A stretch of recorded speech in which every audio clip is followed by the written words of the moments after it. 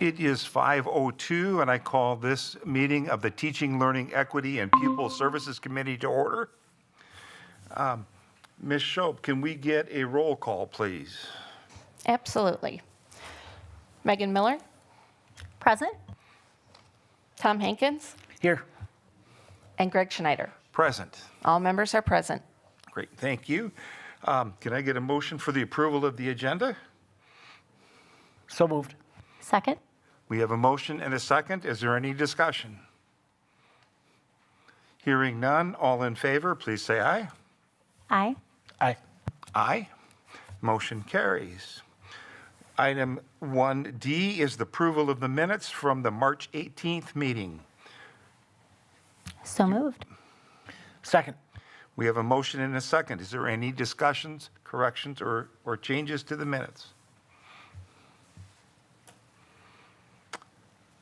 Hearing none, all in favor, say aye. Aye. Aye. Aye. Motion carries unanimously. That brings us to item 2, information or discussion items. Number A is the summer school for 2025.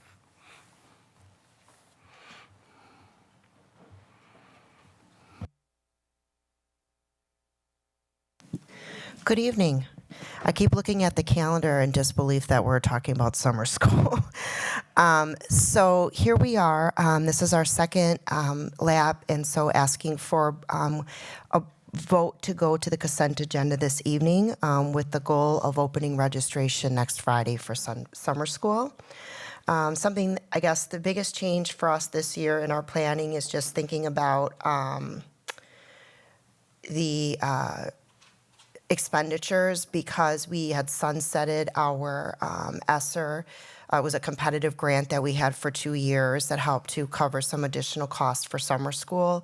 And so we no longer have that. So we're strictly going off of the way in which we're refunded with or reimbursed with DPI and instructional minutes. And so that is about what I have to cover. I am having just an issue here with moving my presentation on the slide. So just give me 1 second here. Okay, good. I had to click somewhere else. So just to review what our goals are, they're here. Always working towards addressing the whole child, really focusing on a program that offers the A path and the WE path. The A path is academics, literacy, and mathematics. The WE path is wellness and enrichment. And then the additional piece that we needed to think about this year was how we need to build out our offering in the elementary schools for students that have personal reading plans under the statute to offer that. Nice that we already had that structure in place with our opportunity bridges that we designed a few years back, but this we're just really going to be building that out with some of those intentional materials. And we also are using NextPath, which is going to be our system for organizing the personal reading plans to specifically communicate out with the parents, which is another part of the statute. So that'll be nice because we can align those communications with, you can't require summer school, but you can certainly encourage it. And so we can send a letter to families, letting them know that their child has a personalized reading plan. So we highly encourage for them to attend summer school to get that extra support in reading as identified on that universal screener. So I think that'll be a really good thing. And then at the middle school, these are some of the offerings that we'll be having listed there. Of course, sometimes they're subject to change based on a couple things, the staffing that we can get, and then also enrollment. So if we don't have any students that want to do a particular class, then we're not going to offer that class. And when the staff are hired for summer school, they know that it's based on enrollment, and so sometimes we're not running something, and that's just kind of the understanding. We do have all the principles in place, though, at our sites. And then high school is here, similar. Again, those opportunity bridges, we have our summer school graduation, which is always really nice. I encourage board members to attend. And materials and resources, again, just replenishing materials. We don't have any big purchases that we have to do because we're just continuing to replenish the materials we have or finding things that are online. And again, really trying to get kids' hands in books in hands, math manipulatives, kind of gamified, that type of stuff to get kids moving and off of devices in the summer. It's always been a goal of ours. And that's it. So asking for approval of our summer school programming to go to the consent agenda tonight. Any questions or comments? Thank you so much. This is really clear and awesome. One clarifying question I have is with the purchase for materials for literacy.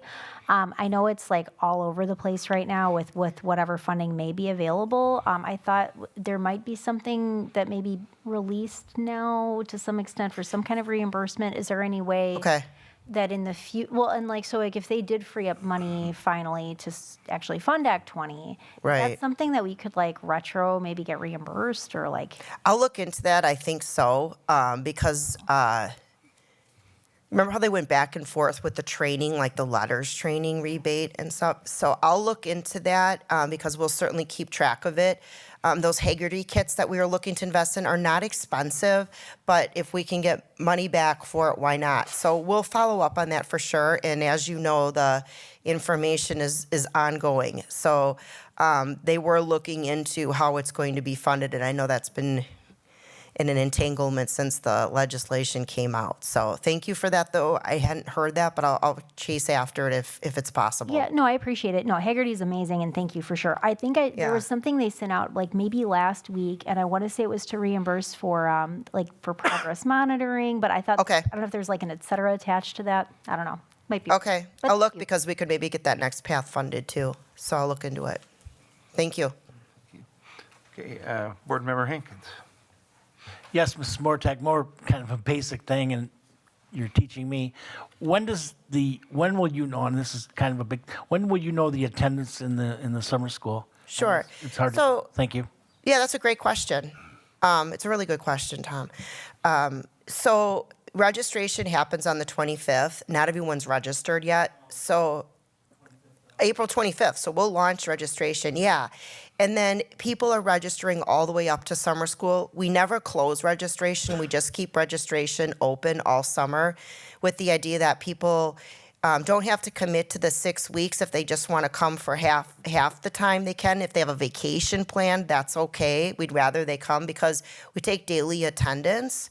And so then that's what's calculated when we get the reimbursement from the state for revenue. So I probably could tell you the first week into, I can give you the numbers like the week before, what the registration numbers are. Just send it in a memo or in our updates, our Friday updates. And then maybe in the heart of the summer school programming. And then when we finally get all of the numbers done, which happens when we submit third Friday reporting, which is in September, then we'll know the actual numbers and the amount that we get. We typically get about 390. Our budget here is 396,000. Equates to how many students?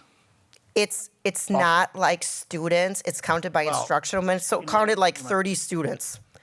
Even though we had, let's say we had 900 kids, the way that they crunch it into instructional minutes, it sort of equates in that way. Stephanie Elwood could explain it a lot better than I can. Well, I don't wanna get That's in the my, weeds. Yeah, I don't want to get in the weeds on that. yeah. My perception is, and correct me if I'm really wrong, because I think I am, summer school, is that a way to make up what you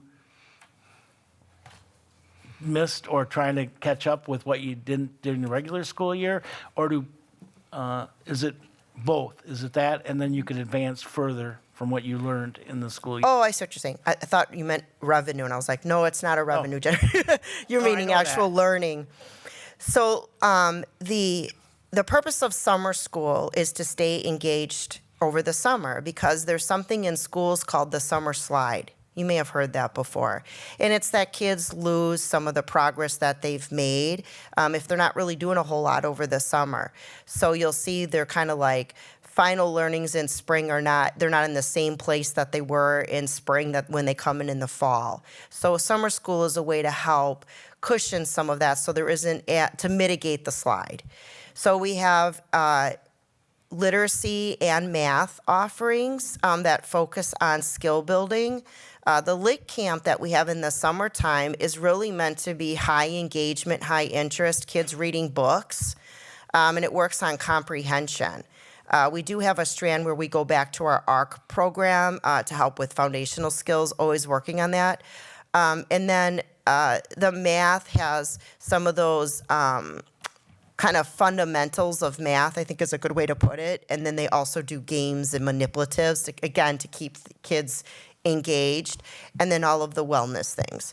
So the catch-up part is those opportunity bridges. So if you're getting pulled for interventions, and we've offered math interventions and reading interventions in the past, is to help get caught up. Kind of that Lit Camp level is to maintain skills, right, and maybe learn some new stuff. We don't have the accelerated offerings in the sense of where you're getting credits ahead. High school is mainly credit recovery. And then just one follow-up. So going to summer school is voluntary? It is. Okay, thank you. Yes. Thank you. Again, it's an exciting plan for summer school. I've already talked to several kids who I know will be attending Todd, and they're excited about being able to attend summer school and some of the programs that are there. They say, well, we can have more fun doing things in summer school than we can during the school year. So they're already looking forward to attending summer school. You know, and again, I appreciate your forward thinking as things that you've already put in the past are now coming due that we need to include at this point. So I greatly appreciate the effort to stay ahead of what we need to be doing and to what we really want to do and what's in the best interest of the students. So thank you so much for that. Thank you, Board Schneider. Okay. Can I have a motion to recommend approval of the proposed 2025 summer school program to the full board? So moved. Second. I have a motion and a second. Is there any discussion? Hearing none, all in favor, say aye. Aye. Aye. Aye. Motion carries unanimously. Thank you. That brings us to item 2B, the Chromebook purchase using common school funds.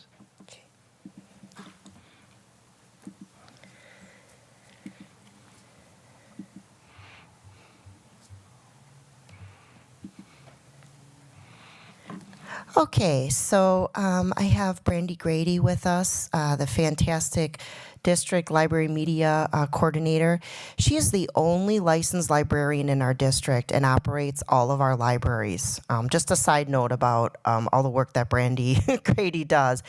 In addition to that, she manages what's called common school funds. And we wanted to come forward to talk about a purchase that she's going to be made for the libraries. It's a Chromebook purchase, but just want to clarify that it's common school funds. So we wanted to put a couple slides in here just to explain what they are. They actually have pretty tight parameters, and so this is an allowable expense. So I'm going to let Brandy kind of take us through the three slides, and then we can answer any questions that you might have. Hello. We are asking, sorry, I'm short. We are asking for a $75,825 expenditure for a set of 30 Chromebooks for the 5 of the elementary schools. The other 5 buildings had received updated devices last school year, and so these 5 are due to receive updated devices for use in the library.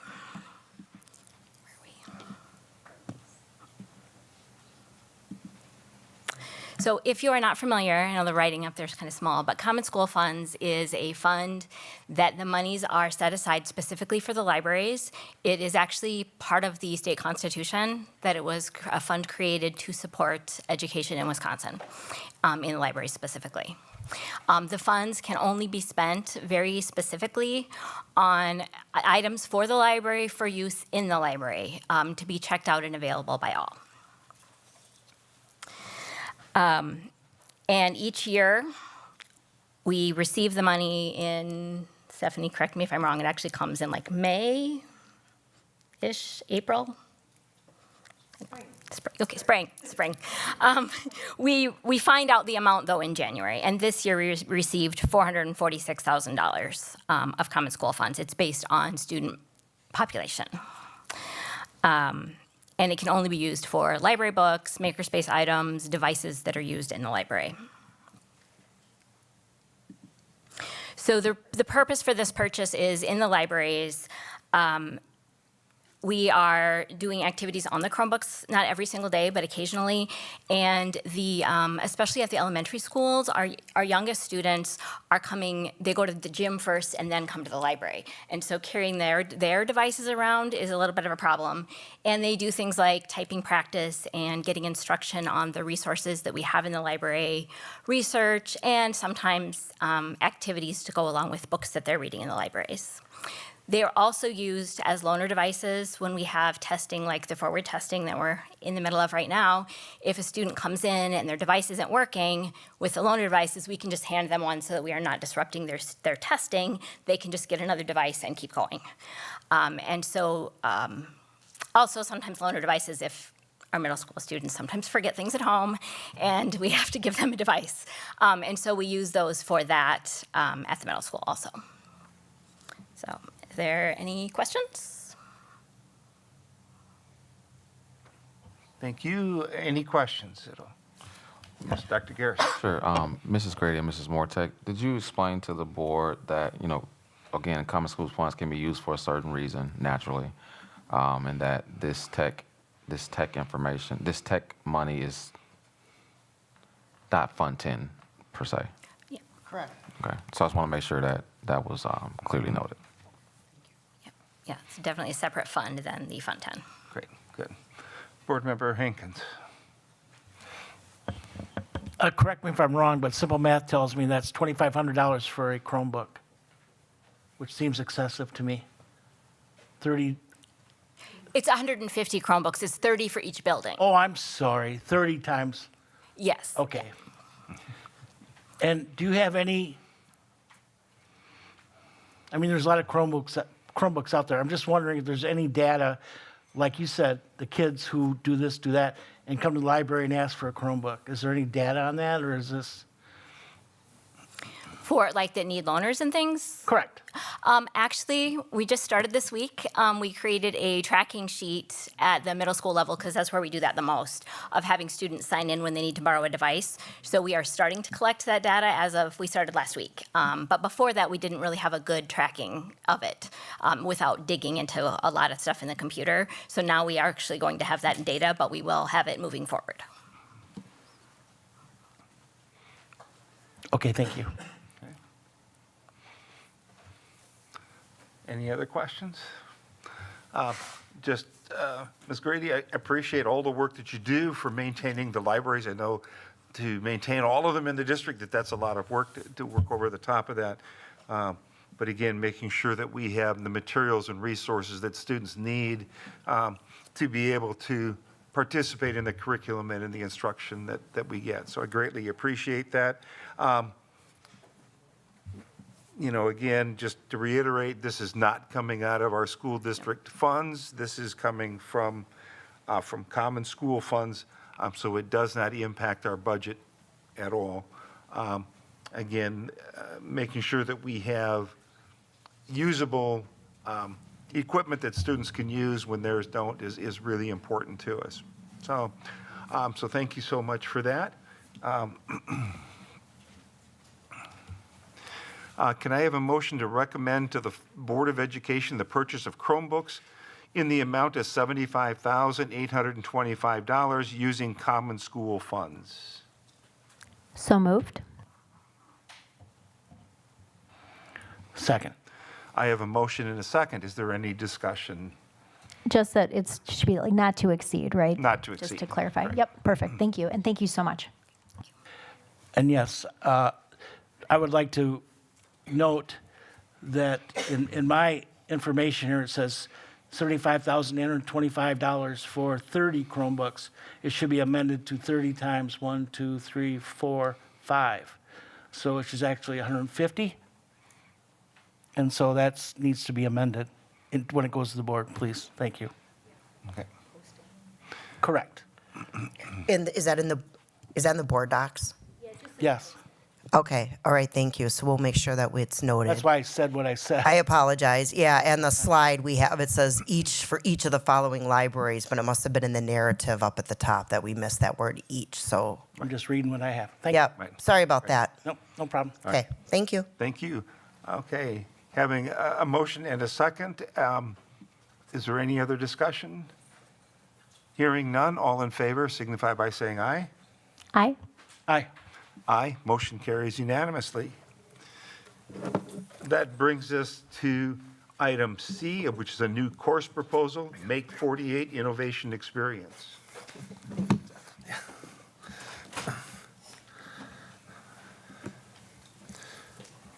Get my come here. Let me go back one. Good evening. We actually have two of them, Mr. Schneider. They are back to back. I see that's item C and D. I'm on the wrong one. First of all, here. Oh, I am. Okay.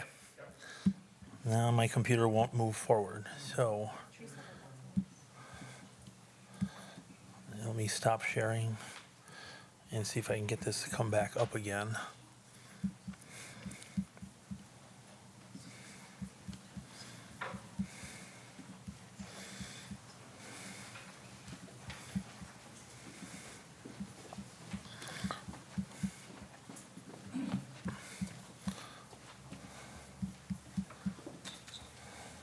Okay, so the Make 48 course. This is, again, asking for this to go to the consent agenda for this evening. So this is the new Make 48 experience. Again, this was based upon our previous engagement with Make 48 in Beloit that has had in past competitions. Our Beloit Memorial team won the competition the second year. Paul Donovan has served as the patent attorney. He's our engineering teacher at Beloit Memorial High School. We are contacted about a pilot program, which we are conducting right now during our academic lab time. That has grown into Make 48 into a full-fledged class that they are now offering in next year. And we would be one of, as we do this, one of 128 schools in the nation that they're opening this up to only. That will be in a competition-style format. So the Make 48 competition will now be through classrooms in schools, and then they're in pods, and then winners from those pods then go to the television programming format, which was the former Make 48 that we had before. And that's where we would look to do this. So this would be a class, groups of 3. We're looking at looking at 15 to 18 kids for this.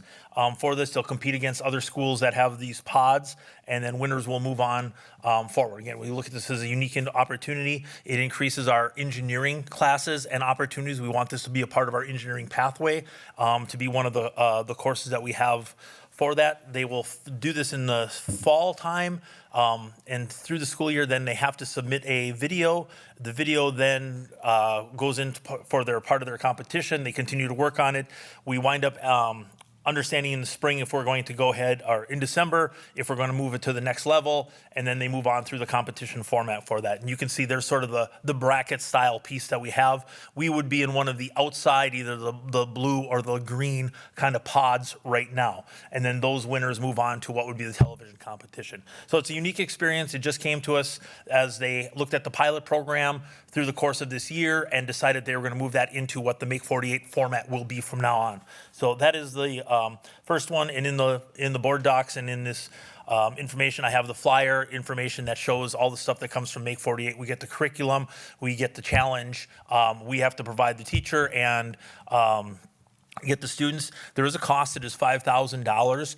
We are currently on a list for sponsorship. Now that they're moving to this level, they're getting corporate sponsors to sponsor high school programs and teams. So it may not cost us anything at all. Otherwise, it will come out of our CTE budget through some of our grants that we have to fund this class for that. But we're hoping, it sounds like we will get a sponsorship, and then that sponsor will then also be our mentors to help out work with the students for whatever the problem that they solve is. So that's the first one. Make 48. Are there any questions on Make 48?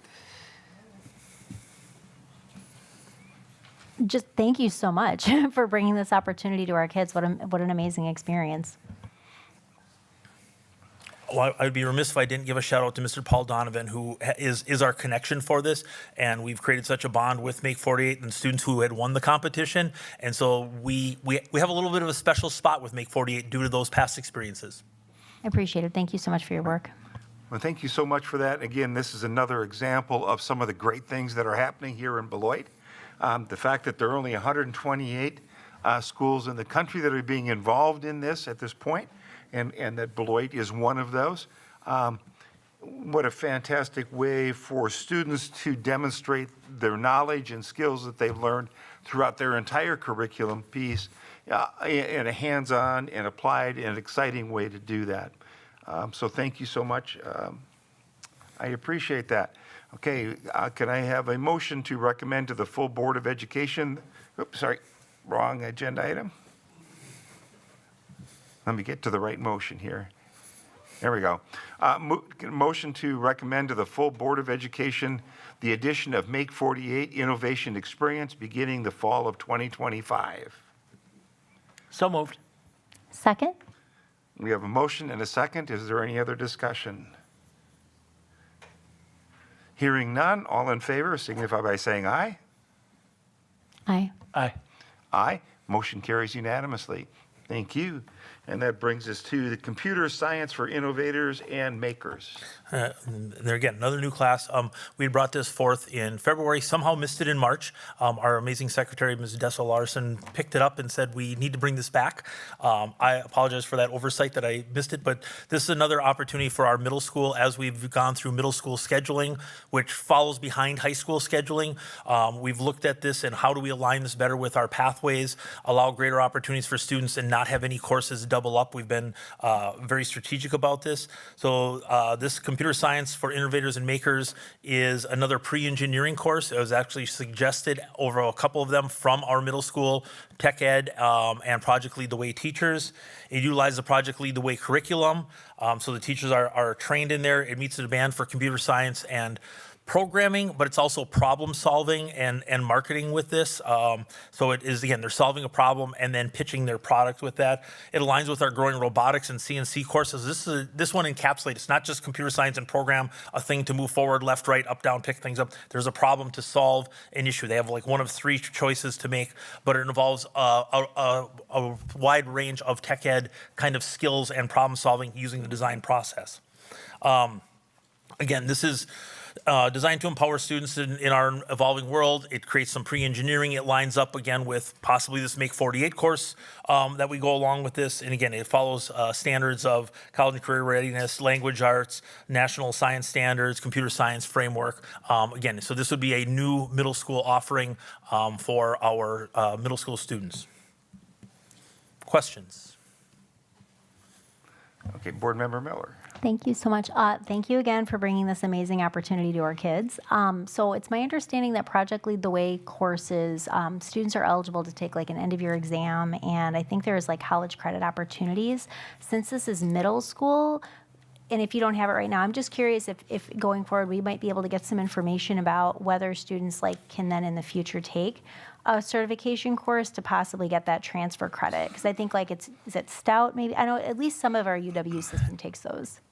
Board Member Miller, that is for the high school programs, so they can do that. Yeah, so middle school, they do not. And because they're much Okay. shorter in format, and they're meant to be exposure and leading up to those possibilities. So we hope that it creates a chain and an interest in from the middle school level to then pursue our principles of engineering, whatever the other engineering, I can't think of the array of the engineering class at the high school level. Those ones, they can have a possibility. No, that's awesome. So thank you for clarifying that. And I just think that's really good information for those kids to have. Like that can save you like buco bucks like in college if you're going to go that way. So I appreciate it. Thank you. Thank you. Great. Any other questions? Board Member Hankins. Yes, Mr. Senators, thank you very much. Let's go back a step. When you talked about sponsorship for the 5,000, these are local industries I assume you're talking about? No, these are ones by Make 48. These are national industries, maybe international industries. They're the ones that are finding the sponsorship for us for their program. I just wanted to give them recognition if they do come forward and do something for us. I'm not saying it couldn't be a local one, but Correct. Make 48 Industry is the one who is actually looking and pairing us up with sponsorship. We've made the request to them already for that. Well, I just want to say that I think the board would be very active in pursuing sponsorships locally. If I know everybody's looking for money, so thank you for that. Mr. Hankins, I did ask the question very loudly to make sure that they knew we wanted to request sponsorship. Great. Again, thank you. This is a great inspiration to the students and a chance for them to really excel and get involved and engage in their own education as they move from middle school into the high school and getting them prepared and ready to move forward. So greatly appreciate this presentation and this opportunity for our students. Okay, can I have a motion to recommend to the full Board of Education the addition of computer science and innovators and makers? So moved. Second? We have a motion and a second. Any further discussion? Hearing none, all in favor, say aye. Aye. Aye. Aye, motion carries unanimously. Thank you. And that brings us to the meeting closing. I'd like to take a moment of personal privilege here.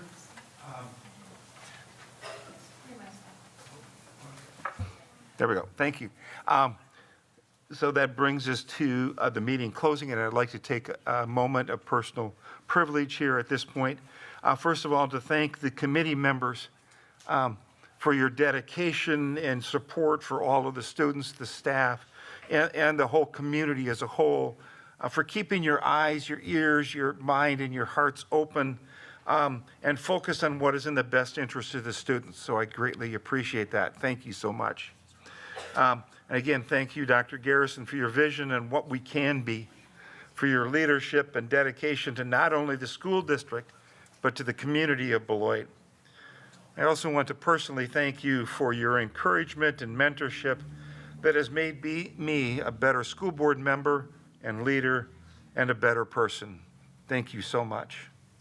And a thank you to the teaching, learning, and equity and the pupil services departments for their leadership, dedication, and hard work for making the school district of Beloit a growing and exciting place to be. Thank you for your insight and your hard work. Thank you very much.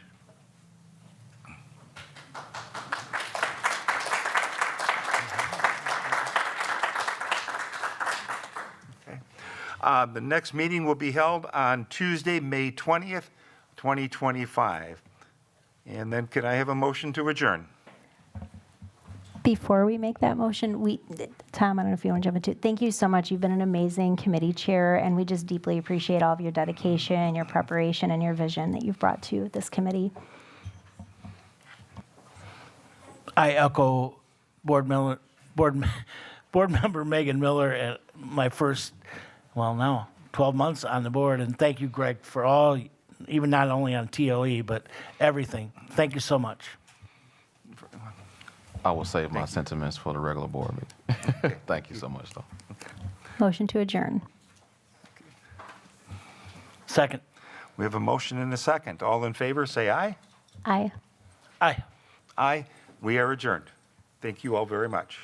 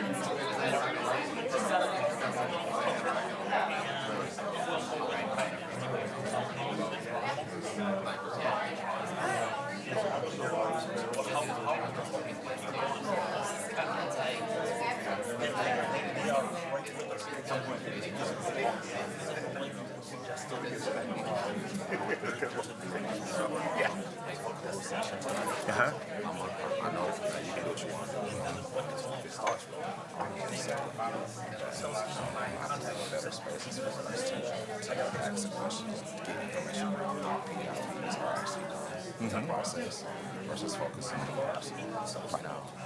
word y'all can say. We don't want none of this information on our process before. So one of the four. I'm one of the four. I don't want to hear any of this stuff. Yeah, We don't need. We just don't need it.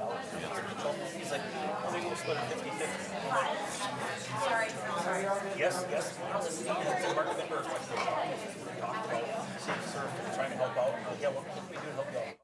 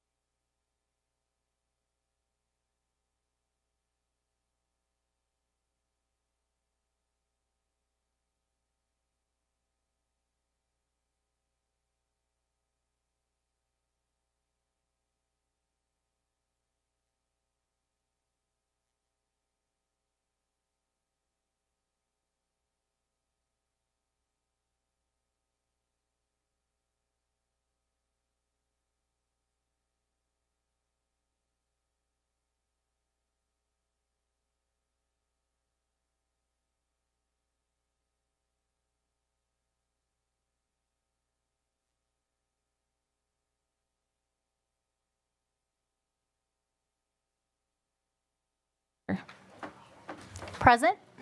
Can you put up the volume? Tom Hankins, Here. Brian Anderson, Here? Tia Johnson, Here. Brian Nichols, Here. Amy Levy, Here. Greg Schneider. Present. All members are present. Thank you. Can everyone hear us okay? If not, I can see if IT can turn up the microwave, or not microwave, the volume. Long day. Oh, okay, thank you, Teresa. Okay, can I get an approval of the agenda? Brian Nichols? Board President Johnson, I would like to move to postpone policy number 881-3, item 7 on our office consent agenda to the May 6th board meeting in order to review additional information. Brian, I'm sorry, your mic, yeah, thank Sorry, you. folks, I'll start over. It's all about the button. I move to postpone policy number 881.3, 7R, that's 7R in the consent agenda to the May 6th board meeting in order to review additional information just received by the U.S. Department of Education. Okay, so that is agenda item 7R, is that correct? 7R, yes, please. Okay, we have a motion by Brian Nichols to remove item 7R. Is there a second? Before there's a second, could I add something to that if it's okay, or do you want to do them separately? Let's do them separately. Okay, that's fine. Is there a second for removal of 7R? Second. Motion by Brian Nichols, seconded by Tom Hankins. All in favor? Aye. Aye. Aye. Any opposed? Hearing and seeing none, motion carries unanimously. Ms. Miller. Thank you so much. I would like to make a motion to move the item 7 in its totality as amended now, the consent agenda, right after public comment out of respect for the time of the people who have joined us this evening.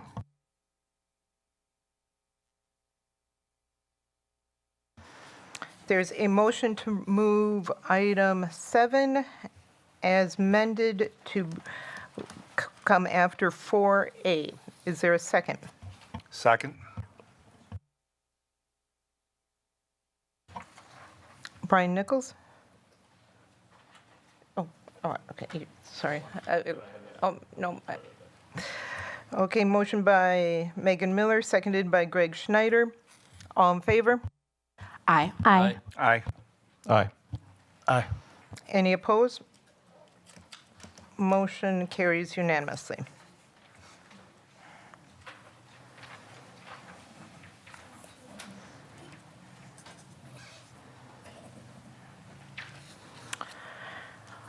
That brings us to item 1D, the Pledge of Allegiance. Point of order, the agenda hasn't been approved. We just made Thank you. adjustments. Can I get a motion for the approval of the agenda as modified? So moved. Second.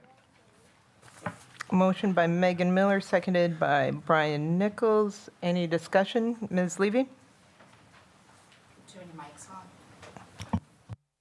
Thank you so much. Just wanted to clarify, it looks as though the policy committee has made a recommendation to waive first reading, which they can absolutely do. But in order for first reading to be waived, a motion needs to be made this evening and voted on by the full board. Just wanted to make folks aware of that, since the waiving of first reading is in the recommended motion language for several of those policies. Thank you for the reminder. There is a motion by Megan Miller, second by Brian Nichols. Any other discussion? Hearing none. I didn't second. Oh, you didn't? No. I'm sorry, who did? Greg? Sorry about that, Mr. Schneider, Greg Schneider. Motion by Megan Miller, second by Greg Schneider. Ms. Shope, did you get that? Okay. Mr. Hankins?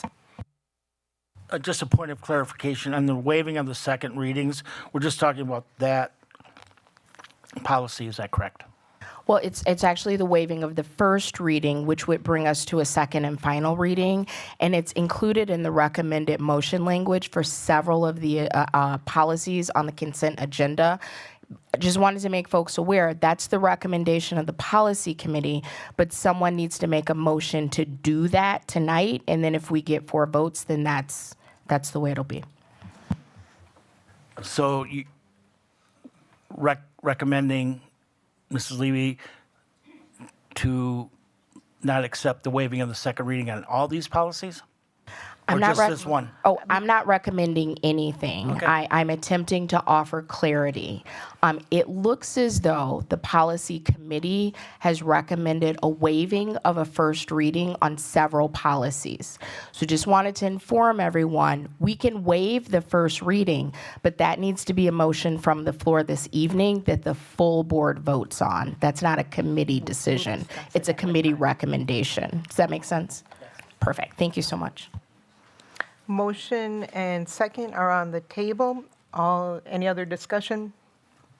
Hearing none, all in favor? Aye. Aye. Aye. Any opposed? Motion carries unanimously. Now for the Pledge of Allegiance. Tonight we have Principal Fonda Lewis from Gaston to introduce her students. Good evening. We have 2 great Gaston bandits here. We have Zayante, and he said his favorite things about school are mathematics and language arts. And we have Josiah, and his favorite things were physical education and recess. So here we go. Ready? 1, 2, 3. I pledge allegiance to the flag of the United States of America and to the republic for which it stands, one nation, under God, indivisible, with liberty and justice for all. Wonderful, fellas. Wonderful. Nice job, you guys. You can go out. Great job. They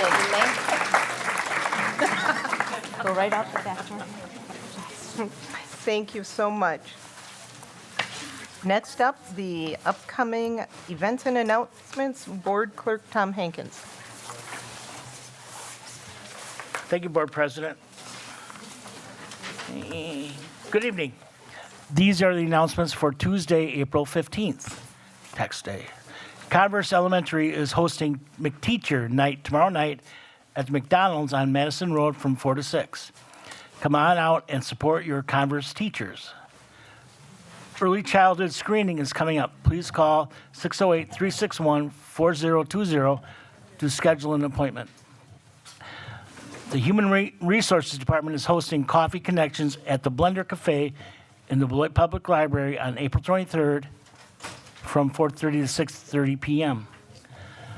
Our future board meeting dates include the Ad Hoc Budget Finance Committee meeting tomorrow night, Wednesday, April 16th at 5 o'clock here.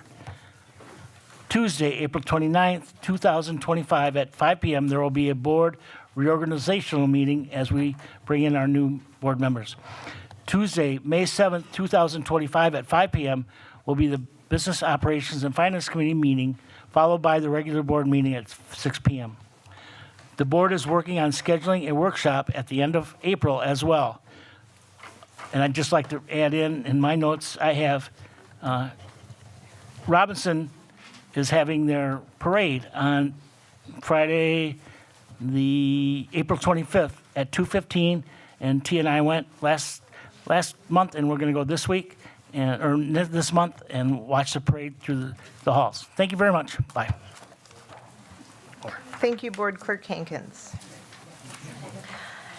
We are at the point of recognitions. Tonight we are having the recognition of our para-educators. Dr. Garrison?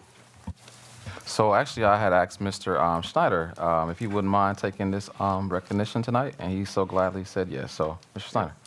Okay. Normally, I would do this from the podium, but with the crowd that's here, I will do it from here.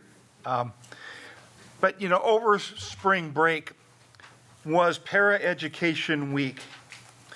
You know, and of course, we want to thank all the para-educators in our district for the excellent service that they provide to the school district, to the staff, and to the students.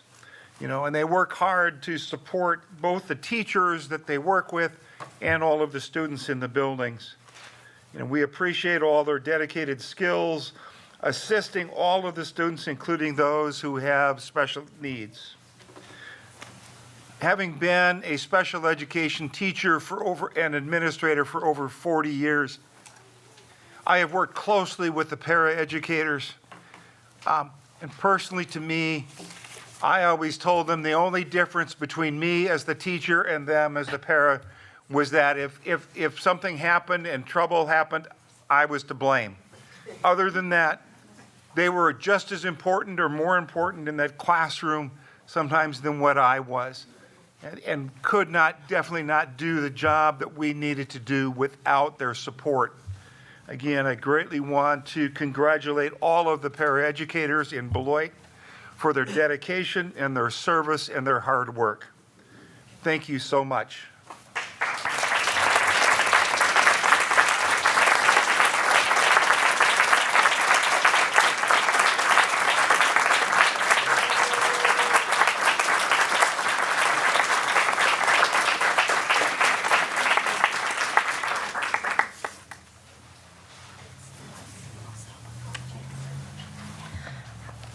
Next up, the recognition of Sam Carnes. So we have a wonderful opportunity here to recognize one of our very own principals, Mr. Sam Carnes. So, Mr. Carnes, could you do me a favor and walk over to the podium, please? Mr. Carnes has been Mr. Carnes has been named the Elementary School Principal of the Year in the state of Wisconsin. Let's give him a round of applause.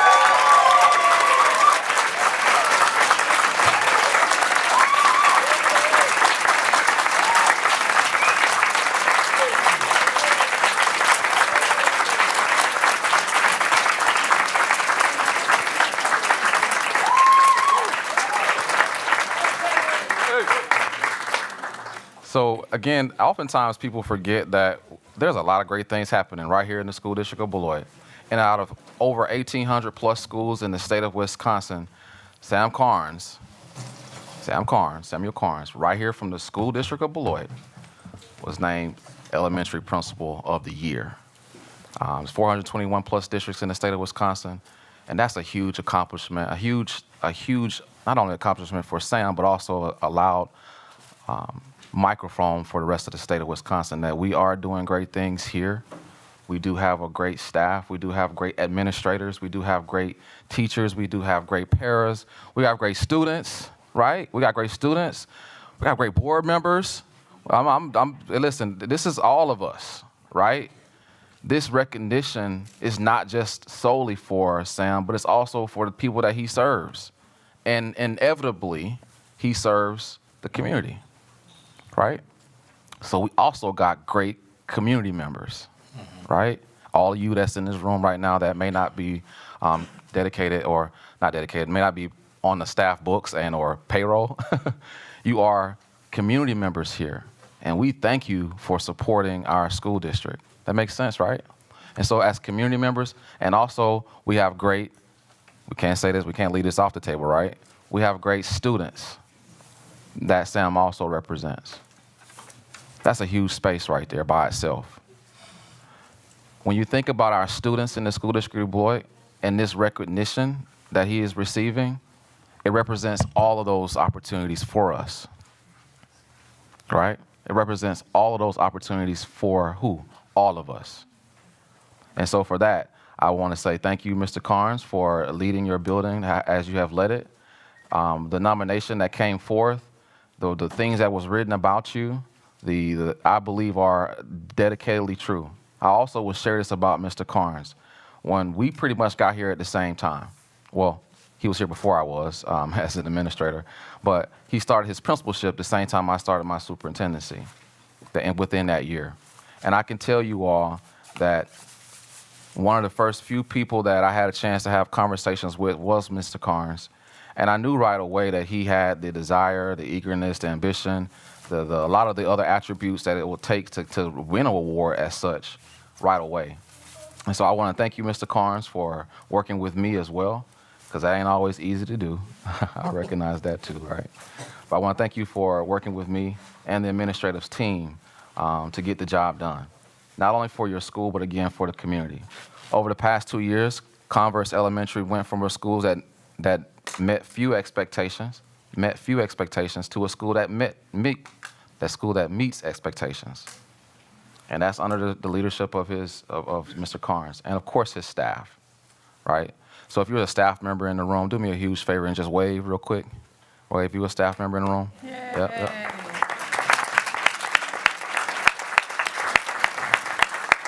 Thank you to the teachers that have also supported Mr. Carnes along this journey as well. And so now I'll turn it over to Mr. Carnes for a few words. That's a lot to absorb. If you know me, you know that I don't like recognitions. This is a room full of people, and I normally don't get nervous in having to get up in front of people and talk about the great things that we're doing. Just to piggyback, I echo a lot of the sentiments that Dr. Garrison shared, and I also want to thank the board for taking time to publicly recognize. As Dr. Garrison said, this is a win for all of us. But I do want to make sure that I lift into this space, as Dr. Garrison said when he got here a couple years ago, one of the things that he preached with us to administrators was building trust and leadership. And so I wanted to thank him as well for his leadership and his guidance and mentorship to allow me, but also him trusting in me to do the great work that we do at our campuses. And I'd also want to lift up a lot of my colleagues in the space. I know principals are in the room, assistant principals. We're celebrating pairs, which makes up 30% of our campus staff. So a huge shout out to them, because this work doesn't happen without all of those things being well oiled and us working together. I also want to take time to thank the Todd staff. And let me backtrack a second on that one as well for a quick minute.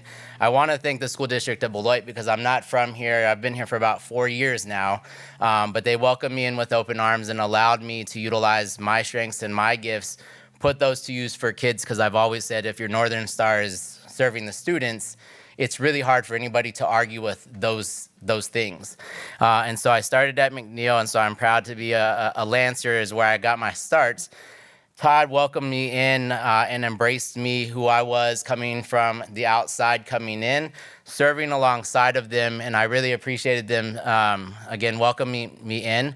I also enjoyed the celebration, because I've learned, as much as I don't like recognition, I also have been taught through the years of education and other leaders along the way that it's okay to celebrate the wins, and so I couldn't have had it any other way than to celebrate with our Todd students yesterday in the assembly. I think some of the funny pieces to me is I got some birthday wishes from a couple of parents in the community. So even though my birthday is not until October, we had streamers and flyers and signs. They know my favorite superhero is Superman. So it was, again, I tell the staff and the students, well, we'll take the next 363 days to celebrate this as if it is a birthday, because again, my hats go off to this community. I love being here in Beloit. I love serving the community, and I'm going to continue today. When I went in, a lot of the staff were like, well, how are you feeling today? And I said, it's another Tuesday. It's time to get back on the grind. We got work to do. Roll up our sleeves and get in there. The last thank you that I want to make sure that I do put into the space, I also enjoyed celebrating with my family yesterday. My wife is from the Clinton area, but they surprised me. They came out to celebrate, because everybody knows behind a strong marriage, you have a strong spouse that supports you through that way. And she's doing a lot of good work. So her and I, we love to feed off of each other's energy. We love to serve the community in what we do. And we look forward to the next upcoming year and the years to come as we continue to move forward with all of the people in this room. As we make those bridges, we build those connections, we start the collaborations, continue those pieces.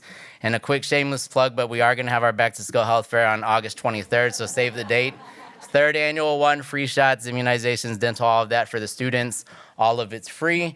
So again, you'll see some of those pieces, but there's a lot of people that make up behind the scenes. So again, I accept this recognition and this award on behalf of everybody that's sitting in this room, as well as the Beloit community that again has welcomed me in from Texas. So thank you very much for the recognition tonight.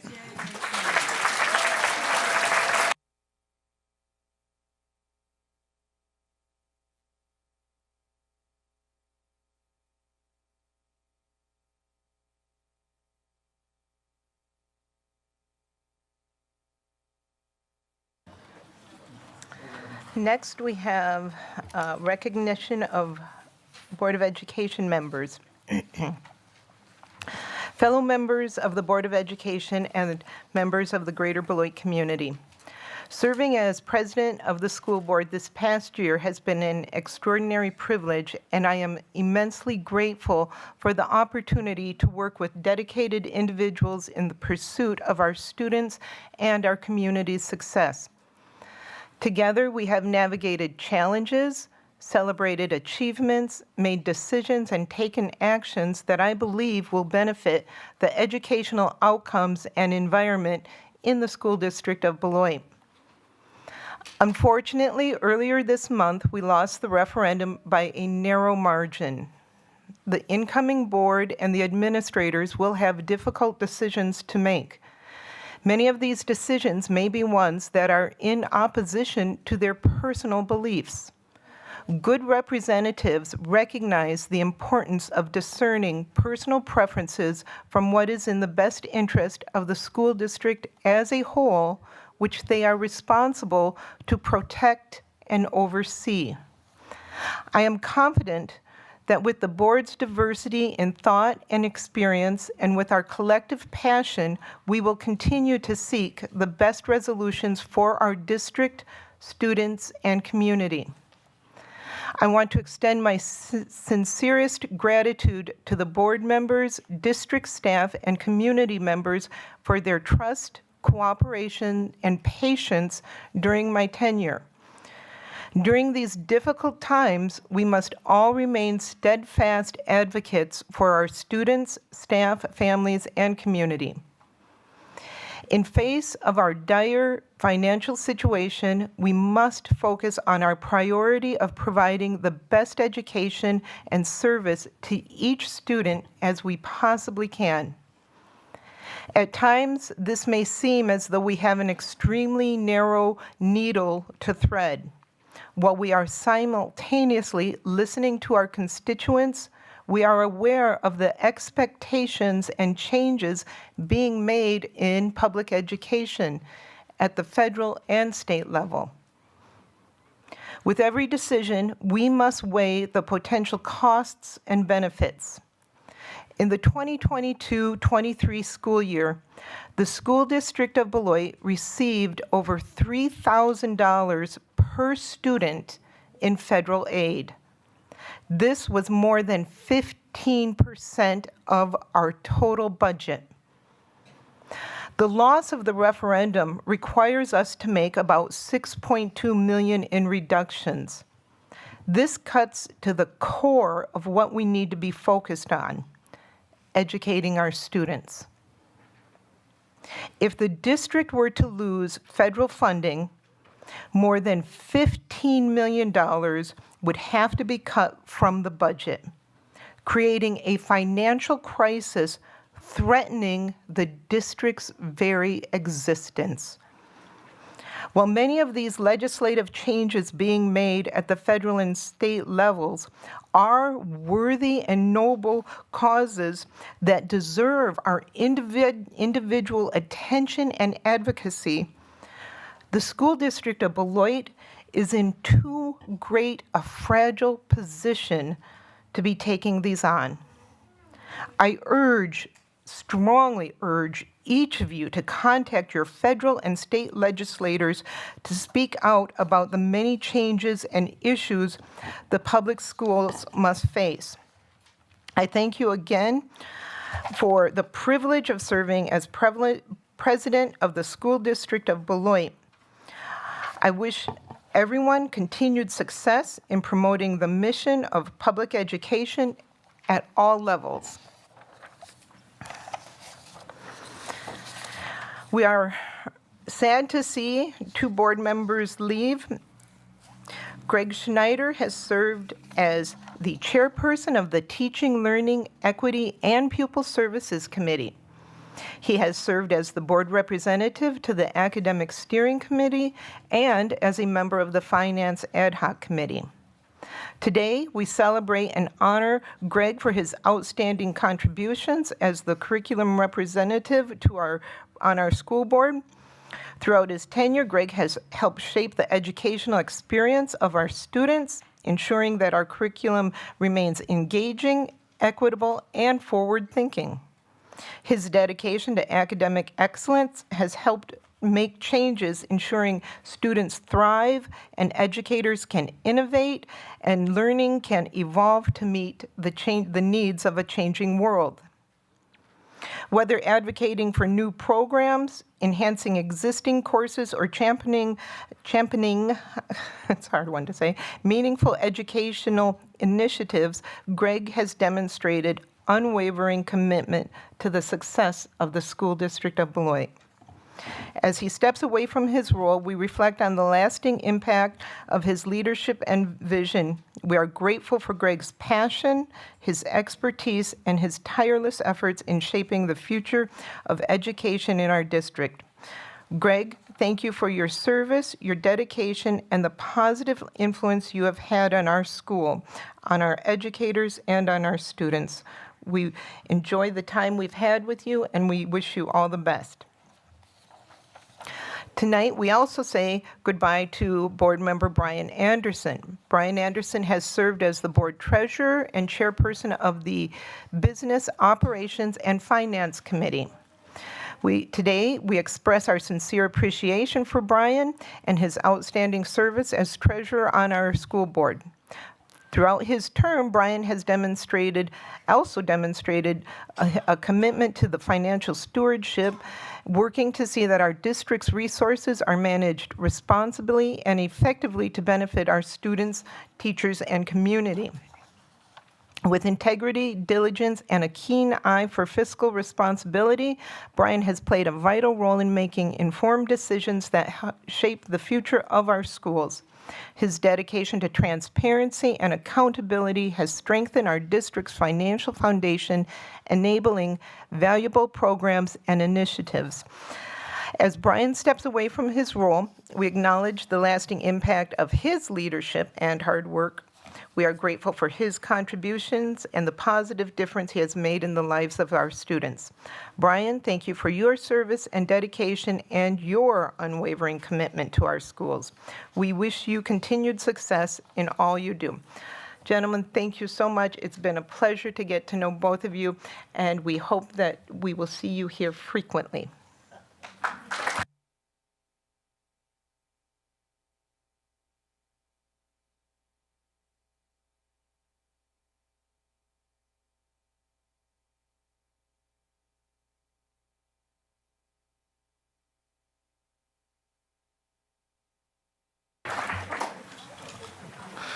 So before I get started with my recognition to these wonderful board members that I've had to share at least a little under 2.5 years with, let me just first start off by saying thank you for your leadership to both of you in general.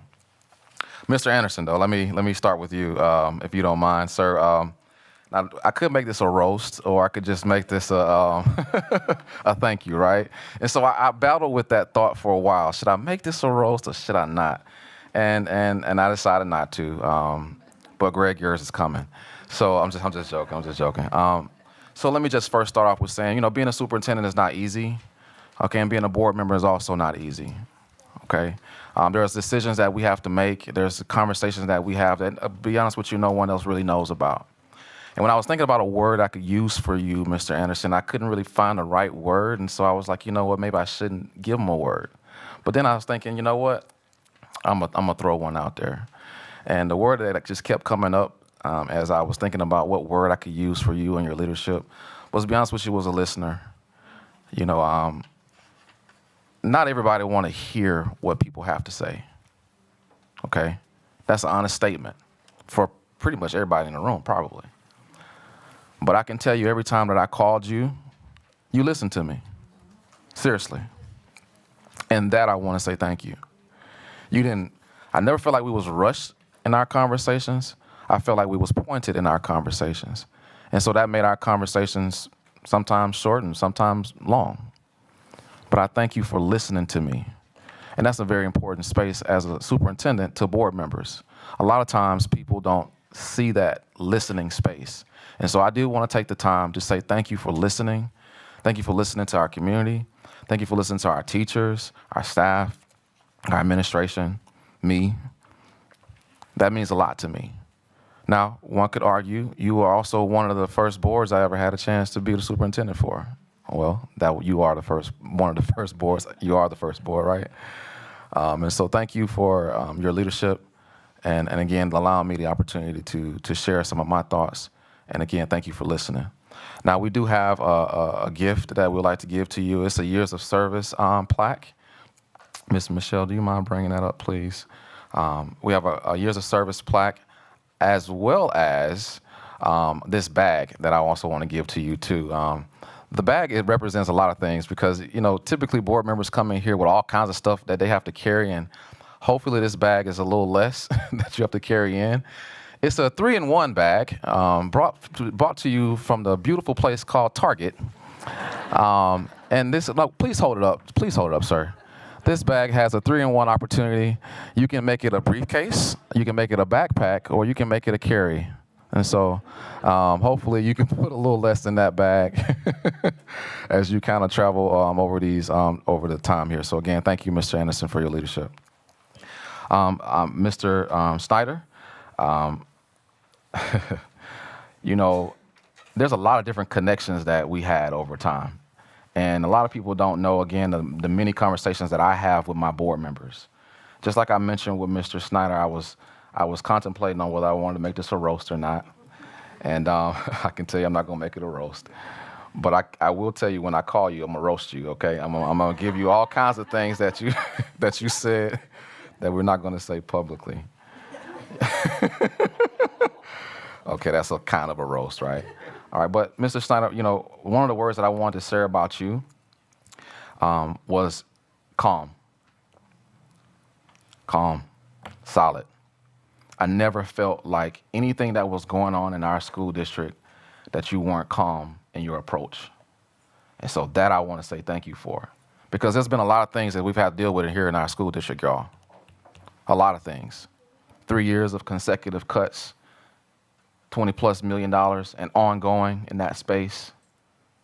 You've been calm in that conversation with me, and I appreciate that. Now, a lot of times, again, in this space as a district administrator, people don't understand what calmness really is. You know, they think it's about being quiet or not saying something or not showing emotions. It's much greater inner fortitude that comes with that you've displayed. And for that, I want to say thank you. I really want to say thank you for that. There will be times where I call both of you gentlemen just to say hey, say hello. And again, I just want to make sure I say thank you for that space. Mr. Snyder also has a gift. We have of course, a plaque that we have, of course, in another bag too. That bag is brought to you by Target. And inside of that bag, please, please hold it up, Mr. Snyder. It looks like the same bag that Mr. Anderson got. That bag can be used for one of the three things. I'm just joking with you all. But no, thank you again for, you know, the time that you spent. And again, hopefully this time that you all have had with me has been a learning experience as well as it's been for me. Thank you.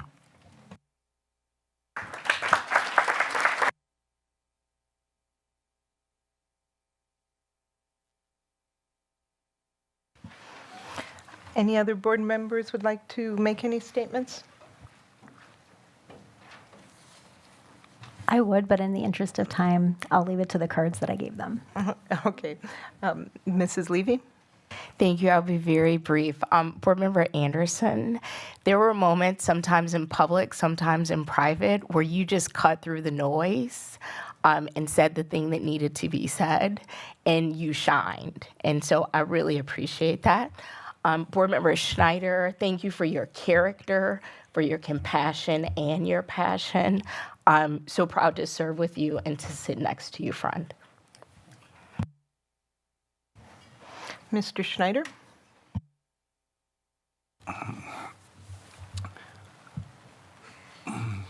I really want to express my thank you to the community of Beloit for giving me the privilege of being able to serve you for the last 3.5 years on the board to improve the quality of education for all of the students here in Beloit. And of course, to all of the board members, it's been a great honor and privilege to work with all of you.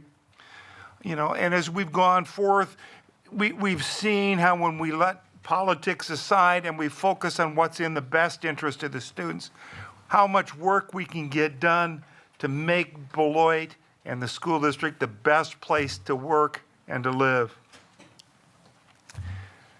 You know, having been a teacher and administrator, I really want to thank the teachers and the staff who have dedicated their life for the welfare of the students in this district, and to thank them for all of the extra hours that they have spent preparing for and caring for our kids. You know, and thank the staff who maintain our buildings and grounds to keep them clean and neat and in good repair, as good as they can with the budget they have. And again, under the leadership of Mr. Briscoe.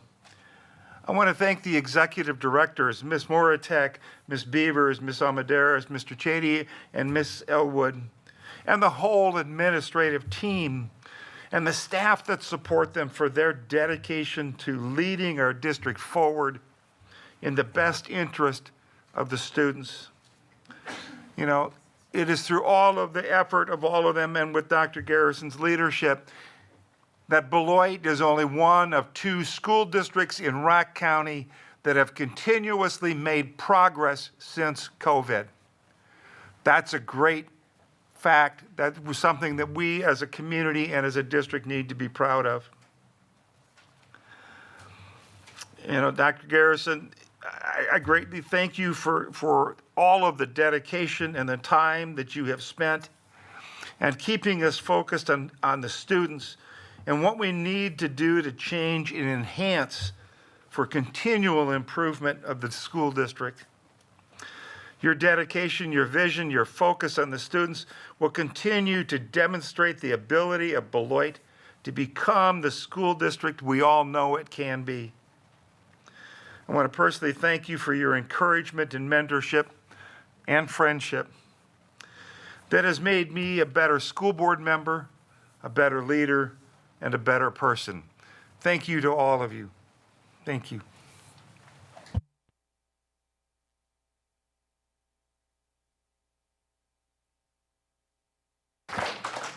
Mr. Anderson?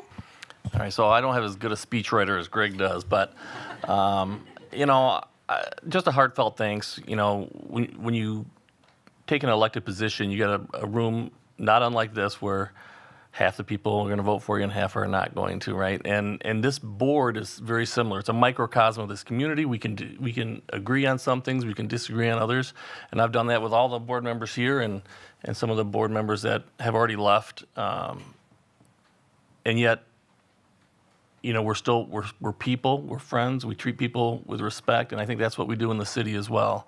So I think we can move forward. I feel confident in the incoming board members. I think they're going to add their values and their good senses to the board, and every year is a new board, right? So as soon as you have one member change, that's a whole new board because it's a body of 7, right? Not just a voice of any one. So I wish the district the best of luck, and there's a lot of work to do, but I'm cautiously optimistic that it's in good hands and you'll do good work. So thank you.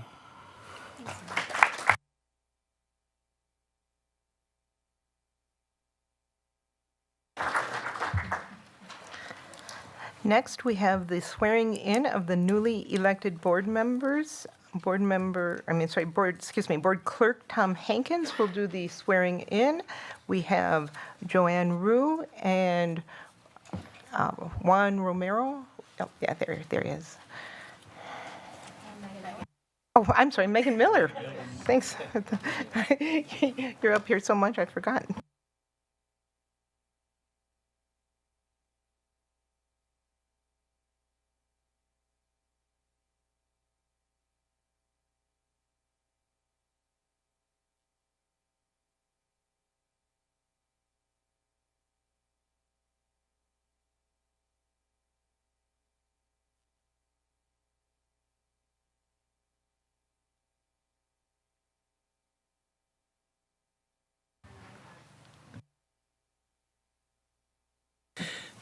in the interest of time, and no disrespect to my three colleagues, we're going to do them all at one time, okay?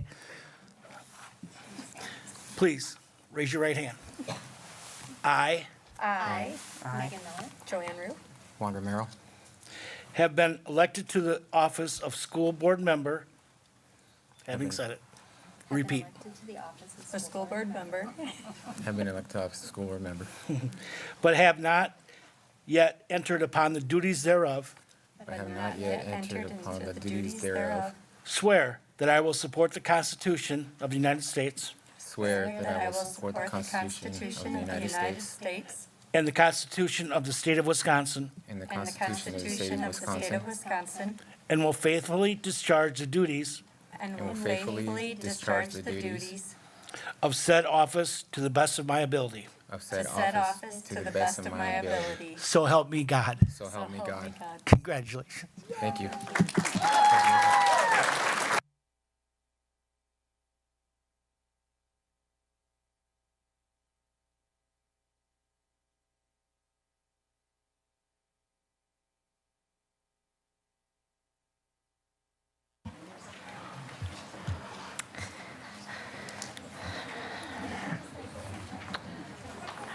This brings us to the public comment. Speakers will be announced and invited to the podium by the board secretary. Tonight, she will read the person that is reading and the person following them so people can make their way to the podium to help facilitate the ease of this public comment time. Should the individual require translation assistance, a translator may be of the individual's choosing or one provided by the district. Public comments requiring translation will be given 6 minutes. An individual's 3 minutes may be yielded to another individual. However, each person must complete a public comment card. An individual may speak on behalf of a group. However, no more than 2 other people may yield their time to any one speaker. Individuals wishing to comment are expected to comply with the following norms in order to maintain a respectful and orderly meeting and to prevent discussion of confidential matters in a public forum. Comments should be directed to the members of the Board of Education and not district employees, students, or other members of the public in attendance at the meeting. Signage, banners, or other materials which impedes any person's view of the proceedings shall be relocated. Speech that is belligerent, disorderly, disruptive, repetitive, or which exceeds the allowable time permitted for each speaker is prohibited. Concerns or questions that entail the disclosure of identifying information regarding specific students are prohibited. Response from the board, if any, will be limited to clarifying inaccurate information, seeking additional information from the speaker, or acknowledging that the speaker has been understood. The board will not debate with an individual, and the board may not take action on an item raised during public comment that is not on the meeting notice or agenda. The chair will interrupt and rule an individual who violates any of these norms out of order. If ruled out of order by the chair, the individual's opportunity to address the board will end immediately and the microphone will be turned off. Thank you for your participation and courtesy. Mrs. Shope, who do we have up first and up behind them? Okay, first I have Tommy with Dawn and, Etta, both yielding their time for Tommy. And on deck, we have Thomas. It's on, all right. Bear with us, I just talked to our HVAC crew. They're going to be turning the temperatures down in here real quick, but thank you all for coming out. Good evening, board members, colleagues, and fellow community members. I stand here tonight not as the Director of Buildings and Grounds for the School District of Beloit, but as a concerned community member, a proud Purple Knight, and spoiler alert, an even prouder member of the LGBTQ community. When I first became aware of the policy 32.3.3 and its proposed restrictions on flag displays other than the U.S. flag and the Wisconsin state flags, I suppose my initial reaction was one of confusion, followed by some frustration. 2 weeks ago, our operating referendum failed, and now the district is faced with a projected funding gap of $6.2 million over the next fiscal year. With the current financial situation we're faced with, amongst other challenges, I don't believe our attention as a district should be focused on a non-issue such as the displaying of, say, a pride flag. For years, the district has flown the pride flag at COLAC and has displayed it within our buildings, our school buildings, to demonstrate to our community an unwavering commitment as a district to ensure all students and staff know that they are accepted and supported here in the school district of Beloit. I grew up in Beloit in the late 80s, 90s, and early 2000s, and attended Todd, Aldridge, and Beloit Memorial High School. As most LGBTQ students and young people often experience, I knew who I was at an early stage in life. The lack of representation in our schools and community back then resulted with me having severe anxiety and depression, which I was diagnosed with in 6th grade. In addition to the lack of representation, the conversations were also considered taboo back then, thus continuing to fuel my levels of uncertainty in how I fit in society, but more importantly, how I fit in my own community and as a student amongst my peers.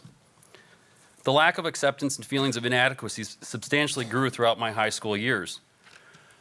Fortunately, I had several teachers, administrators, who picked up on the signs I was exhibiting daily and intervened along with my family, who I'm glad are in the room today.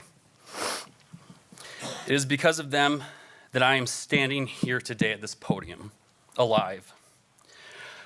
However, I still could not bring myself to fully accept who I was for fear of being further marginalized beyond high school. Immediately following high school, I enlisted in the United States Army and proudly served my country.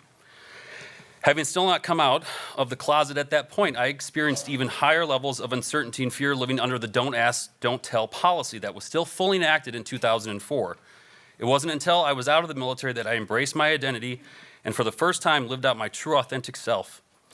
It was at that point I vowed to provide my steadfast support for LGBTQ youth so that no other young person would have to experience similar circumstances that I faced growing up. That is why I'm here today. While living in New York City and Los Angeles over the last 2 decades, I was encouraged to see the school district of Beloit learning and growing to embrace and further lean into our strongest attribute as a community, which is a commitment to excellence strengthened by diversity. Strengthened by diversity. Recently, at one of the district's ad hoc committee meetings, a member of the committee asked the question, what does the school district of Beloit possess that no other district possesses? Since the release of this policy proposal and that meeting, which that question was asked, I have thought a lot about it. Beloit has a strong history, and it has diversity.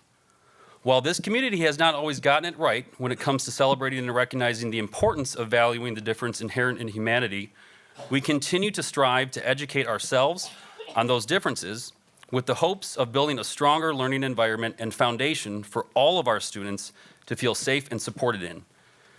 Banning culturally inclusive flags inside and outside of schools directly defies and goes against our district's commitment to excellence and that strength through our diversity. It hinders us from standing out as thought leaders and as an institution that proudly recognizes our differences. That is who Beloit is. Through various proclamations at all levels of government, beginning with President Obama in 2016, Governor Evers in 2024, and in Rock County, the Board of Supervisors in 2023, the month of June has been designated as LGBTQ Pride Month. As many of you are aware, this includes the pride flag being flown over the state capitol in Madison. And who could forget the image of the White House being illuminated with the colors of the rainbow flag following the landmark Supreme Court ruling in the case of Obergefell versus Hodges in 2015. Our LGBTQ staff and students in the school district of Beloit deserve to know that their community stands behind them. It matters. It really does. Take my word for it. Trust me when I say that through firsthand experience on these streets, living through these hallways, as a student and now as a staff member. I encourage the policy committee and the Board of Education to please reconsider this proposal. Thank you.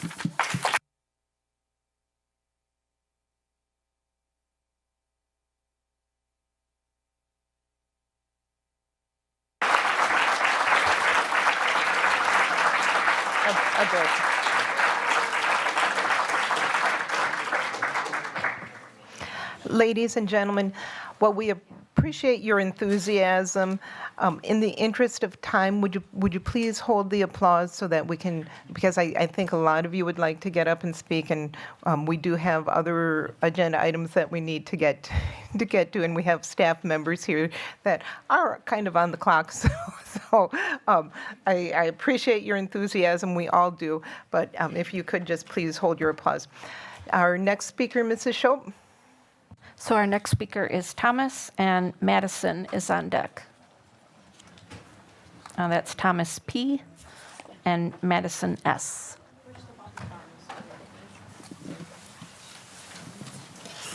Hi, I'm newer to Beloit. I've been here for about 3 years. One thing I tell everybody is how much I love this town. The diversity here, my block alone, there's every color of the rainbow that lives on our block, and I love it. Our son, who's 23, who is adopted, we adopted both of our sons as gay people 23 years ago.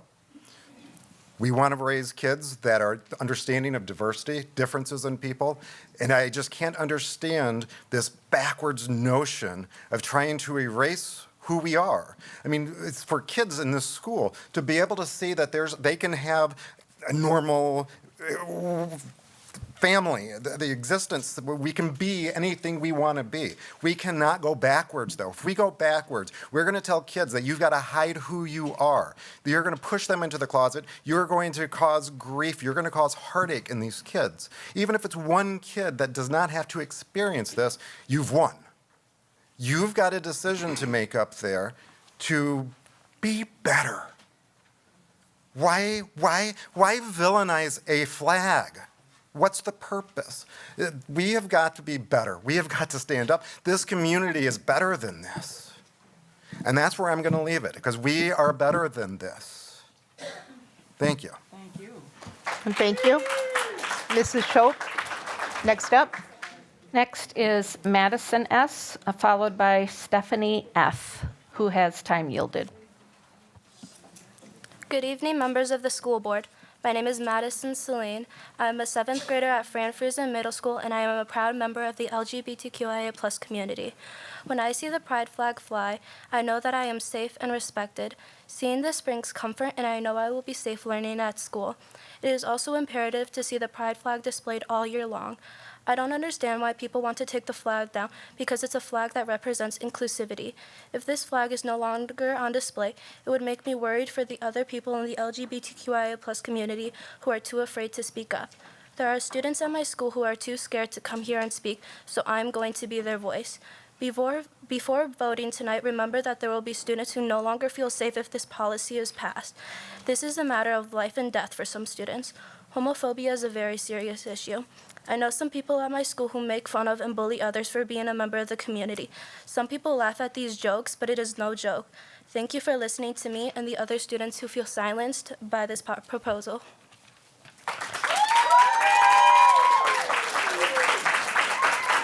Thank you. Mrs. Shope, who's next? Next, we have Stephanie with time being yielded by Samuel. And on deck, we have Anna S. Good evening. My name is Stephanie Ford. I'm a little nervous. I'm the assistant principal of Todd Elementary School. I'm also the proud parent of a Todd Timberwolf. I open and enroll my child into this district primarily because of the diversity and our shared values at home of empathy and tolerance. There's a lot of things that I could speak about tonight, but we have limited time. I want to start by acknowledging Principal Samuel Carnes and his leadership. You will hear many great things about Principal Carnes, and they are all true. When I wrote about Mr. Carnes, I wrote about the impact that he has on those around him. Quite simply, he's made a huge difference in our school community, including students as learners, teachers as leaders, and overall elevating those around him. I know that I've grown as a leader because of his direct impact. We should all strive to live up to the standard that he has set for our community. Something we could really learn to do is focus on our shared goals and values. As a community, we have shared values. Those are what bring us together. such as the very reasons I bring my family here and the reason that I drive 35 minutes each way every day with my 11-year-old daughter. Which brings me to a major concern I have tonight. The board is tasked with bringing this community together and supporting goals of academic achievement and excellence. However, listed on your consent agenda tonight is a policy removing any flags displayed in school buildings except the American flag. Yesterday afternoon, some of you visited Todd Elementary to award the Elementary Principal of the Year. You walked past over 300 flags in our school. These flags represent countries from around the world. They represent multicultural celebrations, college teams, achievements like our PBIS awards, our Jump Rope for Heart flags, so much more. Last month, we featured a flag to honor the 70th birthday of Mary McNulty, our front desk administrative assistant, and United States Air Force veteran, and we kept that flag hanging in our front office for 2 weeks to honor her and the commitment that she brings to Todd Elementary School. These flags, they also symbolize the countries that are represented by the students and families within our school. In our stairwells, we have college flags so that students can see the opportunities in their future. And you know about those college teams? Some of them are rivals. They don't get along. We have flags of college teams that you don't root for in display at our school, and I want to emphasize that. We have college teams that you don't like on display at Todd Elementary. We don't censor them because we don't like them. They're up with all of the rest. They represent people in our community. Mr. Carnes and I work well together, even though he's from Houston and I'm from Florida. And that's because of our shared values and our commitment to the students that we serve. But if that policy passes tonight, tomorrow, Todd Elementary School will be white bricks and American flags. That does not align with our shared values that we have as a community.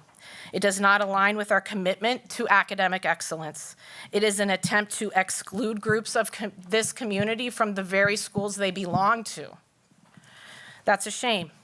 And as I look forward to my career path, I want to work in a district that doesn't hold a policy like that as the priority.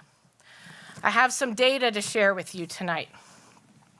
This is from our school perception survey. This is statistics from Todd staff members. 100% of our staff members agree with the statement that our school supports students from diverse backgrounds. 100% believe that our staff does a good job of educating students. 97% feel supported by their building administrator, but only a staggering 19% believe that the school board is doing what it takes to make us successful. I know that doesn't specifically represent the exact people who are sitting here tonight, but the sentiment remains.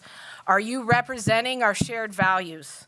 Are you doing what it takes to prioritize academic achievement, or is there some other agenda here to follow?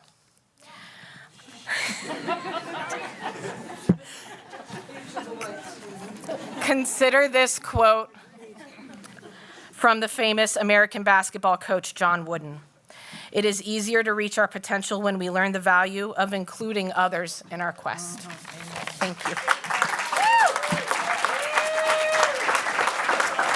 Michelle, who's up next? Next up, I have Anna S., with time being yielded by Amanda. And on deck, I have Robin L. My name is Anna Schmidt. I am a resident of Beloit, proud teacher at Beloit Memorial, and a mother of 4 students in this district. I have also served as co-advisor to our high school's GSA club. I believe we can all agree that student safety is and should remain a top priority for our district. And the proposed flag policy creates a serious student safety concern. Displaying the U.S. flag in all district buildings and classrooms has never been under threat.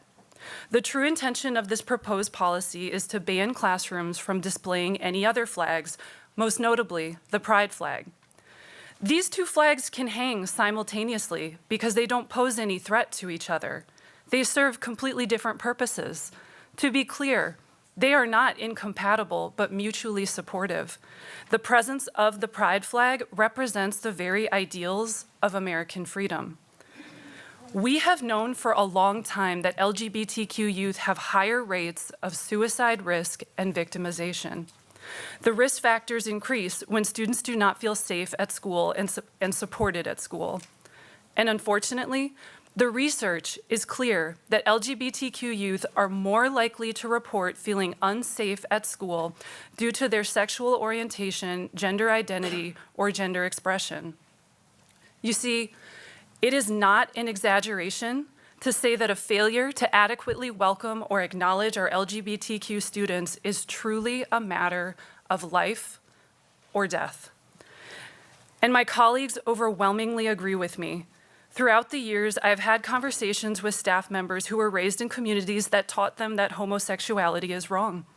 Yet once these same people realized that using best practices for inclusive classrooms could actually save students' lives, they understood the real issue at stake.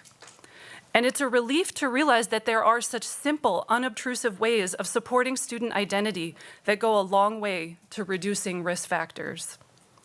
All of us here want to focus on education, filling our classrooms with relevant and relatable print, posters, symbols, and yes, flags is the least disruptive way of welcoming diverse students into our classroom without taking excessive time away from instruction.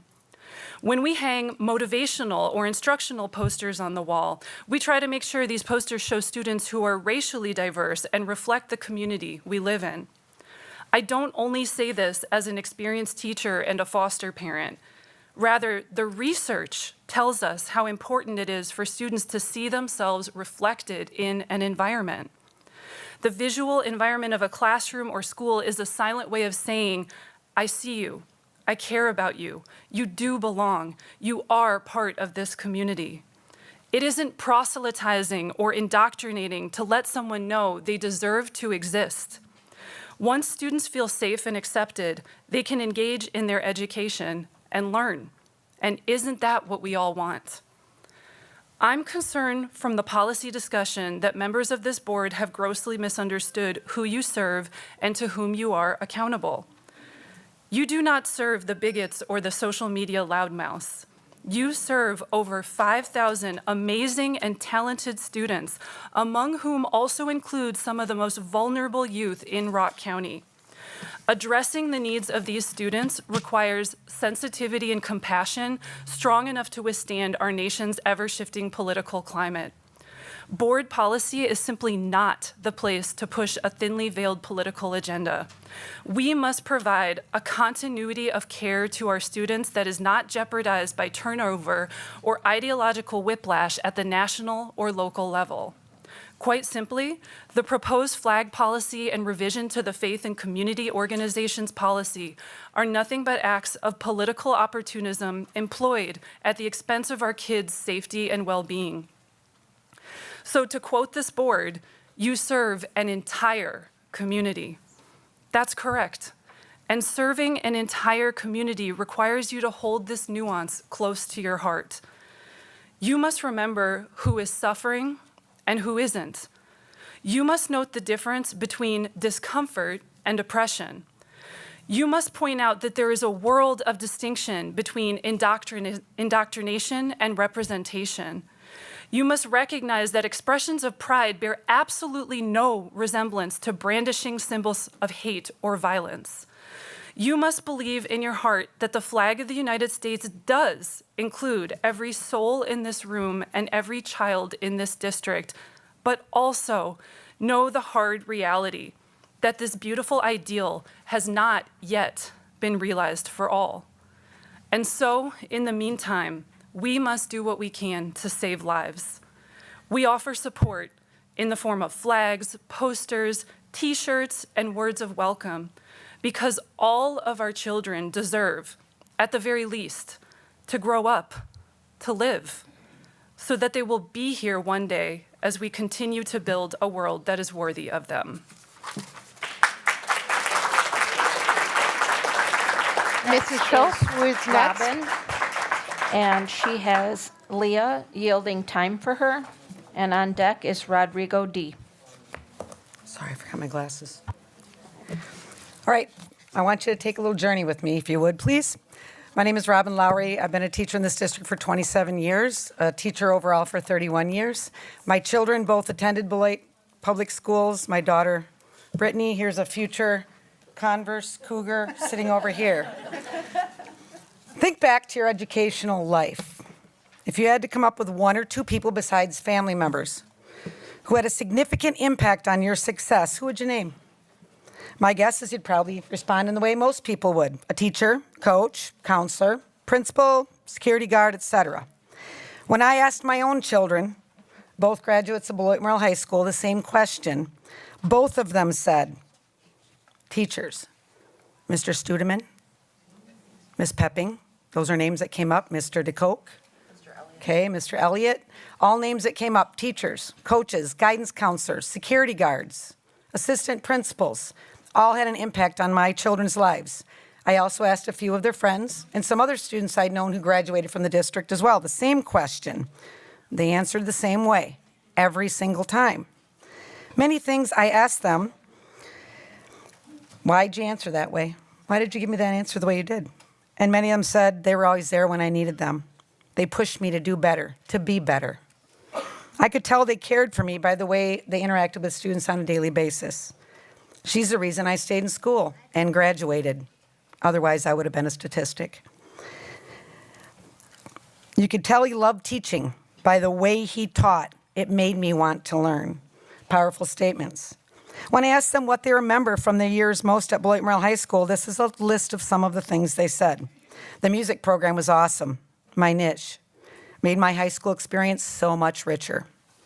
I'm a hands-on person. Construction classes I took were the most memorable to me. Gave me a lot of real hands-on experience. Theater, theater, theater. Enough said. Science classes were always fun. You never knew what some of those teachers would come up with and what they would come in wearing on a daily basis. They motivated you through the love of their subject matter. Another student said, and this one resonated with me, I was going through a very tough time in my life, and one of the assistant principals, who she didn't name, that she confided in, actually listened to me, gave me some advice, and let me know their door was always open if I needed it. And let me tell you, I needed it many times in my years at the high school. This is a quote. Even now, we've stayed in touch after graduation. She stayed in touch with that assistant principal. Another student said the security guard was cool. When students receive honors and awards, who besides parents, guardians, family members do they list as influences of people who have helped them achieve their successes? Every single time, a teacher, a counselor, a coach, a principal, an assistant principal, a security guard, etc. In my 27 years in this district, here are a few things I've noticed. I don't have any statistical data, just some things I've noticed from my own experience. There have been many things that have decreased or declined in this district. Student enrollment, 2,000 less students since 1998. 2,000 less students, a third of our current population. 5,000 students-ish. The number of teachers, that's a logical decrease, students less. Graduation rate has declined.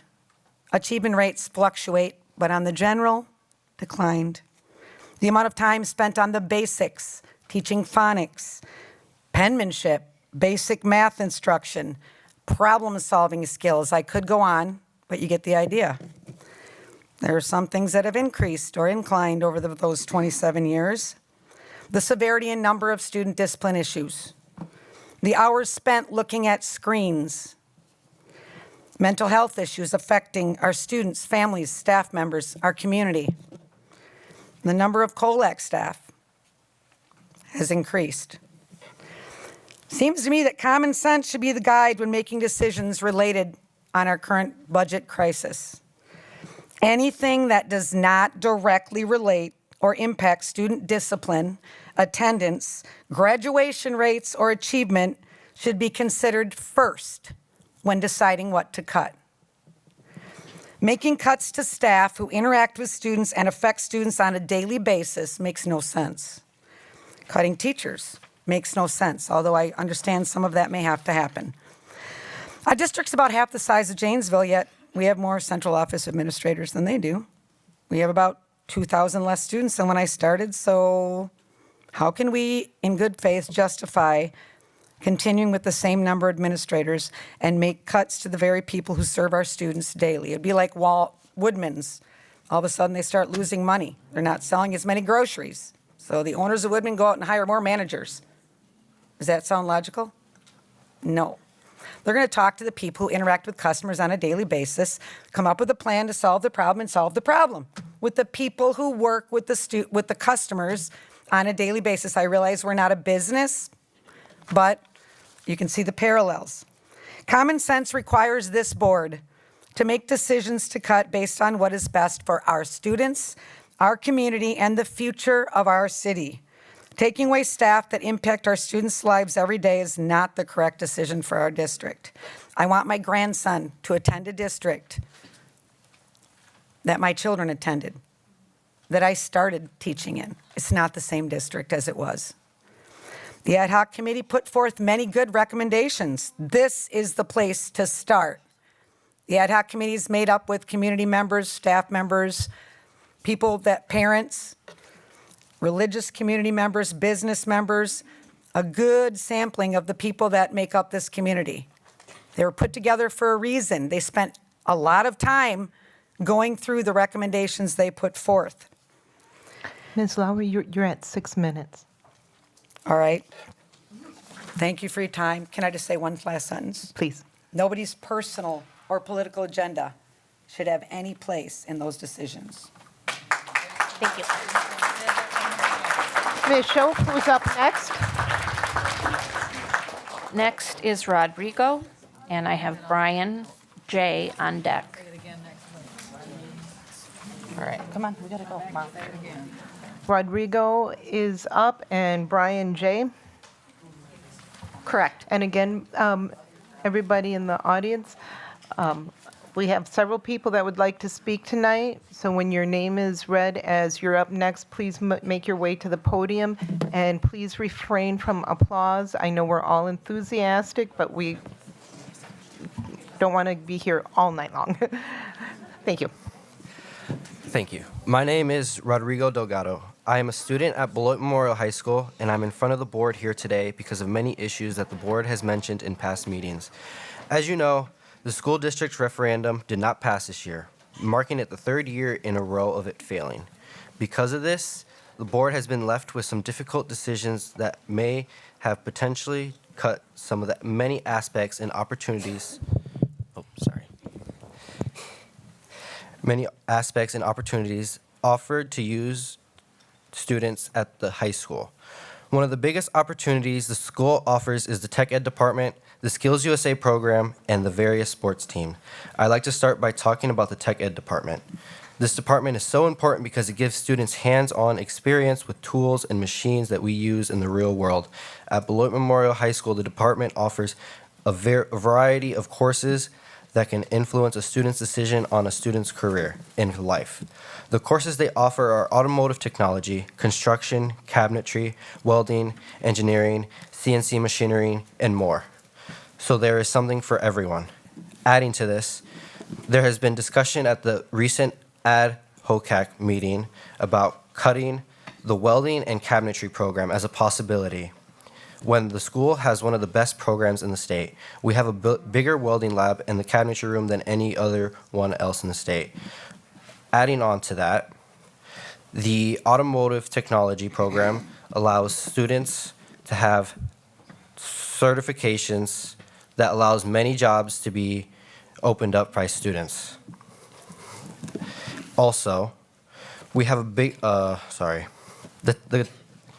taking classes in the Tech Ed department have been a life changer for many of us. For example, in the cabinet class, we get to learn how to use tools and machines safely. I remember when I first started my first project, building a cabinet on our own, but with our teacher, Mr. Hansel, who is being affected by this decision if the board approves this. It is exciting to see a piece of wood becoming something functional and beautiful. That sense of accomplishment is something that most students see in all of the classes in the tech ed department. It's not just about making things, it's about learning problem-solving skills and seeing the tangible results of our hard work. Another great aspect of the tech ed department is the opportunity to compete in the Skills USA program. Skills USA is a national organization that focuses on students excel in their technical skills and prepare for future careers. Competing in Skills USA is an experience unlike any other. It allows us to put our skills to the test against students from other schools, and it's a great way to challenge ourselves. I remember the first time I participated in a Skills USA competition. It was in January of 2024 that I decided to go for the first time. I was nervous but excited. The feeling was different, and I cannot stand here in front of you and explain it as it has to be in the moment to understand the feeling. Not only do we get to compete, but we also learn so much from the experience. Working alongside peers who share similar interests fosters a sense of companionship. We often team up to tackle challenges, which help us build teamwork and communication skills. These are important skills to have, and not just in competitions, but in any job or career we might pursue in. Skills USA also shows the importance of professionalism, which is something that can set us apart when we enter the workforce. And I would also like to talk about what many students are passionate about, the sports. Rodrigo, you're at your time limit. Did you have somebody yielding time to you? Yes. Okay, thank you. Another aspect many students are passionate about is sports. Sports at Beloit Memorial High School are a huge part of our school culture. They help us stay physically active and encourage school spirit. Whether we're on the basketball court, the ice hockey rink, the soccer field, or the track, being a part of a team brings a sense of belonging. It's not just about winning games, it's about being part of something bigger than ourselves. Also, engaging in a physical activity through sports provides more moments to be stress-free. I found that after a long day of classes, going to practice helps clears my mind. It's a chance to let go of worries and focus on the game. The friendships formed during these moments are also incredibly meaningful.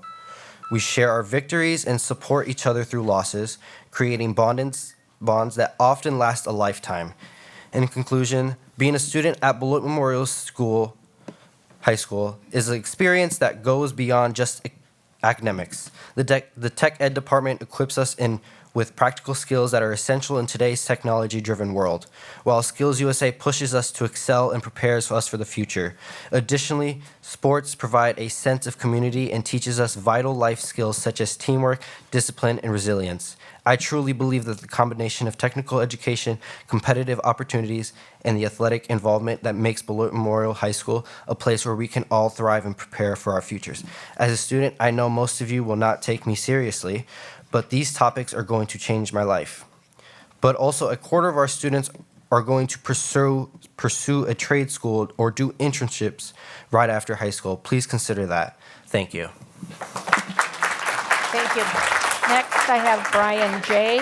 and I'm Jen sorry, P. on Mrs. deck. Shope, I can't hear over the clapping, so again, folks, please hold your applause. I would like to be able to hear the board secretary so I know who has time yielded to them. So would you mind repeating that, Mrs. Shope? Sure. I have Brian J. and then I have Jen P. on deck. No time yielded. Thank All you. right. So, hey, everybody. I think I'm the only Brian J here, but if not, please let me know. My name is Brian Jukums. I'm actually from Madison. I work at an organization known as GSAFE. We're a statewide education organization that works with students, with educators, and with communities to make sure that trans and queer students feel safe, affirmed, and supported in Wisconsin schools. So, and I often say that I work with school districts from La Crosse to Milwaukee, from Beloit to Bayfield, to make for sure that's happening across the state.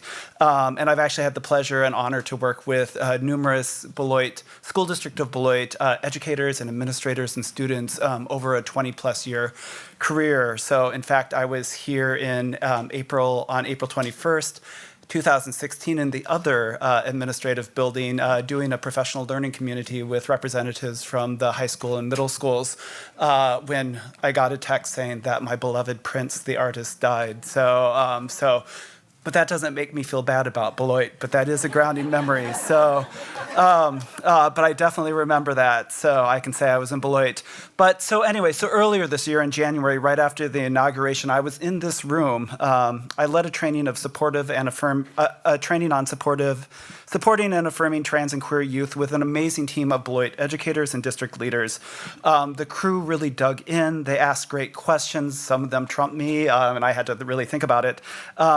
And they really demonstrated a commitment to the success of all students, which is really what I've come to expect from the school district of Beloit educators and leaders, which is why it's very puzzling to me when I got a message this weekend saying that the board here was considering a policy that would remove something really simple, but really important from your building, your hallways, from your classrooms.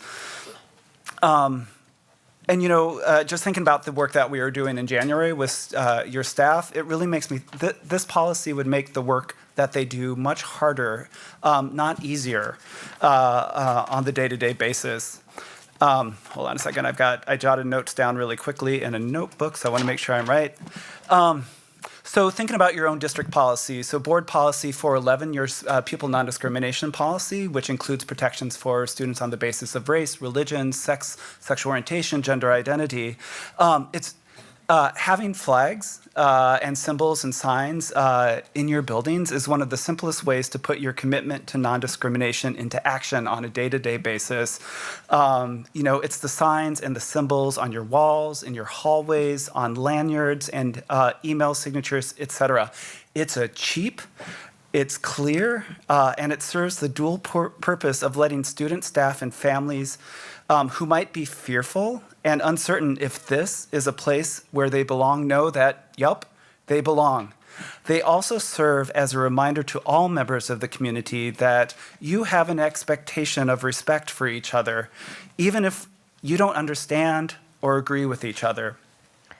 So if you take this away, I guess a question for you is just thinking about the tools that your staff have, what will you do to replace these simple tools? Right, and it's a really simple and cheap tool. And if you're talking about being in a financial crisis, it seems silly to take away something really cheap and inexpensive.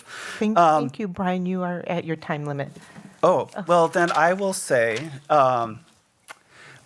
just as a reminder to Madam President and other members of the board, intellectual rigor would lead you to realize that you can prohibit the display of certain flags and symbols, like the Confederate flag or the KKK flag, that are likely to provoke violence or harm without passing a broad prohibition on all flags.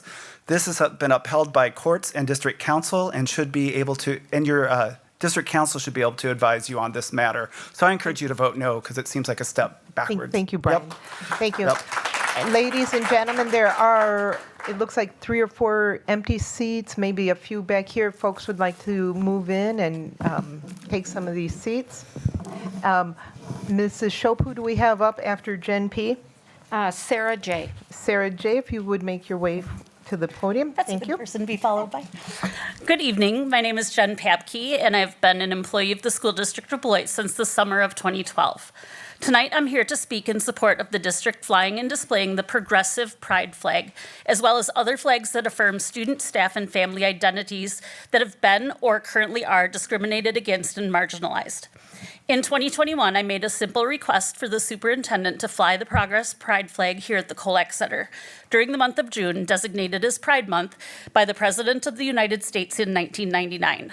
That request was honored, and I swiftly brought a Progress Pride flag to donate to the district. Following that, I was asked to write a blog post for the SDB website describing why I had suggested this.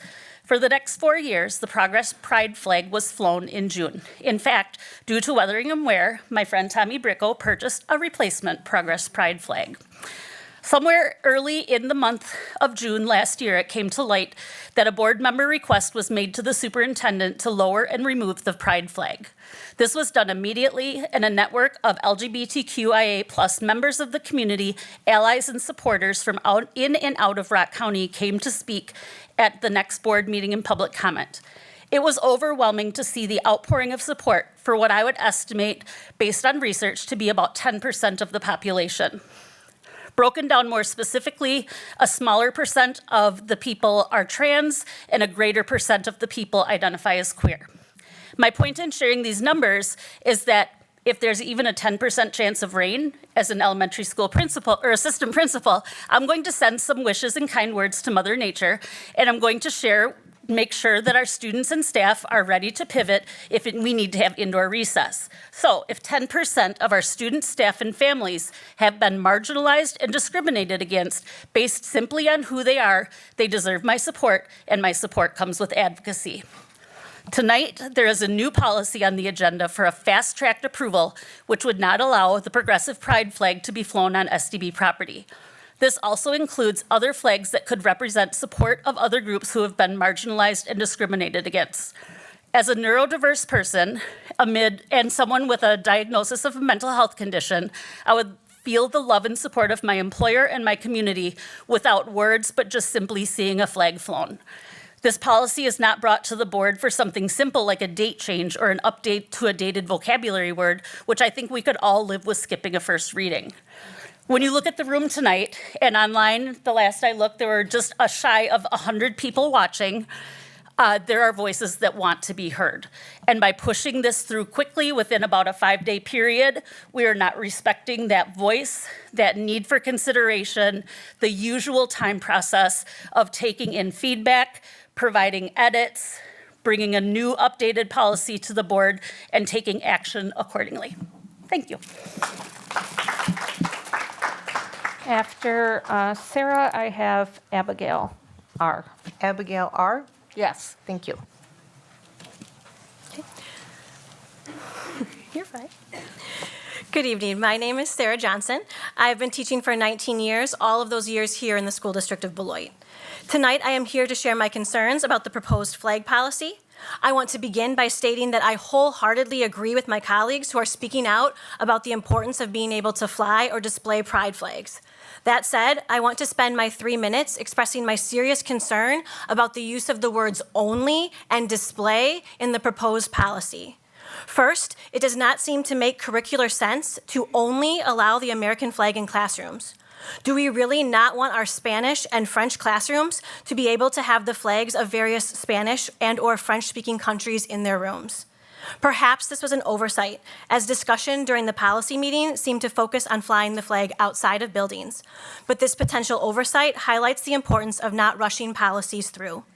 Secondly, and more importantly, I am gravely concerned about the use of the word display. What does display mean? Will history teachers need to go through all of their teaching materials to black out or replace any materials, textbooks, paper assignments, Google Slides presentations, bulletin boards that include images or display the flag of another country?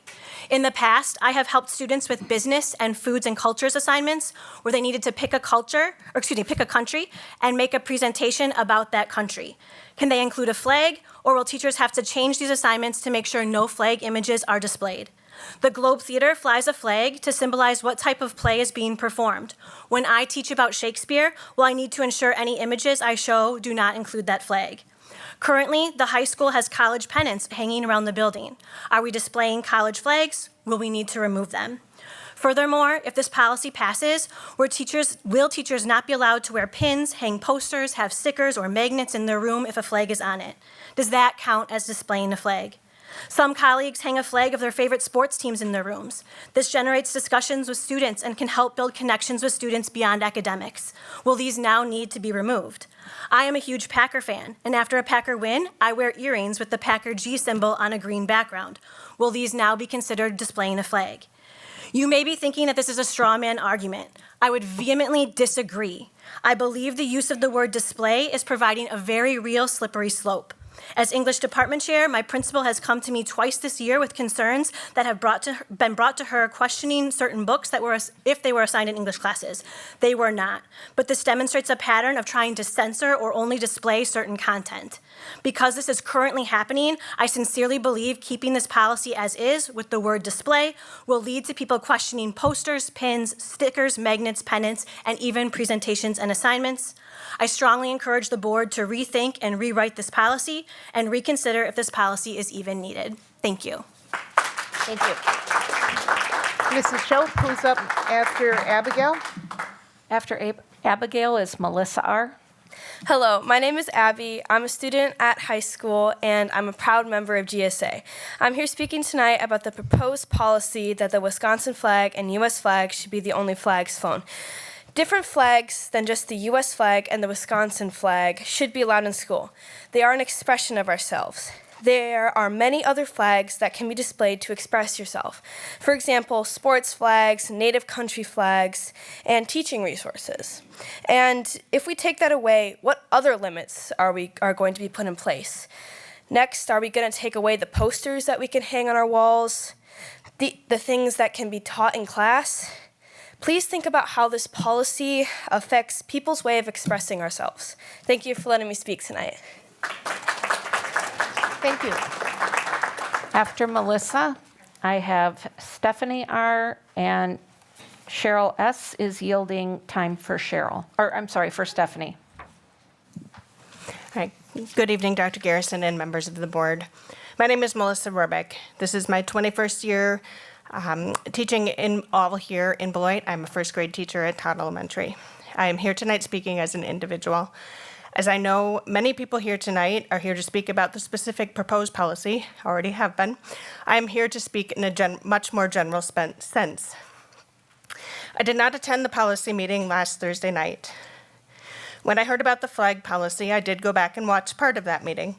As I was looking at the agenda and motions that had been made and approved, I noticed multiple policies that were approved at this meeting, waiving their first reading and moving for approval for final reading. As I looked at the agenda more closely, it was almost all of the policies that were listed that evening. As I read the agenda for this evening's meeting, I see these same policies on the consent agenda. This means that unless a board member chooses to take one of these items from the consent agenda off, they are approved in one motion and go into effect. There will not be any more readings or potentially any discussion by the full board. My concern is that, again, unless that item is pulled off the consent agenda by a board member, there is no full board discussion. Yes, the members of the policy committee approved these to move forward, and again, I did not watch the whole meeting, but it appeared there were only 2 of the 3 committee members present that evening. Discussion by more than 2 people or 3, if the entire committee is there, should be occurring before a policy is passed by the full board. I believe all voices should be heard when discussing a topic before a decision is made to change a policy or make a new policy that affects so many people. People may have differing viewpoints or other thoughts about a specific policy. These should be heard. Now, in the end, the outcome may be the same, but at least there would have been able to have that discussion. Finally, that meeting was held on Thursday, and here these items are on the consent agenda 5 days later. Over the past year or so, I've become much more attuned as to what's going on board docs and knowing when to look for the agendas to be posted. However, not everyone in the community does. Within a 5-day span, new or changed policies that affect many people will potentially have been approved by the committee and the full board with no full board discussion and most likely little input from the community and public. In conclusion, the way these policies were brought forward did not provide ample time for discussion and input to be given before they would be potentially passing at tonight's meeting. I appreciate your time this evening to listen to my comments. Thank you. Thank you. Mrs. Schopp, who do we have after Stephanie R.? After Stephanie, 6 minutes, I have KN on deck. Thank you. Good evening, Dr. Garrison and members of the school board. My name's Stephanie Rapatch, and I'm a 7th grade ELA teacher at Aldrich, and this is my 40th year of teaching in the public school system. I have amazing students. my t-shirt. I have amazing Hispanic students. I have amazing African American students. I have amazing Caucasian students. I have amazing AAPI students. I have amazing Muslim students, amazing Indigenous and Native American students. I have amazing LGBTQ plus students, amazing religious and non-religious students, amazing students with disabilities, both mental and physical, all amazing students. And they all deserve to sit in a classroom and in a school building where they feel included, represented, and valued. The official definition of a flag is a piece of cloth or similar material, typically oblong or square, attachable by one edge to a pole or rope, used as a symbol, representation, or emblem of a country, institution, or a decoration during public festivities. A symbol, a representation, an emblem, and for many of our students, a sign of inclusion that allows them to feel as if they belong or are part of a community, whether it's the classroom community, the school community, or the City of Beloit community. I came to Beloit to teach because I value the diversity here, and I appreciate the support from the administration as we encourage our students to value their diversity as well. On the school district website, on the first page, it states, "At the School District of Beloit, we believe in diversity, honoring and respecting our human differences, equity, removing barriers and providing support for individuals to achieve their greatest potential, and inclusion, ensuring each and every one belongs." These are our beliefs. Let's practice what we preach. Please carefully consider the wording of Policy 323.3 and think about how many students and others will be disappointed when they see that our district, a district that loves to tout its diversity, is limiting the representation and symbolism of many of the diverse populations that they see in our classrooms and buildings every day. I would also like to make my thoughts known on Resolution 881.3, Relations with Organizations of Faith, and proposed new title, Relations with Faith and Community Organizations. I want to be sure that we are very careful with the wording of this policy and keep in mind that the U.S. Constitution's First Amendment regarding the separation of church and state. While I was raised as a Catholic, and I do believe in God and the power of prayer, I also believe in a free and fair public school system in which religious beliefs are kept separate from educational settings and policies. To ensure an inclusive and respectful environment for all students, it's important to keep religious practices and teachings separate from public school settings in accordance with the principle of the separation of church and state written in the First Amendment. I urge you all to carefully consider all the laws and constitutional amendments when revising or rewording our district policy statements to ensure that the School District of Beloit is keeping public education secular and inclusive for all. Thank you for your time and attention in these very important matters. Thank you. Mrs. Shope, who do we have after KN? I have Mary Ann S. Okay, we have KN and Mary Ann S.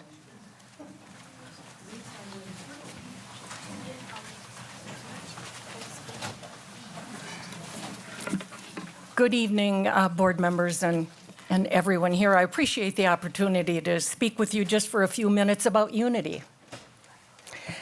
E pluribus unum, that's our national motto. In 1776, that became our national motto as established by our founders, Thomas Jefferson and John Adams. It reflects the founding fathers' vision of a nation composed of many diverse states, peoples, cultures, and ideas coming together as one. This ideal served as a guiding principle during the formation of America's identity. E pluribus unum is Latin. It means out of many, one. With this motto in our great American flag that you see flying, America had an identity and a strength where freedoms were all guaranteed for everyone and were to become the fabric of our new nation. Blood was shed for that flag. And it was shed in the trenches of France. It was shed on the beaches of Normandy, in Anzio, and in Vietnam, in the jungles, where my husband fought. All for that flag, and guess what? All the blood was the same color. But we fought in unity for a country that we believed in and still do. One flag, one belief, e pluribus unum, out of many, one. If you take a quarter out of your pocket, you will see etched on its surface, e pluribus unum, out of many, one. And it's not only in our coins, it's at the Supreme Court of the United States of America. It's in the halls of Congress and our Capitol, the White House, the Army, the military service, and on our Wisconsin state flag. Its relevance remains strong as America navigates its past, its present, and its future, while honoring foundational ideas that many backgrounds come together as one strong nation, one strong community, and one strong school district. Only through unity can success become a reality, academic or otherwise. No other flag represents the ideas of a nation, community, or school, as does that American flag. And as we reflect a shared history, we're reminded that out of many, we are one. One nation, one community, Beloit, and one school district, the School District of Beloit. And we celebrate very, very distinct and various backgrounds under that unifying banner. The American flag, Okay, you're at 3 it minutes. serves not only historical reference, but also as a call to embrace America's diverse tapestry. Success and strength come from being unified, not divisive. Michelle, who do we have after Marianne? Danielle, and she has Stella yielding time.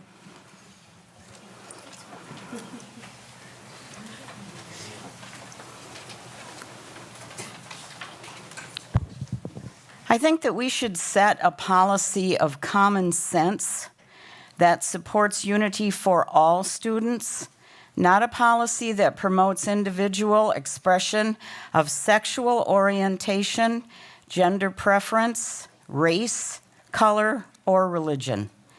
Those are things that should not be displayed on public school property in any way, shape, or form. If you allow one, you've got to remember you must allow all, or face discrimination lawsuits. That's why you should not allow any other flag or symbol other than the United States of America, and maybe the Wisconsin flag. Thank you.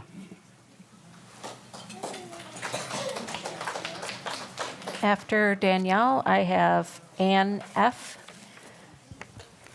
And Danielle has time yielded. My name is Danielle. I'm a teacher at Beloit Memorial High School, and I am reading on behalf of my colleague who couldn't be here tonight because she has an engagement for school. So this is on behalf of Julie from Beloit Memorial High School. In regards to Code 323.3. To whom it may concern, is the board aware that the proposed displaying of flags policy for instruction in classrooms is highly problematic from an educator's perspective? To my knowledge, each classroom already displays our national flag. So the first part of the policy is not the problem. The next part is the problem. The next part of the new proposed policy states, each classroom shall fly or display only the United States of America flag and, at the discretion of the building administrator, the Wisconsin state flag. The problem is with the nuance of the words display and only in the policy. So, based on the limitations of displaying only the U.S. flag and state flags, no flags from other countries or historical and cultural studies may be displayed at all, ever. If that was not the intention of the board, the policy should be revised. Does the policy prohibit only the display of official flags made of textile materials, or does it also prohibit images of flags within posters, banners, textbooks, covers, photographs, games, etc., that might be displayed on bulletin boards, in digital Google Slides presentations, and wall spaces? As the new policy currently reads, each classroom shall fly or display only the U.S. flag. So any of those images displayed in posters, photos, etc., would be prohibited by this new policy. If that is not the board's intention, the policy should be revised. The policy proposed is so brief that it does not recognize any adherence to national or state laws regarding the display of flags on public or district flagpoles. It might be appropriate in a policy about displaying flags to include any legal parameters our district must abide by for public displays on flagpoles. Without referencing legal parameters for public flagpoles, and by the brevity of prohibiting any and all other flags in buildings, classroom displays, and on flagpoles, the policy could easily be interpreted as non-inclusive, not equitable, and against diversity. If that was not the board's intention, the policy should be revised. The proposed policy does not delegate personnel who will have to implement and uphold the policy. Will building administrators be tasked with removing and policing every classroom and wall space where flags might be placed? Since policy is written to be upheld and enforced, I wonder if the board has considered how much time and effort it will take to implement and enforce this policy. Hours of salaried time will have to be spent removing images of flags, and more recurring hours of salaried time spent by staff tasked with enforcing the policy. Is enforcing this new policy really the best use of district money and salaried time when our referendum did not pass, and there are so many other important tasks that these salaried people need to address? If this was not the board's intention, then the policy should be revised. The proposed policy prohibits classroom teachers from displaying temporary flags for instructional and curricular purposes. If this was not the board's intention, the policy should be revised. Ultimately, the wording of the policy prohibits displaying flags. However, displaying flags is an important part of standards-based instruction at various grade levels about identity and symbolism throughout world history, world languages, and world cultures. If this was not the board's intention, the policy should be revised for a more thorough description of its true purpose and plan for continued implementation. Thank you for your time and consideration. Julie Horvath, School District of Beloit, Class 1996, teacher in Beloit for 24 years. Okay, we have Ann up and Becky P on deck.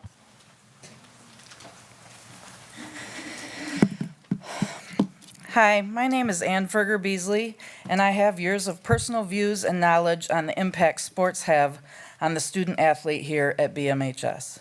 My dad is Steve Ferger, and he was the athletic director here for many, many years. I saw firsthand how sports impacted and bettered his many student athletes through those years. I was also a student athlete here in the School District of Beloit. I participated in a number of sports, the choir, and a play. When I look back, I don't really remember my time spent in my academic classes, but I do remember the time I spent and the friends I made in choir and sports. 2 of my children are currently at BMHS. One is a junior and one will graduate in June. They have been active in sports and band since middle school, and I have witnessed how being in sports and band have benefited them. Sports gives students reasons to come to school, gives them something constructive to do for a few hours each night, and makes them try harder for good grades so they can continue to participate. I see that my children are excited to come to school for band and sports. It also gets them and keeps them in the building for their other classes that they don't always find as fun or interesting. But I don't have to fight with them to get them to school, so that's a win. It has given both my kids more confidence and has taught them how to work within a group and as a team and to get along with a very diverse group of people. They have made great friendships through band and sports that I am sure will last for years to come. I see them and their friends as I cheer them all on at pep band, the jazz and band concerts throughout the community, and at different sporting events. These are great, safe opportunities for our kids of this community. Now, because they have made these lasting friendships, I also see these young adults as they filter in and out of my house most nights and weekends. They have become amazing, well-rounded individuals with the help of band and sports. I am so grateful that they, as well as myself and the thousands of student athletes that have come before us, have had these opportunities to meet, create friendships, and bond due to sport and music programs. Extracurricular activities and athletic programs at the school levels are about camaraderie, discipline, and humanity. Those that are involved in extracurriculars feel included regardless of their race, socioeconomic background, or gender. They are disciplined and committed to their involvement outside of regular school hours. They take pride in their schools and community. This is exactly what we want our children to learn. It would be a travesty to the whole community to lose these programs. Thank you for your time. Thank you. After Becky, I have John P. on deck. Thank you. Good evening. This is my 21st year teaching in the school district of Beloit. For many years, the words I associated with our district were School District of Beloit, committed to excellence, strengthened by diversity. See, I hear people, you know, right? It was the motto for a long time.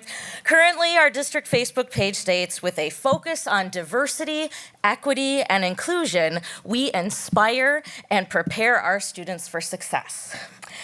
When I talk to staff in my role as a BEA building rep about the struggles and strengths in our district, nearly every single time, every conversation, people list our diversity as a strength and one of the things they love about working here. So I am confused and concerned about the proposed flag policy, which states each classroom in grades K-12, 4K through 12 buildings that display the flag of the United States of, each classroom in grades 4K through 12 buildings shall display the flag of the United States of America. Okay, so to the best of my knowledge, that's already happening. Why do we need a policy? The proposed policy continues. Each classroom, district-owned school building, or administrative building shall fly or display only the United States of America flag and, at the discretion of the building administrator, the Wisconsin state flag. How does this honor diversity? How is this inclusive? Did we think this through? I don't even know where to focus my argument because I have no idea why this policy is being considered, but I do know that it feels wrong. I am a BMHS World Languages teacher. With this policy in place, I will no longer be able to display flags of Spanish-speaking countries. Our French teacher will not be allowed to display flags of French-speaking countries. This just seems absurd. Why would we adopt this policy? Is the concern that prompted the policy proposal rooted in LGBTQIA+ flags? But why wouldn't we be allowed to have those flags in our classrooms? They do not interfere with learning. They are not hurting anybody. But if we are forced to take them down, people will be hurt. Staff and students alike will receive the message loud and clear that they are not supported or respected. I would hope this is not something this district, our district, the school district of Beloit, a community known for diversity that should continue to honor and celebrate that diversity, would do.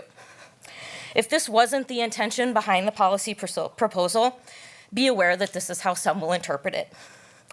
Please do not vote in favor of this policy. It will only cause harm, division, and confusion. Will we be able to have flags for school pride, Purple Night Pride? Will the images of flags be allowed on posters and textbooks? Who's responsible for enforcing this? Will this policy result in students or staff wanting to leave the district because they do not feel safe or welcome? Why would we allow that to happen? And can we afford that? You're at 3 minutes. All right, so please instead focus on our $6+ million budget shortfall instead of creating problems for no apparent reason. We have Thank you. Next up, Mr. Soap. Excuse me, Board President Johnson. After John. We're nearing the two-hour limit. Respectfully. Oh, thank you. John, before you begin, board members, can I get a motion to extend the meeting? So moved. Second. Motion by Brian Nichols, seconded by Greg Schneider. Any discussion? Hearing none, all in favor? Aye. Aye. Aye. Aye. Aye. Any opposed? Motion carries unanimously. Thank you. John? Thank you. Thank you for having me. I'm a new grandparent in the district. Both my children graduated from Beloit Memorial High School. We are seeing this, I think, from one side, and I think it's a great side. I think I've seen many people stand up in the community for what they believe. My question is to you, does your flag of that type offend anyone else? Does it offend another person's religious belief, their morals, their ideals? That's a question we all have to ask of ourselves. Will we have put up the Jewish flag, the Muslim flag, any other type of flag, the Nazi flag? Will we do that? Will we support that going forward? I don't think we will. I will never support a Nazi flag. We are America. We are the melting pot. We are all together. And the problem is, there are many minorities. There's Catholic minorities, Jewish minorities, straight minorities, LGBTQ minorities, black minorities, Chinese minorities, Japanese. The problem is there's one flag, it's one nation under God. Indivisible. And the problem is we're not seeing that as we go forward. So it's one flag. Now, I think it should be changed. I think it should say, cannot display flags of sexual orientation, political ideologies, and so forth. We should be able to celebrate France and Mexico and things like that. Totally believe in that. But those ideals are individual ideals held by all of us in this room who are slightly different, and we may be offending others. And that's why there's one flag. And that's what we have to focus on.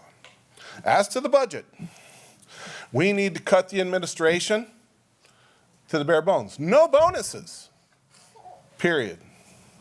Nobody deserves a bonus. Our school district's at the bottom of the heap.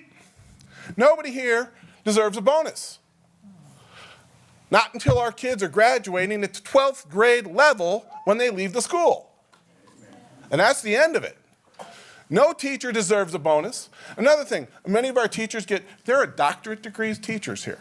You know what? And master's degrees. And you know what? They can't connect with these kids and get them to the place they're supposed to be in their classrooms. And then they get moved on to the next grade.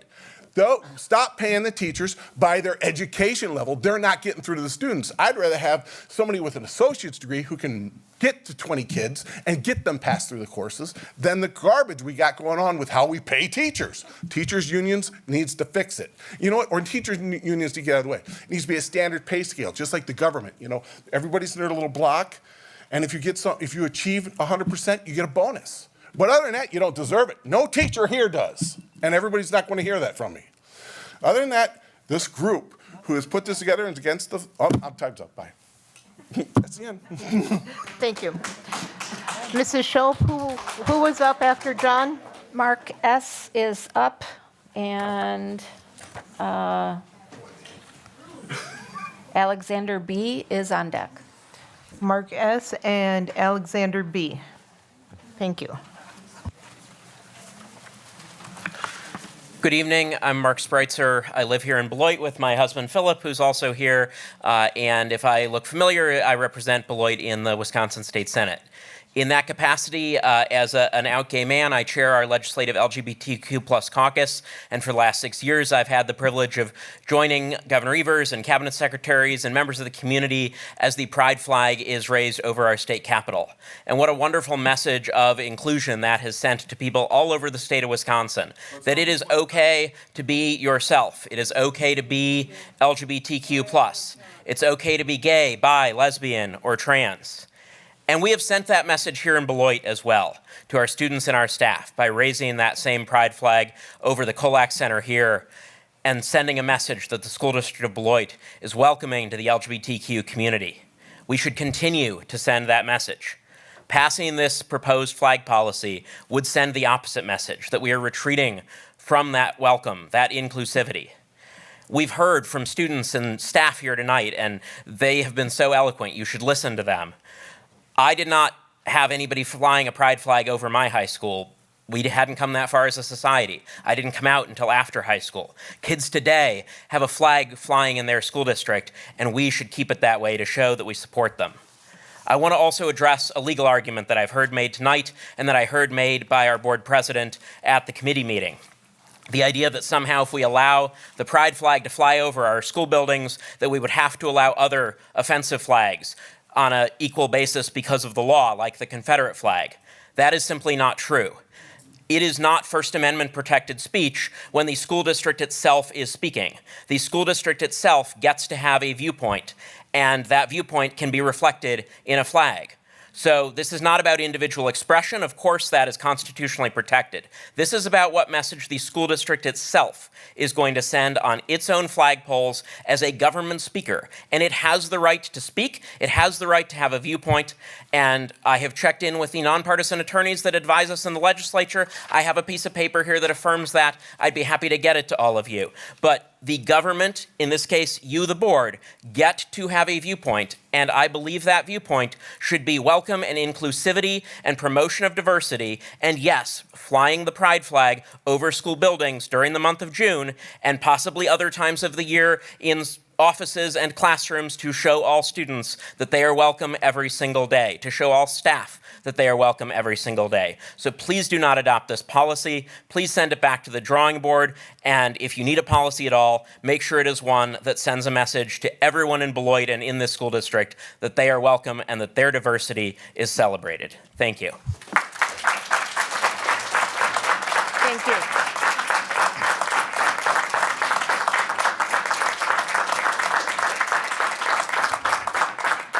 Mrs. Shope, we have Alex B., and then who's up next? Brandon B. Thank you. Hi, I'm Alexander, or AJ, everybody calls me that. I'm a welding student. I seen what was at the bottom that Mr. Kluge showed us. That hurt. That hurt a lot. I don't mean to get emotional, but that's where my career is at. I'm set to go to AWI as the moment I graduate. I have 1 year left in this school, and I want to spend it in that weld shop.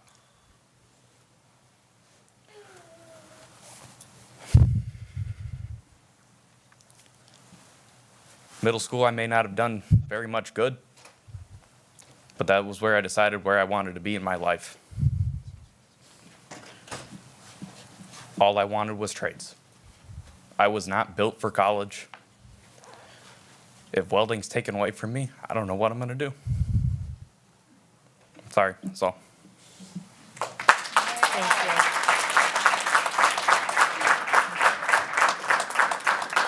After Brandon, I have Christine R. Thank you. Good evening. My name is Brandon Buchanan. I'm a homeowner on the west side here in Beloit. and I'm here today to speak mostly about the budget.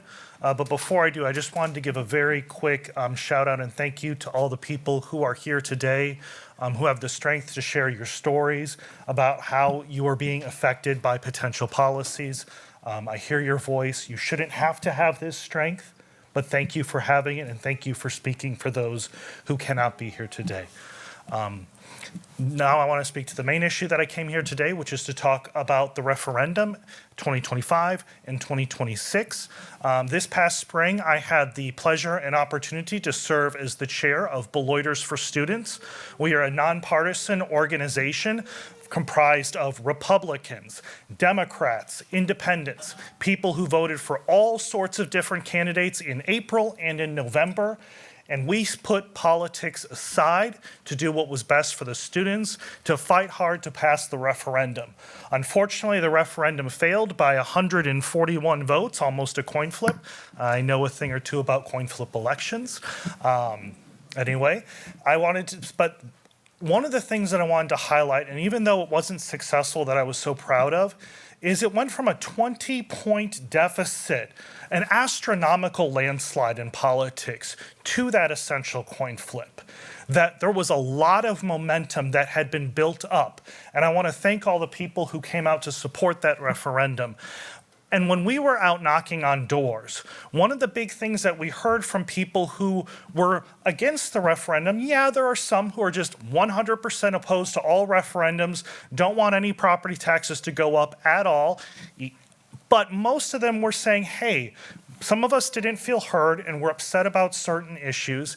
And our group, our organization, attempted to address some of that, had lots of really good conversations on the doors that changed people's minds. And that's why I'm here today, is we want to continue that work. We want to continue those conversations. But it's hard to do that if the community is in a little bit of a limbo for the next 6 to 8 months. So what we're asking for is something that we think will probably happen anyway, but we'd like to happen just a little bit sooner. If you could, in May or June, pass the referendum to put on the April ballot sooner rather than later. That way we can continue to have these conversations in the community and actually continue that organizing work. If we're going to have a referendum anyway, why wait 6 to 8 months, keep everything in that unsure, unknown state? So please consider that as you move forward in the upcoming weeks. And we will continue to be here, Republican, Democrat, and Independent, to support our schools. Thank you. Thank you. Michelle, who do we have after Christine R.? I have Amaya with Daisha yielding her 3 minutes. Thank you. Good evening, members of the board. My name is Christine Raleigh. I am a parent, and I am a community member in the school district of Beloit. I appreciate that our district upholds the values of diversity, equity, and inclusion. These are meaningful goals that reflect the kind of environment we all want for children and youth in our community. But I'm concerned that the current practice of allowing various ideological flags to be displayed in our schools, while perhaps well-intentioned, can actually work against the district's own values. Diversity is about recognizing our community and that it includes many different worldviews, including those who don't align with the ideologies represented by some of these flags. Equity means creating a fair and balanced environment for everyone, not elevating certain beliefs while others are made to feel silenced or unwelcome. And inclusion means that each student and family should feel like they belong, not just those who align with certain social or political movements. So while some of these flags are intended to affirm certain identities, they can unintentionally send a message that only certain perspectives are truly valued. That creates an atmosphere of exclusion, not inclusion. It can isolate students, staff, and families who hold different but equally valid views. Diversity without unity is not a strength. Without unity, diversity over time weakens our community as divisions form and separate people more and more. The American flag is a unifying symbol that represents the rights and freedoms of all Americans, regardless of ideology. It's something we all share. Flying only the U.S. flag affirms our collective identity without alienating anyone. Unity doesn't mean uniformity. It means choosing to walk together with respect and purpose toward a common vision for all students to succeed. Eliminating other flags encourages unity and inclusion. Eliminating other flags helps limit distractions and pressures to conform to certain ideologies for both students and staff. I respectfully ask the board to consider this policy as a way to truly live out the district's commitment to inclusion. Thank you for your time and service. I trust you will consider this policy with wisdom and a heart for unity. Thank you. Thank you. Mrs. Shope, who do we have after Amaya? After Amaya, we have Ash C. Thank you. Dear Beloit School Board of Education and Educators, my name is Amaya Clark. I come on behalf of the Beloit Memorial Skills USA organization. It has been brought to our attention that the Beloit Memorial Trades programs and programs like Skills USA are at risk of being shut down because of the lack of school funds. Today, I want to address the importance of the trades programs that allow Skills USA to be a part of our school, not only for our current members, but for the future of our community. First of all, our trades programs not only prepare tech students for success in the real world by teaching them all of the specific skills and codes within each of the trades offered here at Beloit Memorial High School, but they also teach personal skills such as integrity, work ethic, professionalism, responsibility, adaptability, and self-motivation. Skills USA also helps teach us workplace skills such as communication, decision-making, teamwork, multicultural sensitivity, awareness, planning, organizing, management, and leadership. The technical skills being taught not only by our teachers, but by the professionals that are brought to our trades programs to work side by side with us help us stand apart from other high schools in the state. The results of high-quality teachers and professionals being in the classroom and lab were seen firsthand at the state competition for Skills USA, where we had several individuals place in the top of the state. Also, we are one of only 2 schools in the entire state to earn a gold-rated chapter, and the other school that received this ranking was a private school. This means that we're the only public high school with a gold-rated chapter in the state.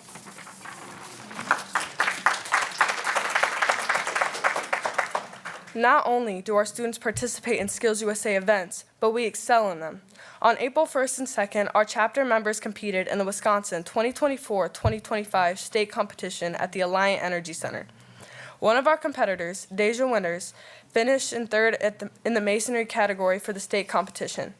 Layla Lee and Jakendra Gamage tied for 4th. Rick Thomas finished for 5th in the residential electric. We have also had students participate in other local and district competitions, and the results have been outstanding. Alexander Broker finished in 3rd for welding at a regional competition. Brian Campos finished in 2nd in the job interview category at a regional level. And Rick Thomas is a gold medalist in the district competition for automotive.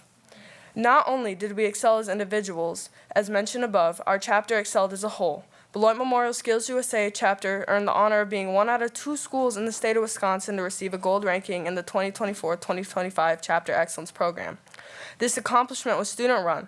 We accomplished this goal by meeting with National Skills USA judges for the Chapter Excellence Program, and chapter members filled out the Chapter Excellence Program application. As a chapter, we have also attended various leadership conferences for Skills USA, such as the Fall Leadership Conference in Stevens Point, Wisconsin, and the virtual Elevate Training Conference. Students not only dedicate their time, but enjoy being a part of Skills USA organization. We, as an organization, are earning some of our own money by implementing fundraising opportunities like an annual car show, district events, and chocolate selling. Also, our previous fundraisers have resulted in success, ending in $1,100 in profit for the organization. Personally, the trades programs that our school offers are extremely important to me because it's the main reason that I now know what I want to do with my life. Without our school's trade programs, I never would have known that my career path even existed. And I am forever grateful for the opportunities that our trades programs at our school has given me. So in conclusion, we want the trades programs at our school to continue so our students can continue participating in programs like Skills USA. Without the trades programs at our school, opportunities like Skills USA would be non-existent for our students. Thank you.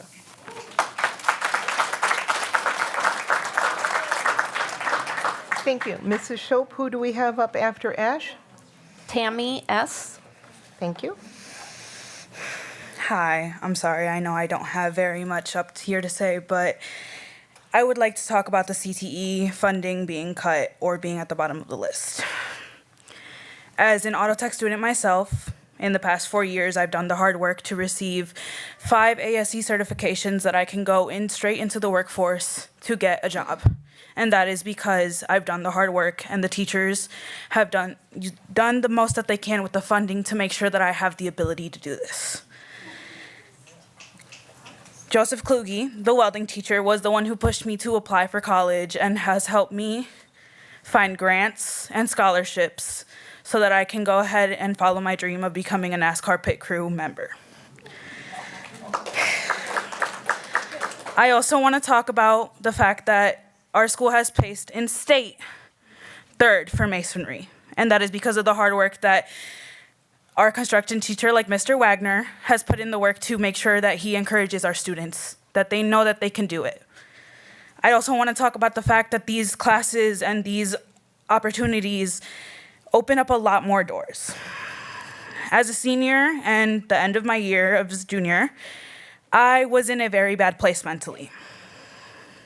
I had committed suicide, and the reason I came back to school was because of the teachers. I was in a household where I felt drained, and the reason why I'm out of that household is because I met students who helped me, who brought me into a home and made sure that I felt safe and encouraged and supported throughout the challenges of applying for college. These people I would never have met if it weren't for the fact that we had CTE classes. I would also like to talk about the fact that there are teachers who work on getting us apprenticeships for the people who cannot afford college outside of school. Please focus more on the fact that we have classes that will be cut and less on the fact of flags. Although I do know it's a big thing, please focus on the classes that will be cut that open up opportunities. Thank you.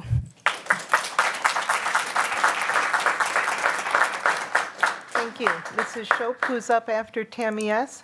After Tammy, I have Susan A. with Patricia and Deb both yielding time for her.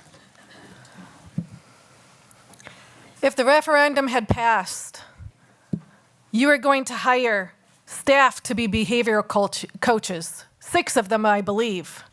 Now that it didn't, you're going to take away 6 assistant principals.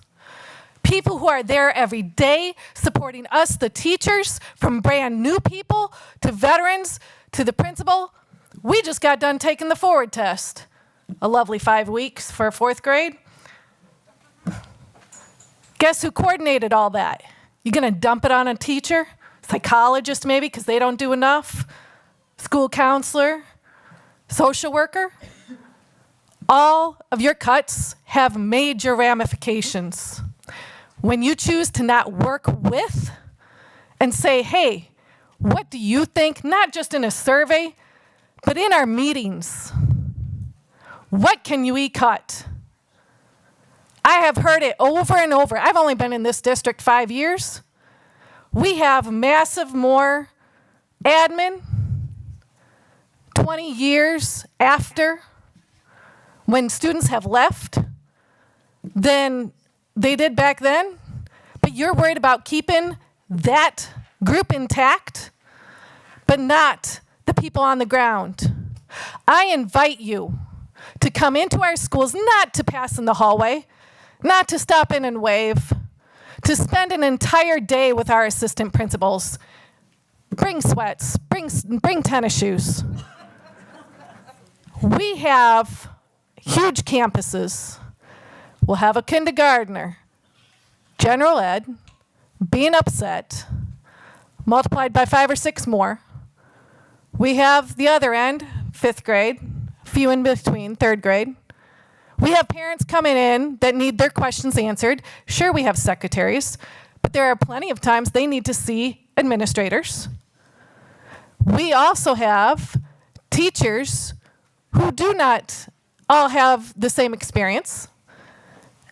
Our assistant principals bring years of wealth of knowledge for the behavior aspect of our students. And we don't have PDs on teaching strategies about behavior. We don't need once a quarter. That's not going to impact us teachers. Daily, where they can work, where they can do a check-in, check-out. Daily, where they can come by and, stop in and say, hey, we're going to set up this program.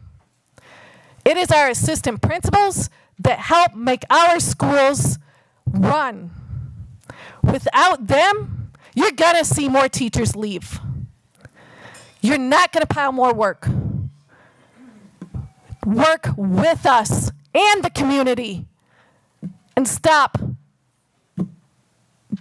just thinking that you can't. You're not going to pass a referendum. Thank you.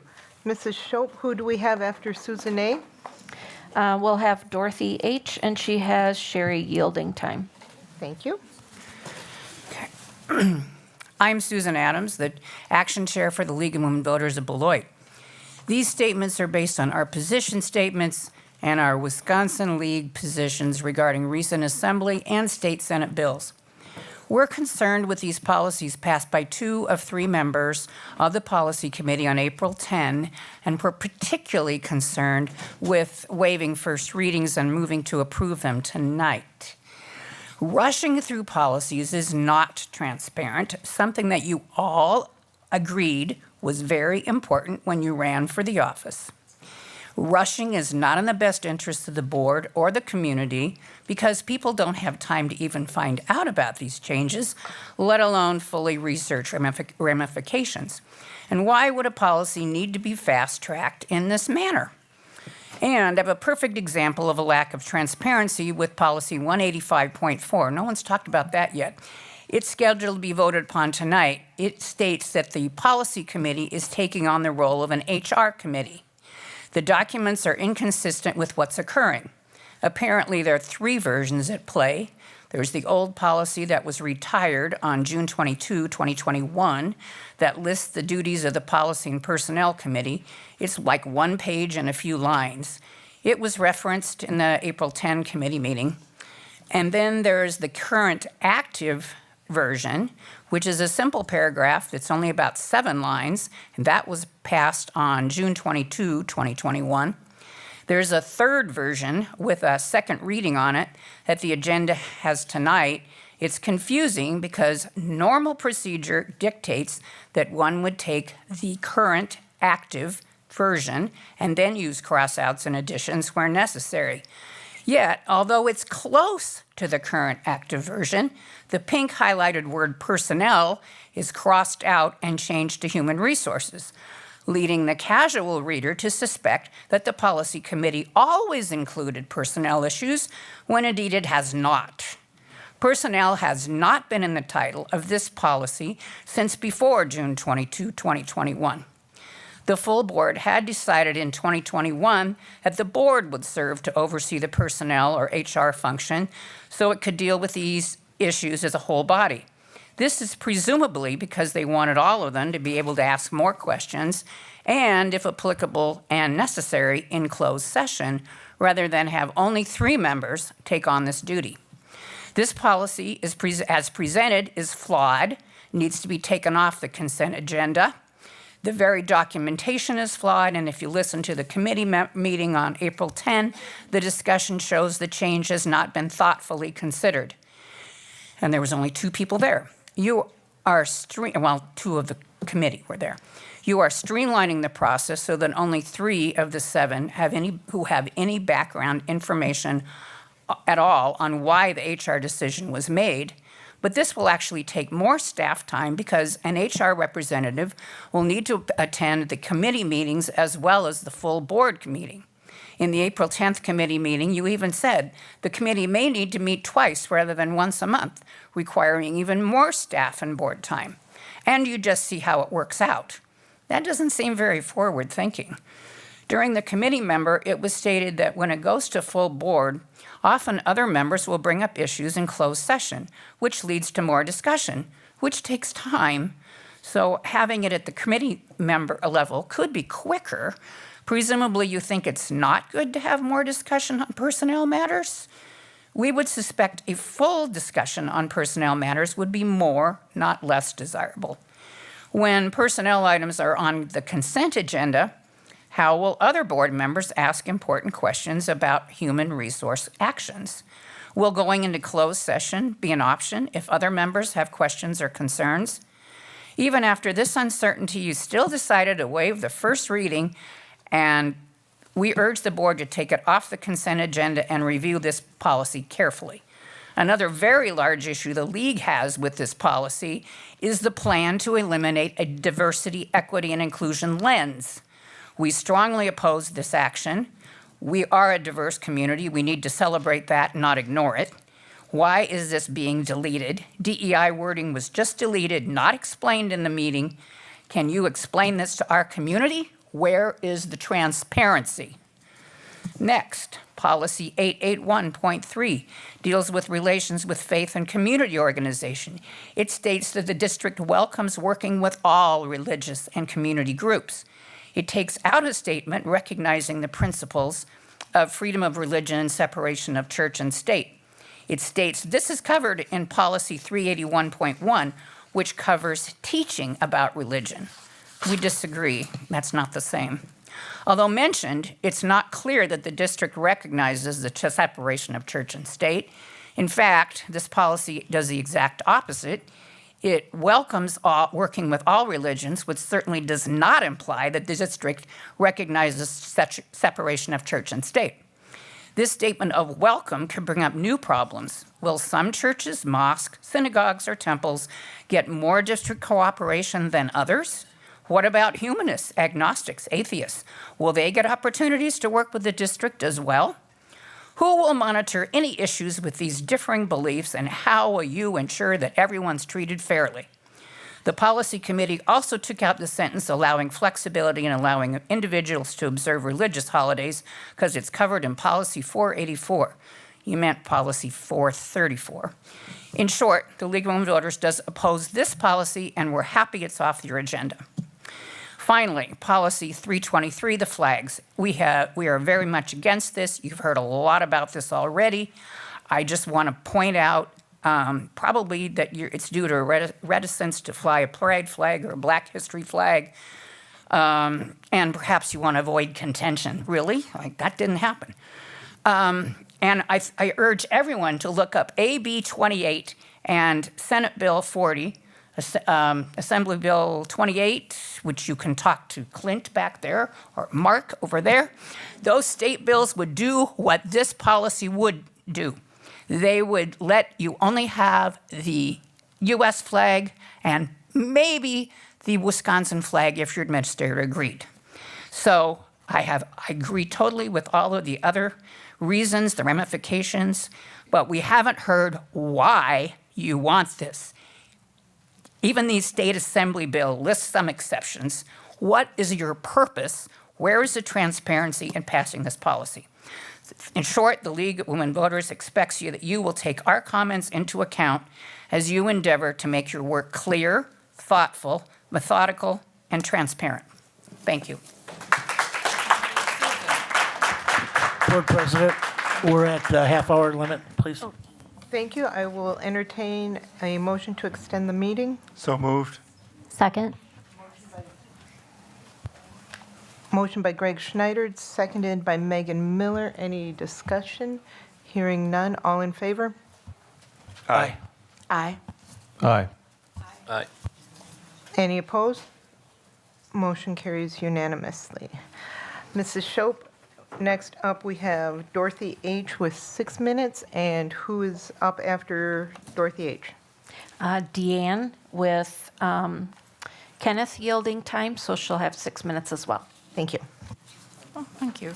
Good evening to the board and to Superintendent Garrison. Congratulations to the new people who were elected to the board, and thank you to those who are going off the board.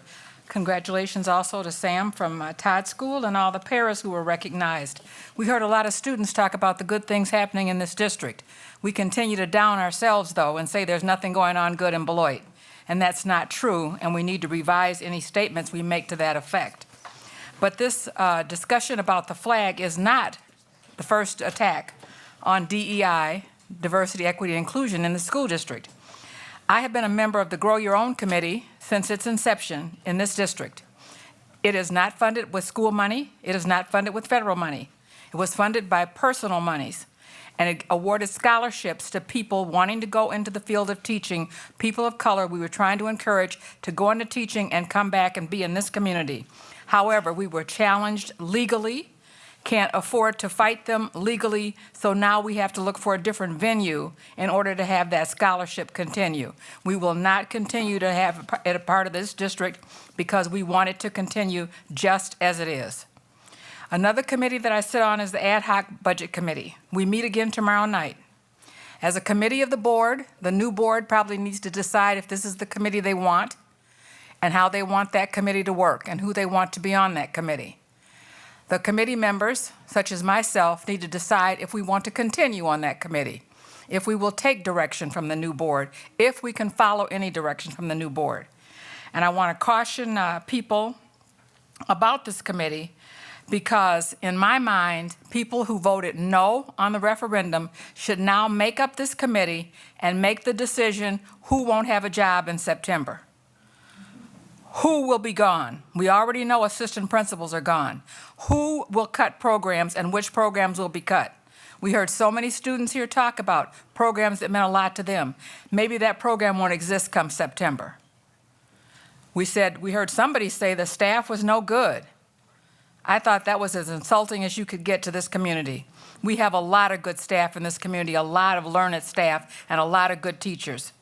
That was insulting to everybody on staff in Beloit Public Schools.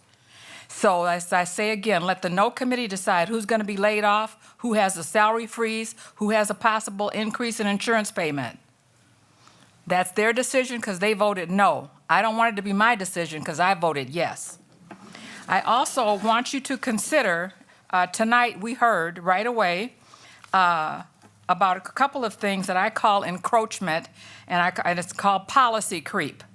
The policy committee, whose mission says that the committee will assist in creating a learning environment that optimizes student achievement, instead has focused on several issues that have nothing to do with that at all. One of the things I saw in the policy committee notes was to eliminate the parliamentary position. We couldn't get this meeting started tonight unless the parliamentarian spoke up. She said, we don't have the right to do that because we haven't done this. I wonder who else on that board knew that that parliamentary procedure was required in order for this meeting to go forward. We have 3 items under the consent agenda, and we've already heard that our relations with faith committees needed to be withdrawn. But what came forward from those 3 items, combining HR and policy, displaying flags, and relations with faith communities, with what we heard already, a rush to judgment. Let's waive the first reading and have it approved for final reading. I think the board should now see and hear that this community is not going for that. You don't have the right to tell us you're going to force this through, push it through, and we don't get to tell you what we think about it, and you don't listen to different opinions about it. So that needs to be a no vote, and I'm hoping that the 2 new people that come on the board understand that when they campaigned around transparency and doing the right thing is no. We do not need to waive the first reading of any of those policies and go push them right away to final reading. There were too many people who had concerns about these issues just in this room tonight, and this is just a representation of the community. It is not the community at whole. Thank you so much. Thank you. Ms. Shope, who do we have up after Deanne? Linda S. Thank you. Good evening. My name is Deanne Evans. Good evening, Board and Superintendent Dr. Garrison. The reason why I'm here is because of policy, 88.1.8 regarding district booster clubs. So one of the things I do not agree with is, according to the proposal, is be compliant with state of Wisconsin booster club guidelines listed in the policy. And I just want to go over a couple things. So I am the Booster Club president at Beloit Memorial High School. I'm a 1980 graduate of Beloit Memorial High School. I have 3 successful children who were also student athletes at Beloit Memorial High School and who all have master's degrees, and they are products of Beloit Memorial High School. My husband Kenny and I both are products of Beloit Memorial High School who also have degrees. We will be celebrating our 45th class reunion this year. I've coached cheerleading back in the 90s at Beloit High School. My husband was a sophomore head basketball coach for 17 years at Beloit Memorial High School. He is now a head basketball coach at another school. And what I want to talk about is our booster club is called the Knights Club, which includes concessions for football, boys and girls soccer, boys and girls basketball, wrestling, and girls and boys volleyball. Out of the 6 booster clubs at Beloit Memorial High School, I've been the only one showing up over the past 2 months. I question if the other booster clubs even know about this proposal. Some of the things that our booster club have done over the years is we've given over $16,000 in scholarship to high school student athletes, which are seniors. We've paid $3,000 for the bookcases in the athletic hallway. They were $1,500 a piece. We rebranded. If you've been in the athletic hallway, we paid $8,000 for the rebranding of that hallway, the decorations you see, the things on the windows. It was $12,000, and the Booster Club paid $8,000 of that. We've organized Memorial Day parades over the past 10 years where we have our student athletes in the parade. $500 was given, $250 each for 2 student athletes. Their home burnt down, so the Booster Club got 2 gift cards for $250 each to give to the family to help with whatever they needed. One of our football players in 2023 got hurt during a football game and was hospitalized in Madison. We gave the football coach $400 and a card to take to the family. And I have reached out to several Booster Club presidents at various schools, such as Janesville Craig, Parker, Sun Prairie East, Sun Prairie West, Elkhorn, Madison Memorial, and no one has heard of the state of Wisconsin Booster Club guidelines listed in this policy as number 1. The Booster Club would comply with any proposal set forth.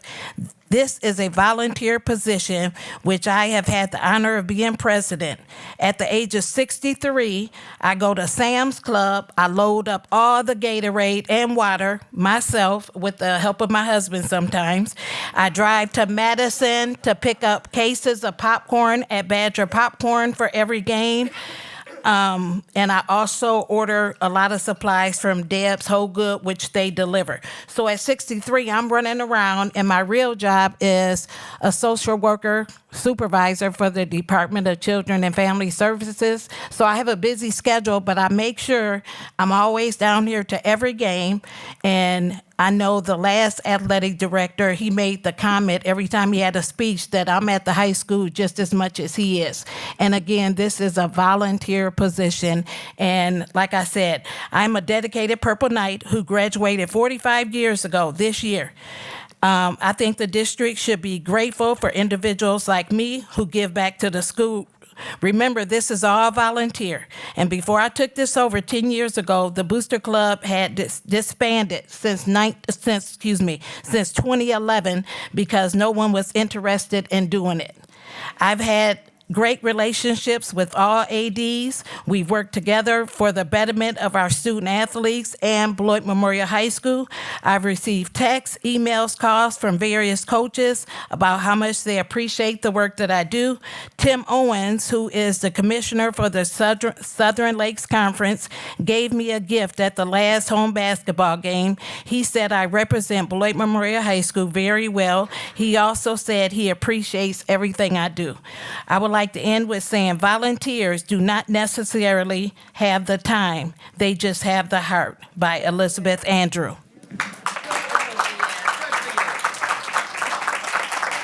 Thank you. Mrs. Shope, who do we have after Linda S? After Linda, I have Prisha. Thank you. Hi, my name's Linda, and I am not a public speaker.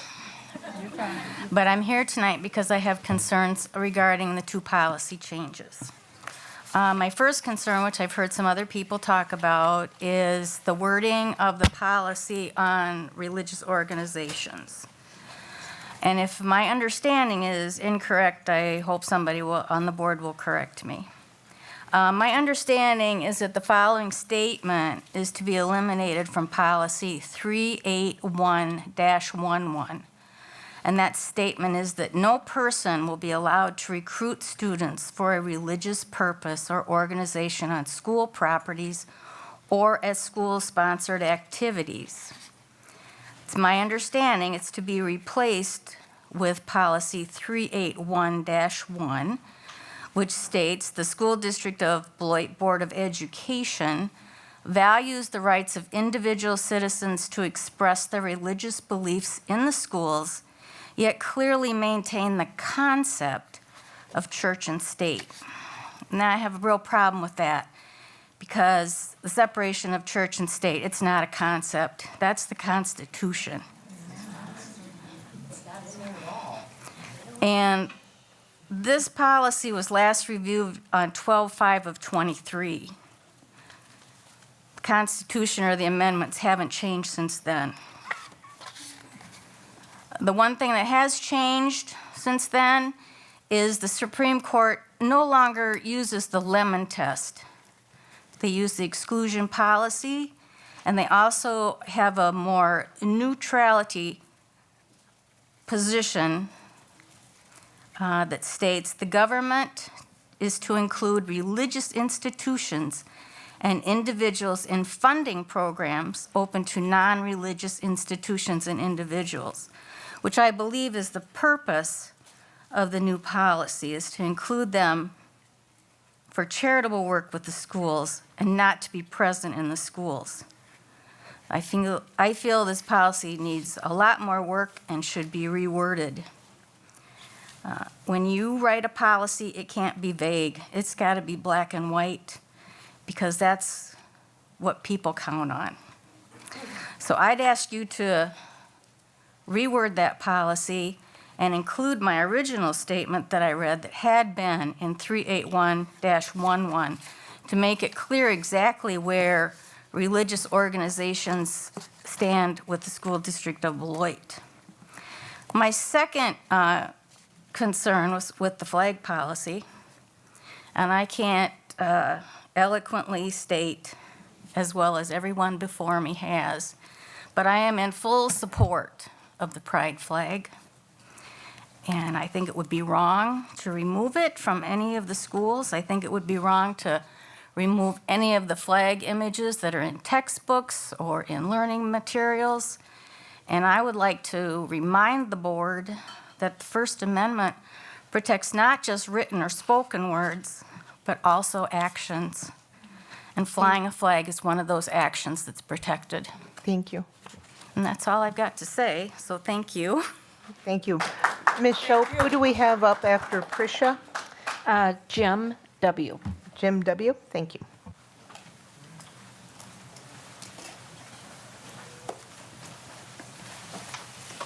Hi, good evening. Thank you so much for all the work that you do here. With regard to the flag, if the board has they have decisions to make. And so if you decide that, like Mark Spreitzer said, that it's an opinion flag and that it should be, there should be available to all people to be able to express their opinion. That is your choice. But then I also think that it's important to express other opinions too. So I don't see, it's just an opinion flag, right? That's all it is, it's a flag. Just like you want a flag, I think other flags should be available too, which is fine. It's your decision on what you want to do. Okay, so anyways, besides that, I'm here as a messenger. As a community member here, the community's concerned about discipline in our schools. And I was talking to someone who works at Hackett School. And she said that not too long ago, like within a few weeks here, the assistant principal and the principal was not in the building. And so there was a music teacher that had to be in charge, Mr. C, I'm going to say. And so apparently he was in charge of the school, and there were some discipline issues. And this music teacher wasn't not going to put up with disrespect that was going on in the school. And so he made some choices as far as how to handle it. Apparently the teachers were happy about that. Well, then an administrator came in. I'm going to call Mr. B. And he ended up scolding Mr. C because he was disciplining these naughty children, apparently. So that didn't go over real well, apparently, with the staff. So I want to let you know that this is what was happening. An administrator, a higher-up person, came in to a teacher and scolded him for just trying to discipline and maintain a good educational environment for the rest of the children. We're here for our children, okay? So anyways, that happened. I'm a messenger. The other thing is that you may be losing a couple kindergarten teachers at Hackett, too. Because apparently there's a couple paras who like to get on social media and blast them out and demean them and whatever. And those two kindergarten teachers were like, I don't need to put up with this. I'm out of here. We're going to be looking for other jobs. Okay? I'm just the messenger. That, to have paras that are, demeaning the teachers, it was sad for me to hear, but I think you need to know this stuff, that they want to leave, okay? So there's things that the discipline issue is important. We need to uphold it. The parents need to understand that they are responsible for their little children that they brought into this world. So they need to be responsible. Or somebody stand up, whether it be a grandparent, an aunt and uncle, or whatever. But they need to be responsible for that child that's in our public school system. It's not just our responsibilities or the teacher's responsibilities. It's their part of it. It's a triangle. Thank you. Okay? So thank you so much. Michelle, who do we have up after Jim W? Christian M. Thank you. I wish I was here today to talk about the hard decisions that must happen after our failed referendum and what we must do to prepare for the next one. Instead, I'm here tonight to speak against two policy proposals before you. The first would restrict which flags could be in our buildings and in our classrooms, and the second which would allow religious recruitment in our schools. Let me be clear. The flag policy, first and foremost, is an attack by this body on kids like I used to be. LGBTQ kids who are looking for acceptance and understanding. A sign that this district and this community cares about them. Once a year, the pride flag is that sign. The board president said in the policy committee to allow this flag would mean having to allow the Confederate flag. This is nonsense. The governor every year recognizes Pride Month with the pride flag, yet you don't hear people going into court saying that it's a hate flag's turn. The argument used in committee is not well-founded and exists solely to rationalize a policy rooted in dislike for people like me. Another policy tonight that will harm our kids is the policy to allow religious recruitment in schools. As a kid, I went to a public elementary school which allowed religious recruitment. A woman came every month from a local church and talked to us about the Bible when we'd normally have recess. And every month, we noticed that one of our classmates didn't join us. I remember sitting in the gym and us asking each other, where is she going? Another 8-year-old told me, oh, she's Jewish. The first time I'd ever heard that word. All I learned that word to mean was different. For the last week, I've been trying to remember that little girl's name.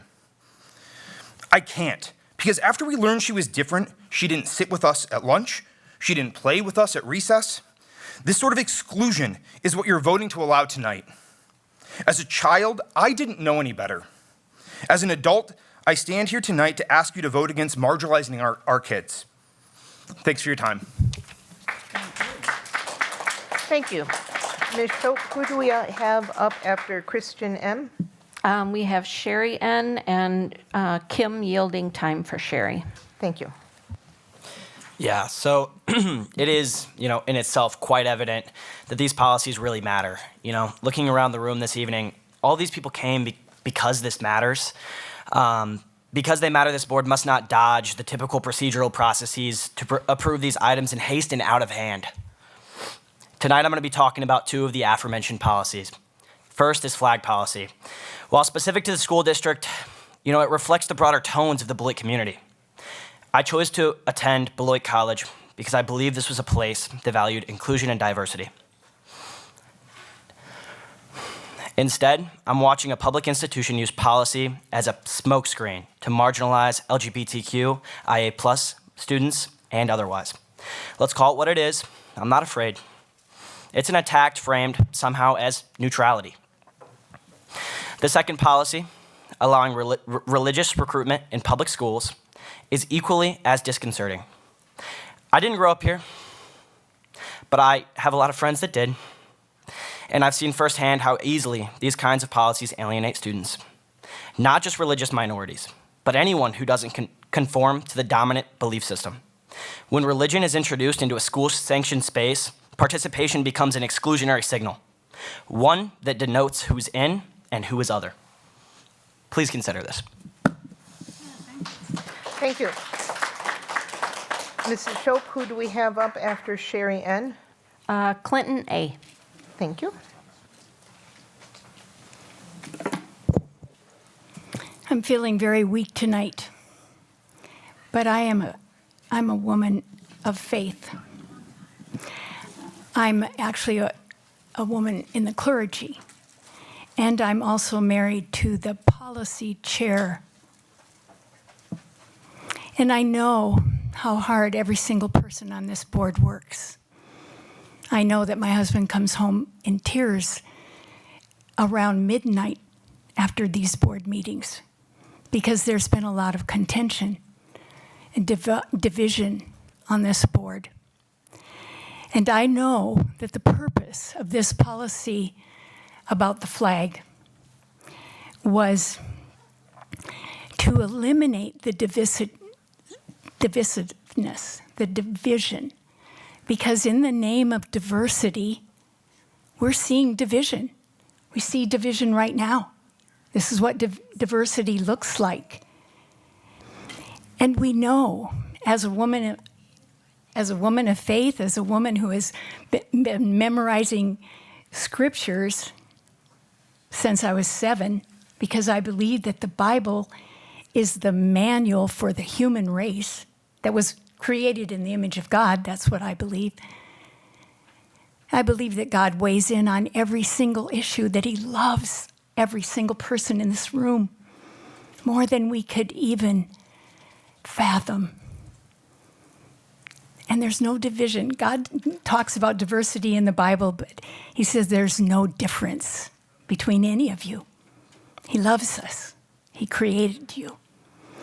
The purpose that I wanted to say tonight is that diversity, we're being told that diversity is our strength, and I challenge that because we know that a house divided against itself cannot stand. I know that.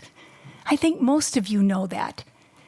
We know that unity is the goal, and unity is hard work. The purpose of this flag policy was to create a level playing field so that new board coming forward would be able to really concentrate and focus on the budget, on the hard choices that have to be made, on supporting the teachers, on seeing the scholastic achievement be raised, and to cut the budget. Man, that's a tough one. You've all talked about it, or many of you have talked about it. The purpose of the flag was simply to bring all of our students under the most inclusive flag in the world, because that's where our liberty, our true liberty and our freedom come from. And that's all that it was meant to do. It was never meant to hurt anybody. And the policy probably will be revised. And I think that I think it's marvelous that you all came out to tell us what you think, because that's what the board needs. The board needs support. Thank you for listening. Thank you. Mrs. Shope, who do we have after Clinton A? We have John Kay, and he's the last in-room person to speak. Thank you. Well, good evening. Let me start with saying I'm a proud alumni of this school district. I graduated in 2011. I'm very proud of that. It wouldn't have made me. I was made the person I am today because of this great school district. I just want everyone to know that. But I am deeply disappointed by the board's recent actions regarding the proposed flag policy. Limiting the display of flags to only the American flag and the Wisconsin flag with permission is not only a poorly written and short-sighted policy, it's a deliberate attempt to silence the visibility and expression within our schools. Let's be clear. This policy stems from the discomfort with the Progress Pride flag.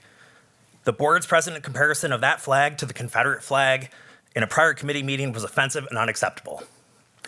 That comparison diminishes the harm of a symbol rooted in hate while mischaracterizing a symbol that represents inclusion, safety, and support for LGBTQ+ students. This policy would also ban foreign language flags and sports flags, further underscoring how out of touch and overreaching this measure is. It is a solution in search of a problem, and it sends a message that welcoming and affirming environments are not a priority for this school district and this school board. What's equally troubling is the process. Suspending readings and fast-tracking this vote is the kind of political theater I'd see up in Madison during my day job as a state representative. I didn't expect to see it here in Beloit. The lack of transparency and deliberation is a disservice to the community and to the students who are elected to serve. Instead of focusing on divisive and performative policies, I urge the board to redirect its energy towards real things that are facing our kids. Academic achievement, which I hear all of you claim that you care about. Equitable resources, and the success of every student, no matter who they are. I love this community, and I'm proud to be a graduate of the Beloit Public School System. I urge you all to do the right thing, reject this policy, and actually work on real issues that are facing our students. Thank you. Thank you.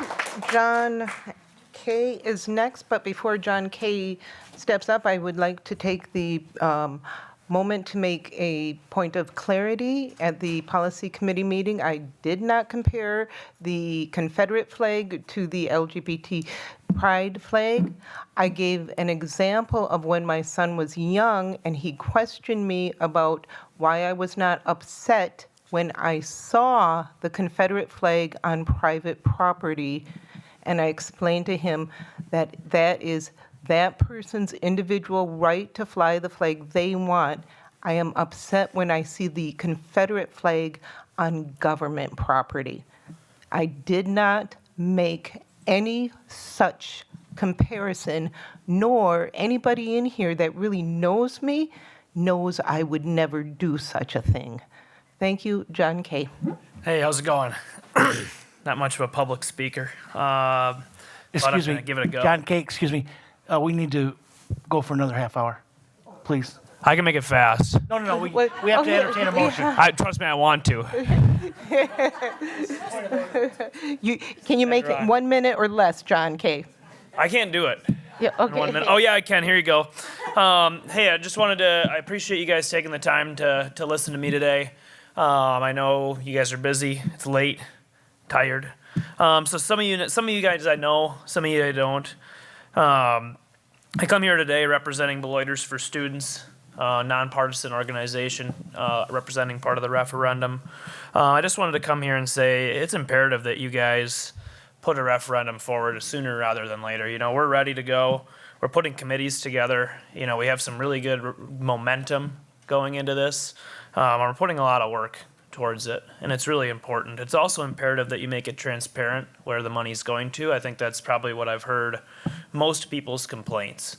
2 weeks ago, when the referendum failed, we learned that we would have major cuts in our district that inevitably will make it harder for our students and harder for our teachers and staff. And they deserve to be served in the correct way. So that's why I really want you guys to put that forward. Last year we lost by 20%. This year we almost won. You know, so that's a direct correlation with the efforts that our committee and you guys, you know, frankly put together. And I think that if we can do it again, I think we can get it to pass, which would help our students and help our staff.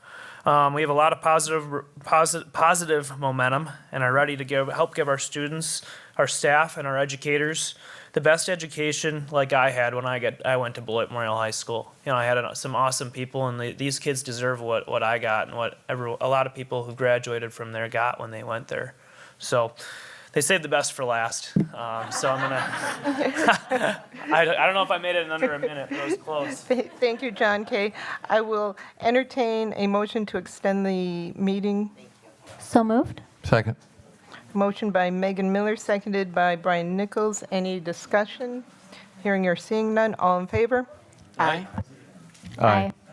Aye. Any opposed? Motion carries unanimously. Mrs. Shope, any emailed public comments? Yes, I have probably about 10. Thank you. Would you please, before you read each one, read the name of whom it's from, and remember each one gets 3 minutes as well. Yes. Thank you. Yes.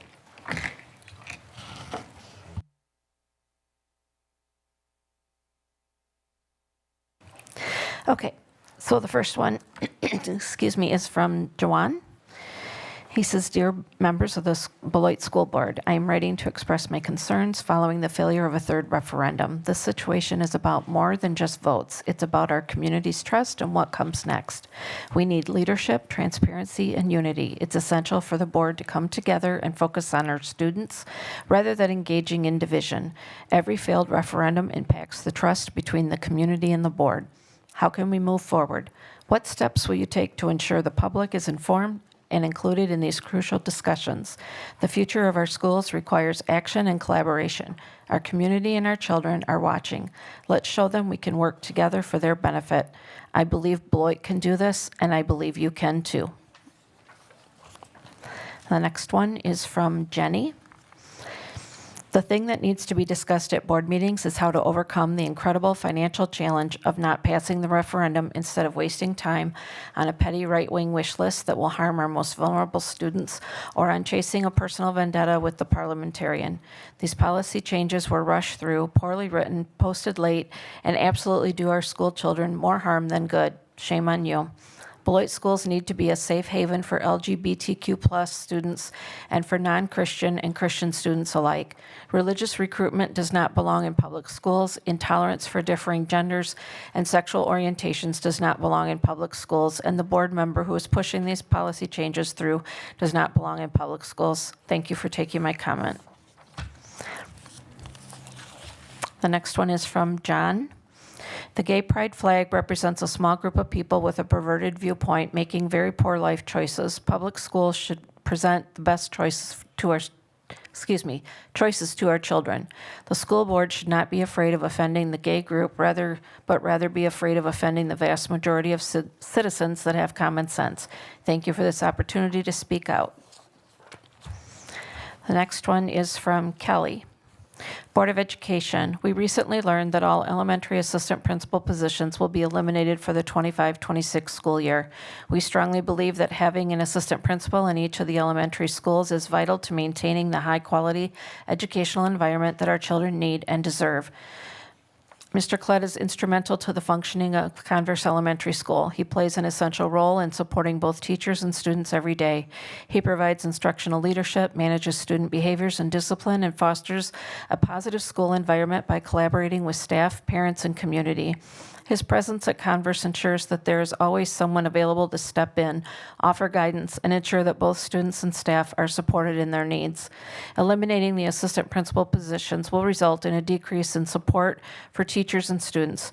This will negatively impact the overall educational experience at Converse Elementary School. The community and teaching staff have been clear that improving behaviors and learning outcomes needs to be the priority of the school district of Beloit. By eliminating the elementary assistant principal positions, the school district of Beloit is telling the community that their priorities are not valid or important. Please ensure that when determining which positions will be eliminated, we are asking the question, does the position directly work with students daily? If the answer to that question is no, those are the positions that should be looked at for elimination. Do not eliminate positions that directly impact and support students on a daily basis. Thank you for your time and consideration. And it was signed by several teachers at Converse: Kelly, Janine, Amy, Nicole, Jen, and Tammy. The next one is from Caitlin. Dear fellow Beloit alumni, past and present, as an alum of Beloit Memorial High School, I'm reaching out because I feel compelled to have my voice heard on a matter that deeply concerns me. I want to get right to the point. What is truly being achieved by dedicating so much energy to banning the pride flag? Are we allowing ourselves to be swept into divisive culture wars that serve only to fraction our communities? We are better than that. Like many young people, I faced challenges in high school, navigating trauma, identity, and the complexities of youth. What helped me through were the incredible teachers and fellow students who created a supportive and inclusive environment. The diversity within our school community was and continues to be one of our greatest strengths. My class recently had our 20th reunion. A common thread in all of our conversations was deep gratitude for the diversity we experienced and a shared sense that Beloit was truly special because of it. We need to embrace our strength. I ask you, why not continue supporting every student as they try to find their way in an already confusing world? Why not offer our young people the support and encouragement we were afforded at that age? When we remove symbols of inclusion like the pride flag, the message, intentional or not, is that certain identities are not welcome or worthy of celebration. That message is harmful, especially to young people who are still learning to accept themselves. Banning the pride flag does not protect anyone. It sends a message that some of us are not worthy of recognition or respect. That message is not only contrary to the deeply held American value of freedom of speech, it's hateful. More than that, it's performative. It accomplishes nothing positive. How embarrassing for us to fall into this culture war trap. Those of you in leadership hold a position of privilege and responsibility. I urge you to use that position to advocate for all our youth. Advocate for Beloit. Choose inclusion. Choose compassion. We are better than this.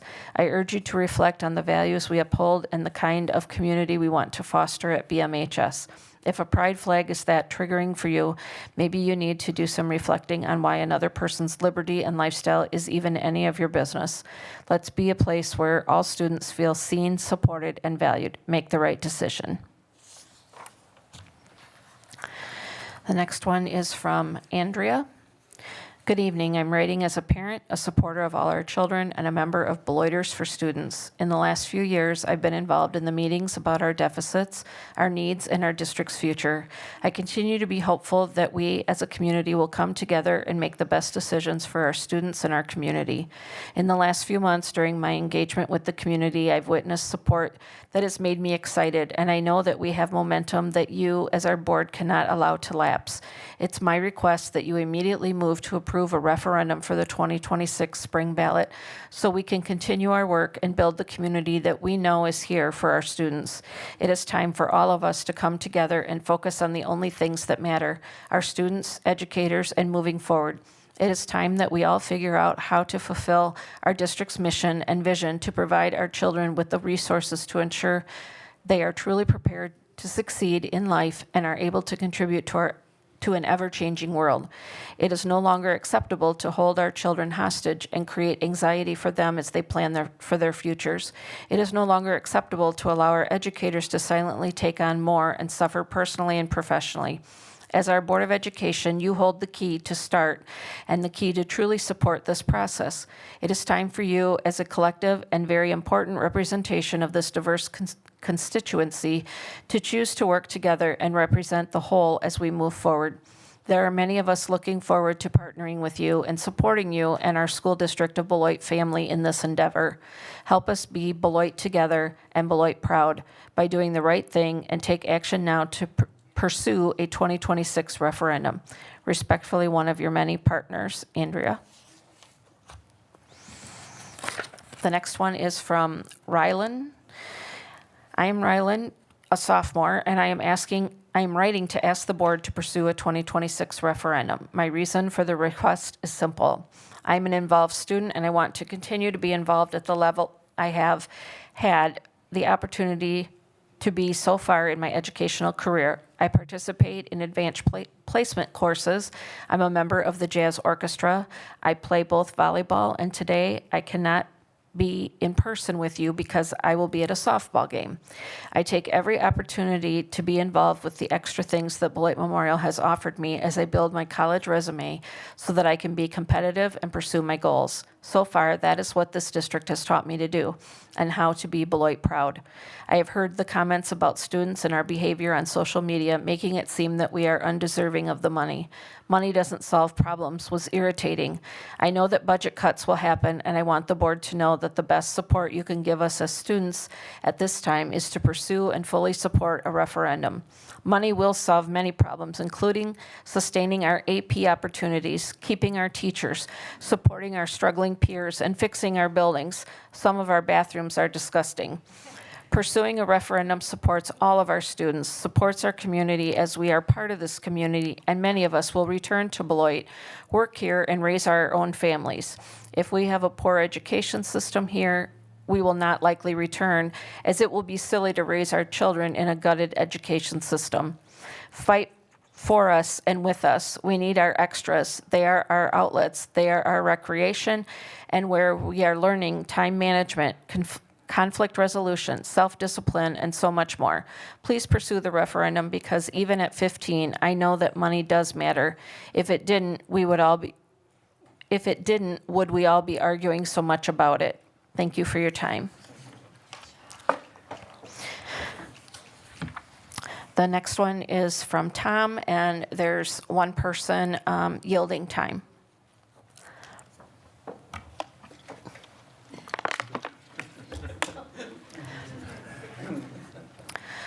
Board of Education, I am not able to be there in person tonight, but I still wanted to share these words with the board and the community, not to criticize or draw battle lines, but to speak from the perspective of someone who has been committed to public education and who still believes in what's possible when a board leads with courage, clarity, and conscience.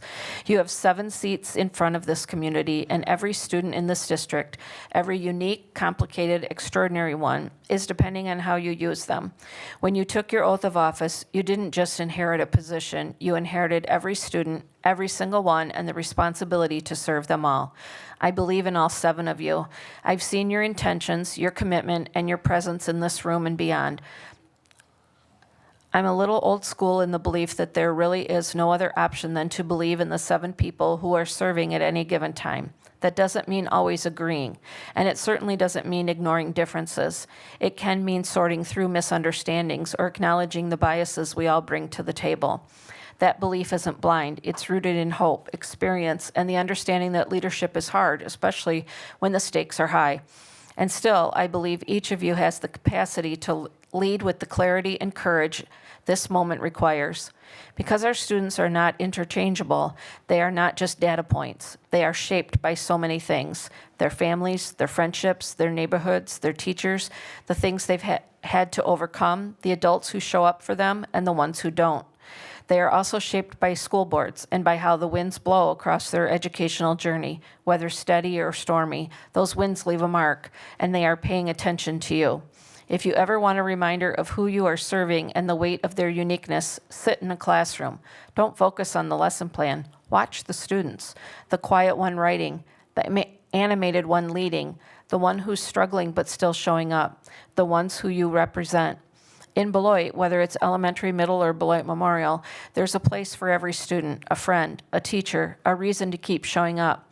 That's not wishful thinking. That's a truth so many have witnessed. Families come here because they've seen what it means to learn beside people with different histories, languages, lived experiences, and ways of seeing the world. In my opinion, that perspective alone puts Beloit students ahead because they walk into the world prepared, not just academically, but socially and emotionally, to connect, collaborate, and contribute in ways that some peers who've been sheltered from difference simply cannot.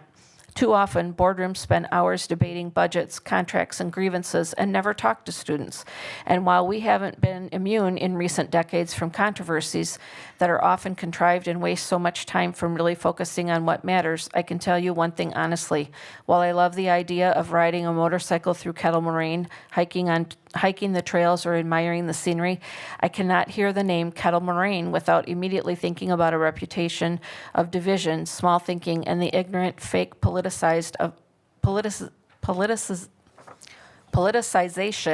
of non-issues in their schools.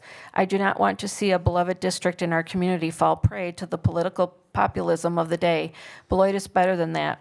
Last week's polity decision, rushed through without a full committee, marked a real shift. I don't believe anyone intended harm, but I do believe the process left out the very voices that give policy strength. The flag policy blurred the line between government speech and classroom expression, and yes, it's likely unconstitutional.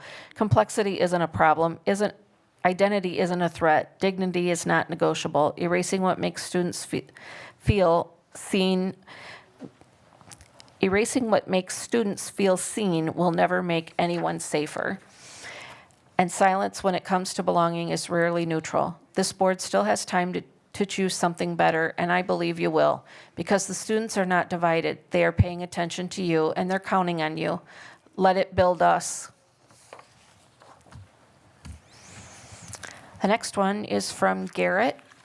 Dear board members, actually, I apologize. It's from Ashley. The email address says Garrett. Dear board members, my name is Ashley. I wrote to you guys in the beginning of the school year, and unfortunately, here we are again with the same issue at hand. Getting rid of assistant principals is not going to fix the issues at hand.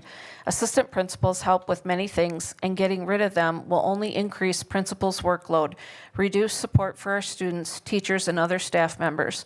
There are 10 assistant principals in the school district of Beloit. Jason Wilhelm, Benji Klett, Shamari Moore, Regina McAllister, Jennifer Papke, Stephanie Ford, Sanem Bertling, Ursula Etheridge, Christopher Whitney, and Brian Lundeen. These 10 individuals are more than assistant principals. They are students' safe place. Some students may not have a great at-home life and may look forward to seeing their assistant principal every day. Imagine what taking them away will do. You expect a principal to handle the emotional toll that will leave on a student? I'll give you a small example. Ryan Stengel is now principal at Fruzen Middle School. He was Converse Elementary assistant principal for years, but 2023-2024, he was the assistant principal and many other things. I am sure most of you all know my son, who was a student at Converse, Aiden Hansen, was killed September 2023. Mr. Stengel was more than an assistant principal that entire year. He was not only a source of support for the students and staff, but us, Aiden's family. In and outside of school, each and every assistant principal I listed is more than their title. Taking them away will not fix your issues at hand. It will increase them. For a school district to function effectively and support student success, it needs a combination of many resources, policies, and practices. This includes quality instruction, positive learning environments, and addressing students' social, emotions, and behavioral needs. Take assistant principals, counselors, and anyone else that is at risk of losing their titles will cause mayhem in each and every school. Some children cannot afford counselors. They get them at school, but taking them away is going to help them in which way? These individuals all have different titles, but they all want the same thing: for each and every student to be successful. You voting to take these very important people away is not in the best interest of our students. These individuals wake up every day, no matter what, to give our students what's needed to succeed. Taking them away is going to increase the workload to each principal, the teachers, etc. It's going to take resources away from our students who need them. If you truly have our students' best interest at heart, then please reconsider this. These individuals are very much needed. Thank you for taking the time once again to read and hear what I have to say. Next, I have one from Willow. My name is Willow. I've been a homeowner in Beloit for 4 years as of this April. I got my degree in political science from Beloit College, and I received my master's degree in educational leadership and policy analysis, with an emphasis on support for disabled students from UW-Madison. I want to share that I was heartbroken when the school referendum did not pass during the spring election. However, I will be looking forward to see what needs to be done to support our students and support the next referendum as well. Additionally, I want to add that I think the adjustment to the flag policy is at its center silly and poor usage of the board's time. The community of Beloit is looking to all of you to make sound, rational, and compassionate decisions about our beloved schools. Please avoid stirring up the community with these sorts of frivolous updates in the future. Warmly, Willow.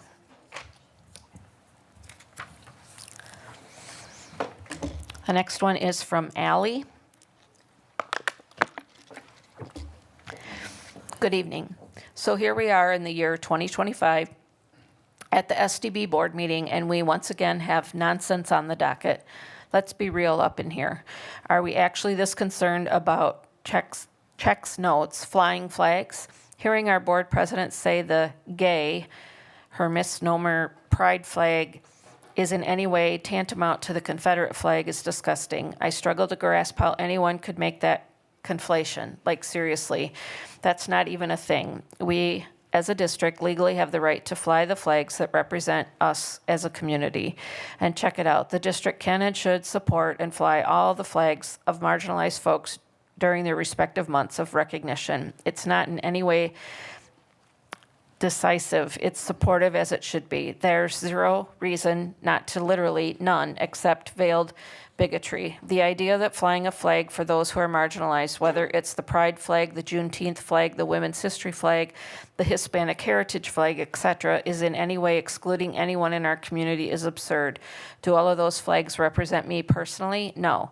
However, recognizing that we have a whole lot of unique and wonderful people in this melting pot that is Beloit, that deserve recognition and supports from the district and community as a whole seems pretty simple. And P.S., not a single Nazi or Confederate sympathizer deserves that recognition or those supports, and I cannot believe that I have to say that ridiculousness out loud or in a text, or any elected person could imply that they are remotely the same or deserve the same platform in our district. Now on to the other policy nonsense. No church or religious organization should be up in our schools, period, point blank. I don't care what people want to believe as far as faith goes, and if students feel the need to meet on that in their own time, so be it. However, there is zero space for those organizations to be in our public schools. If you want that, send your children to a parochial school and or serve on their boards. The school district of Beloit is not that place. I hope you understand, if the board goes forward with this, that it is unconstitutional in the moment a religious organization is present at either of my children's school or any SDB events. Lawsuits can and will happen. There's a reason for the separation of church and state. It's absolutely farcical to suggest any religious organization can present in our district for any reason. Are you comfortable with the Satanic Temple coming to our events? Who chooses which religions are allowed? The answer is nobody, because none of them should ever be present at any event in this district. I'd much rather the board be spending time actually working on the issues that are affecting our students and staff on the daily. There's a lot of work to be done, and wasting time on either of these laughable policy changes proposals is preposterous. In closing, I will not idly stand by and allow certain board members to try to exclude or closet our marginalized people or push the religious agenda on this community. If any board member is so short-sighted to believe simply supporting marginalized folks with a flag is actually hurting or excluding anyone, or that any religious organization deserves the presence or ability to recruit students in this district, I suggest you resign immediately. Seriously, do better, y'all. And then I have one that did not get printed. Sorry, bear with me quickly.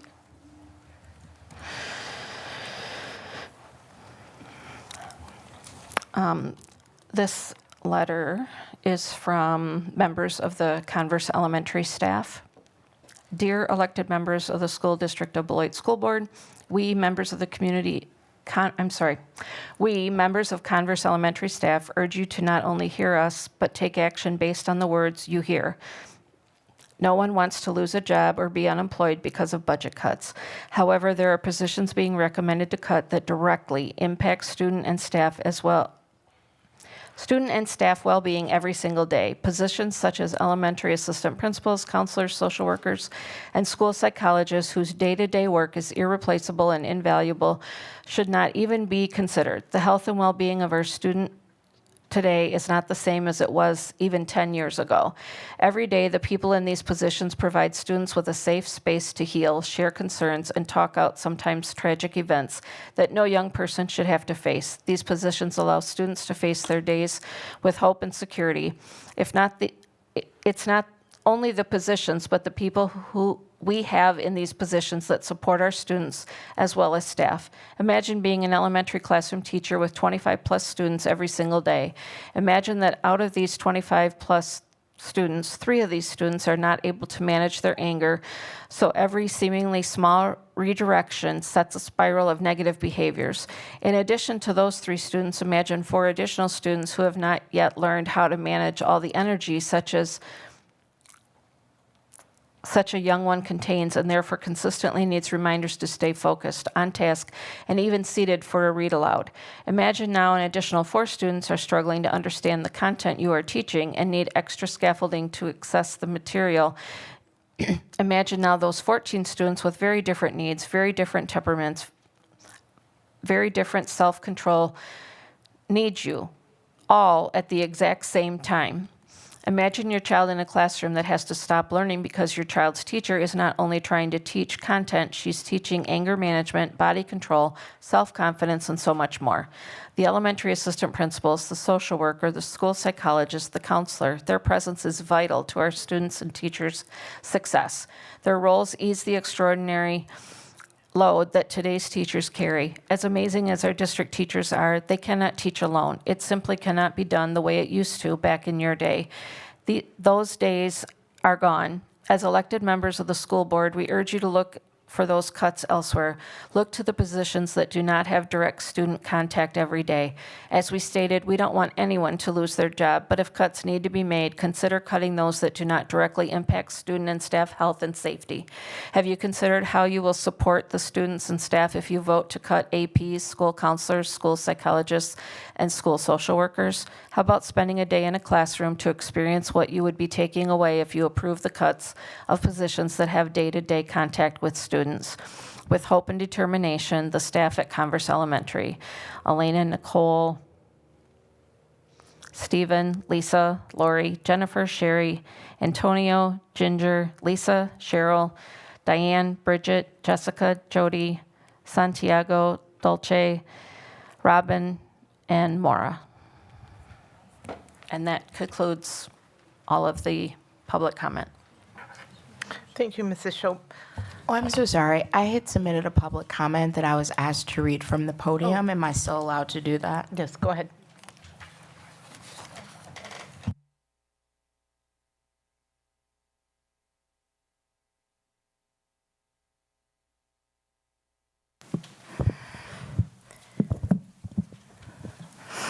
Thank you. This is actually an email that I sent to a colleague with respect to how our policy committee and scheduling is being run. Policy Chair Nichols, I'm reaching out to express my concern for the way you are scheduling our policy committee meetings. It is my understanding that weeks prior to the April meeting, Dr. Garrison asked if you were interested in pushing the policy meeting back 1 week to accommodate spring break, and you declined. Then at the last minute, you rescheduled the April meeting because you had new policies that you wanted to add to the agenda. The meeting was actually rescheduled twice.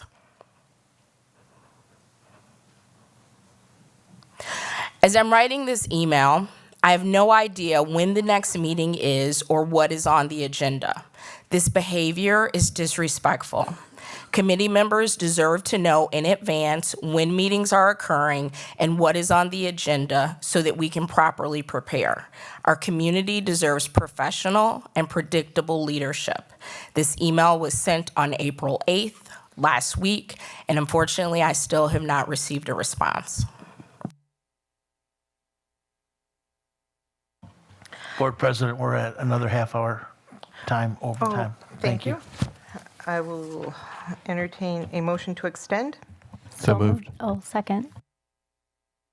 Motion by Brian Nichols, seconded by Megan Miller. Any discussion?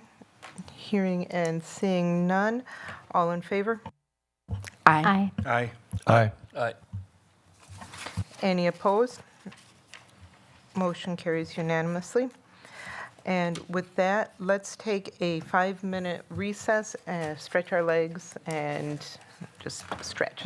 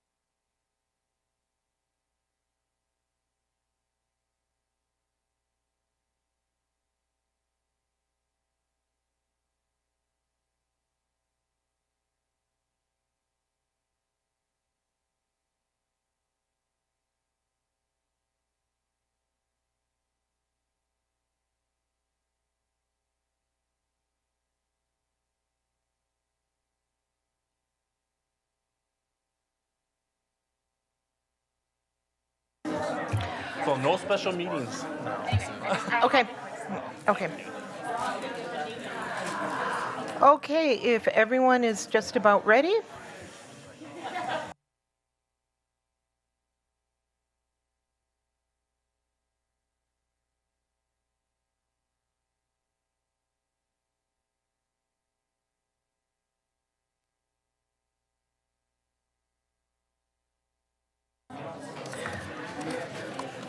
In the interest of time, I would entertain a motion to remove items 5A and B and 6A and B. We will bring those back at the next meeting if that works with Dr. Garrison's and the cabinet's schedule.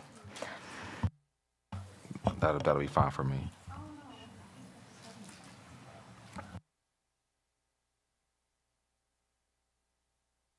Can you repeat those once again? 5A, 5B, 6A, 6B. I'll move to table items 5A and B and items 6A and 6B until another time. Thank you. We have a motion by Brian Second. Anderson, a second by Brian Nichols. Any discussion? Hearing none. All in favor? Oh, I'm sorry, my hand was raised. If we could just add that date, which I believe that would put us at May 6th, so it doesn't fall through the cracks, that'd be great. I accept that friendly amendment. And I'll second that friendly amendment. Go ahead. I have a question on 6A. Is Merrill people here and ready to go forward? Actually, they're not right now. Okay. Thank you. I didn't want to spin their wheels if they're here ready to go. Thank you. All in favor of the amendment of adding May 6th? Aye. Aye. Aye. Aye. Aye. Any opposed? All in favor of the motion to table? Aye. Aye. Aye. Aye. Aye. Motion's carried unanimously. That brings us to item 7.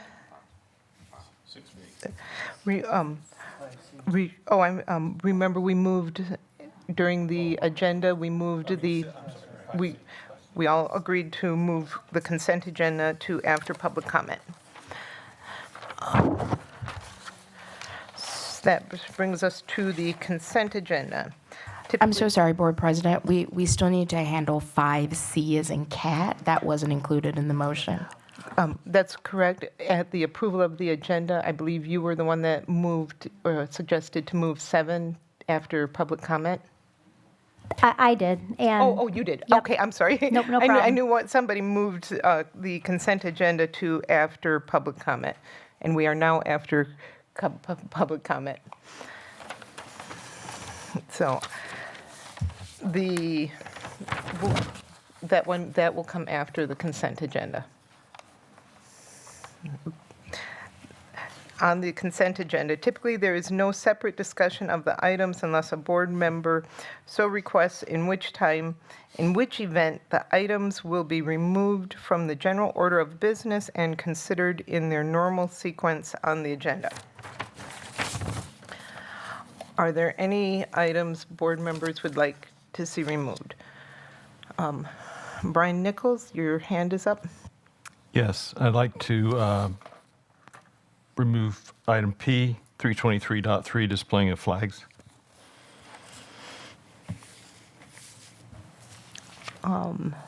Amy Levy, your hand is up.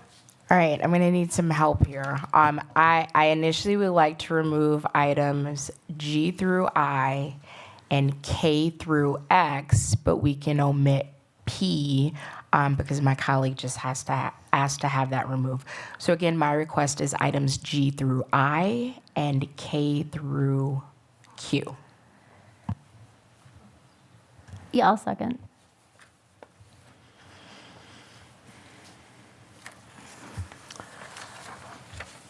Okay, any other requests to have items removed? Okay, I will entertain a motion then for approval of items A, B, C, D, E, F, J. And that's it? Point of clarification. The committee noted on the Chromebook purchase that it's 30 per school. And so I did change the motion to reflect that. So it's 150 Chromebooks, 30 for each of the 5 elementary schools, as was requested by the committee that met earlier this evening. So I just wanted to make sure people saw that and understood that. Okay, so the committee moved approval of that change and moved it forward. It made the motion clearer.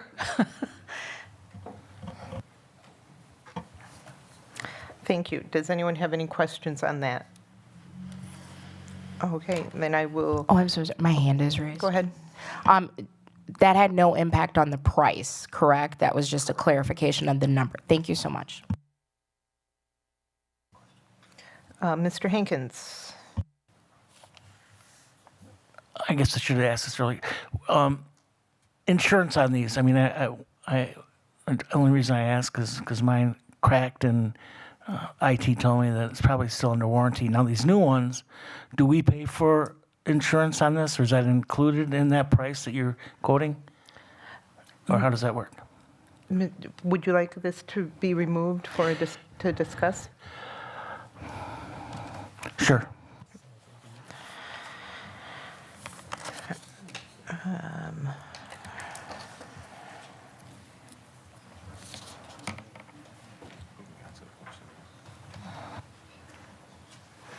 I mean, yes, not sure.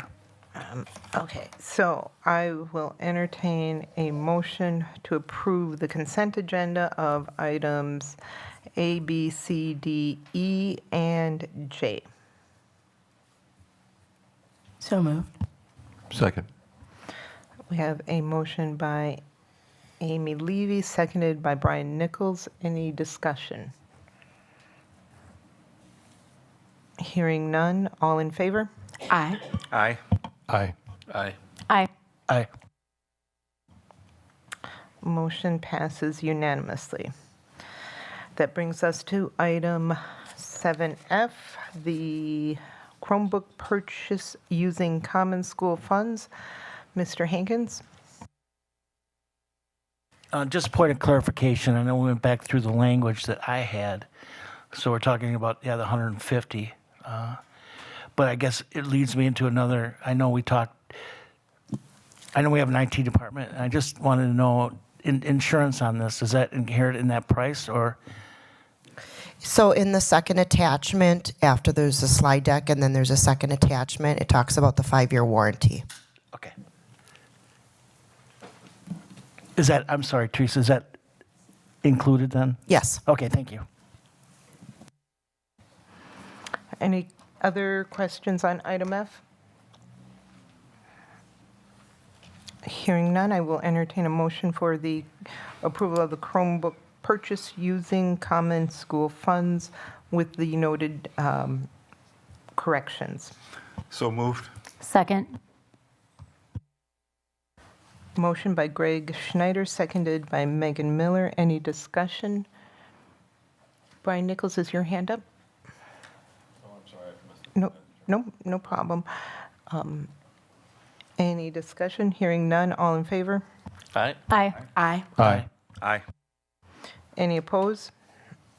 Motion carries unanimously. The next item is item G, policy 881.1, district booster clubs. Mrs. Levy. Thank you so much. So just a few questions. At the end of the second paragraph, it states that the booster club must follow all school district of Beloit policies, as well as the following. I am just proposing it. It seems kind of burdenous and and overdone to ask that they comply with all policies. I think it would make more sense to adhere to the policies that govern the work that they are doing. So I would recommend that we just simply say at the end of that sentence, must adhere to the following, and then go into the list of 1 through 4. Now, when you talk about the list of 1 through 4, number 1 says the State of Wisconsin Booster Club. It's a live link there. I'm not sure if there is a State of Wisconsin Booster Club, but if you click on that link, it takes you to Parent Booster USA. I have no reason to believe that that's sanctioned by the state of Wisconsin. I'm not sure what credentials this organization has. And again, if they have any link to the state of Wisconsin. So if someone could provide clarity for that. I have a couple other points. Do you want to take them one at a time? Do you want me to run through all of them and we circle back?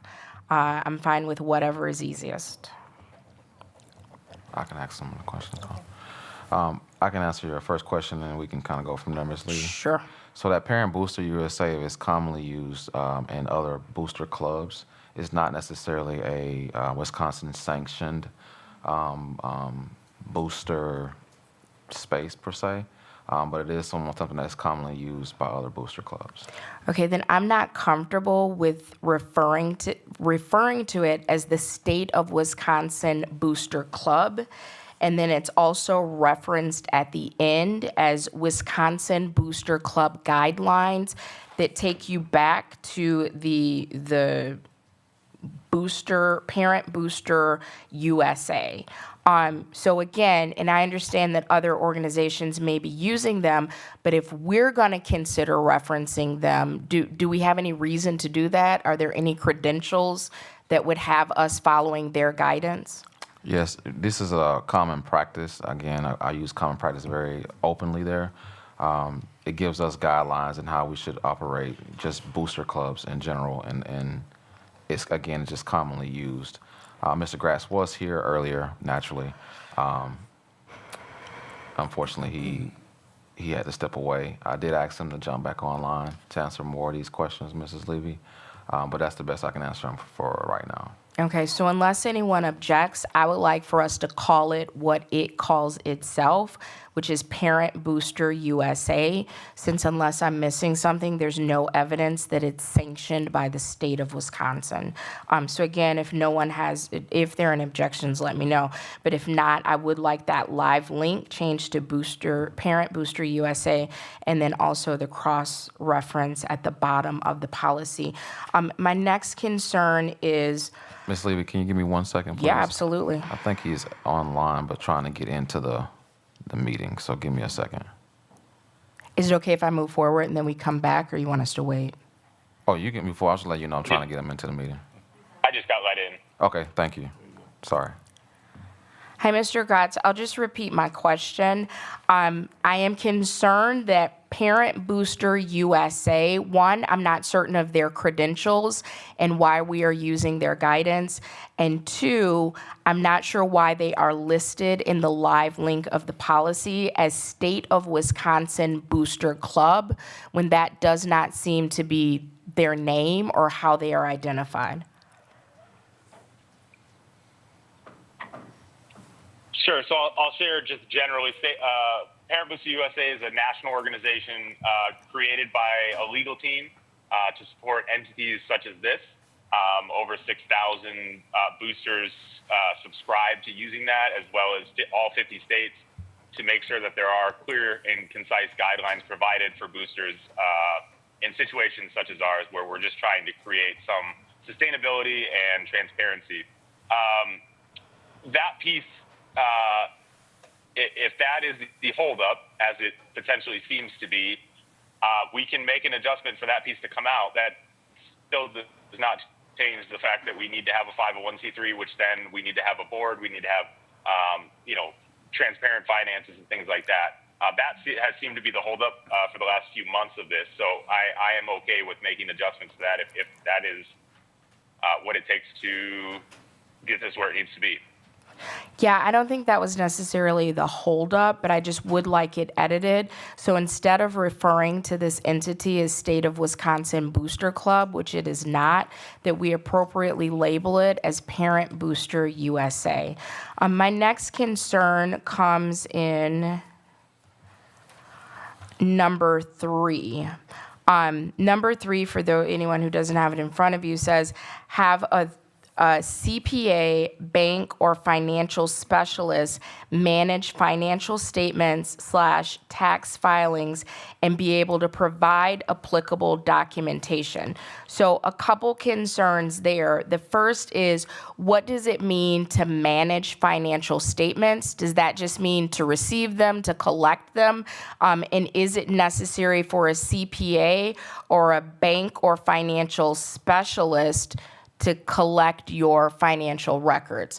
As Ms. Deanne noted, these are volunteers. So for example, if your booster club has a treasurer, this policy would not allow for the treasurer of the booster club to manage financial statements. And then the other concern that I'm having with number 3 is the vagueness and be able to provide applicable documentation. That's different than providing applicable information, and who exactly does that go to, and who determines if that is acceptable or not? Yeah, so the intent there is to essentially make sure that we're filing our taxes legally year to year. As a 501c3, there are mandates to being able to do that. And so that is the initial intent in doing that. We also want to make sure that as this group is operating as part of a public entity, while separate, they are operating on our grounds, they are utilizing our facilities. We want to make sure that those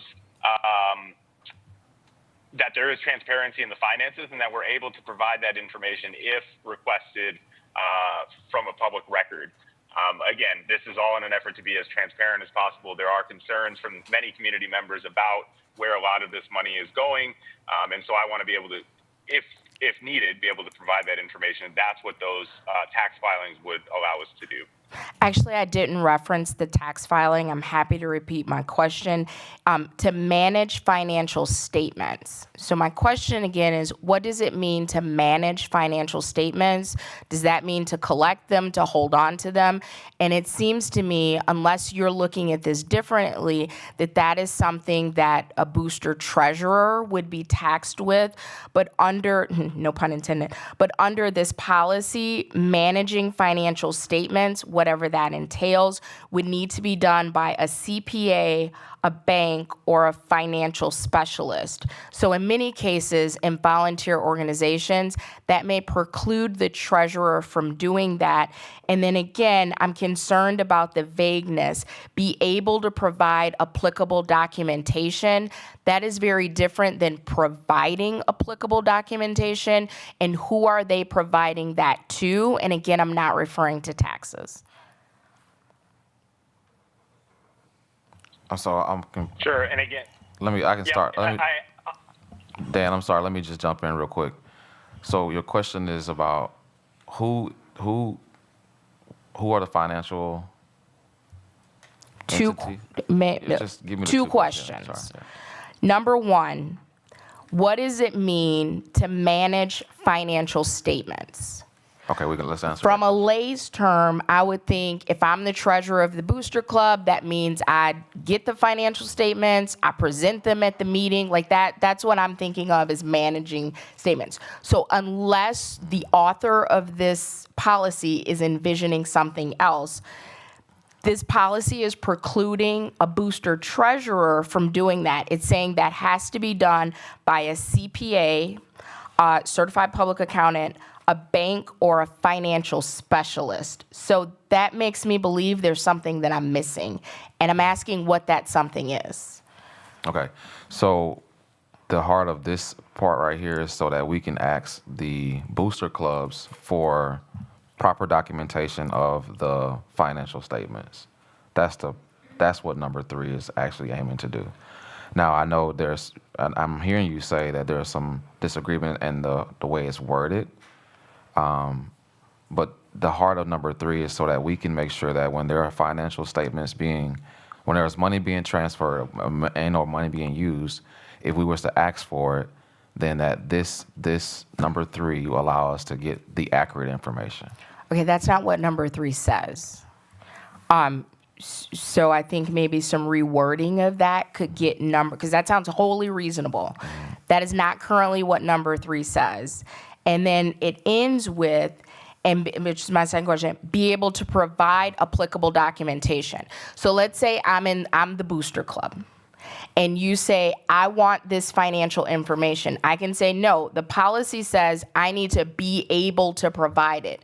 It doesn't say that I need to provide it. It doesn't say when I need to provide it, and it doesn't say who I'm providing it to.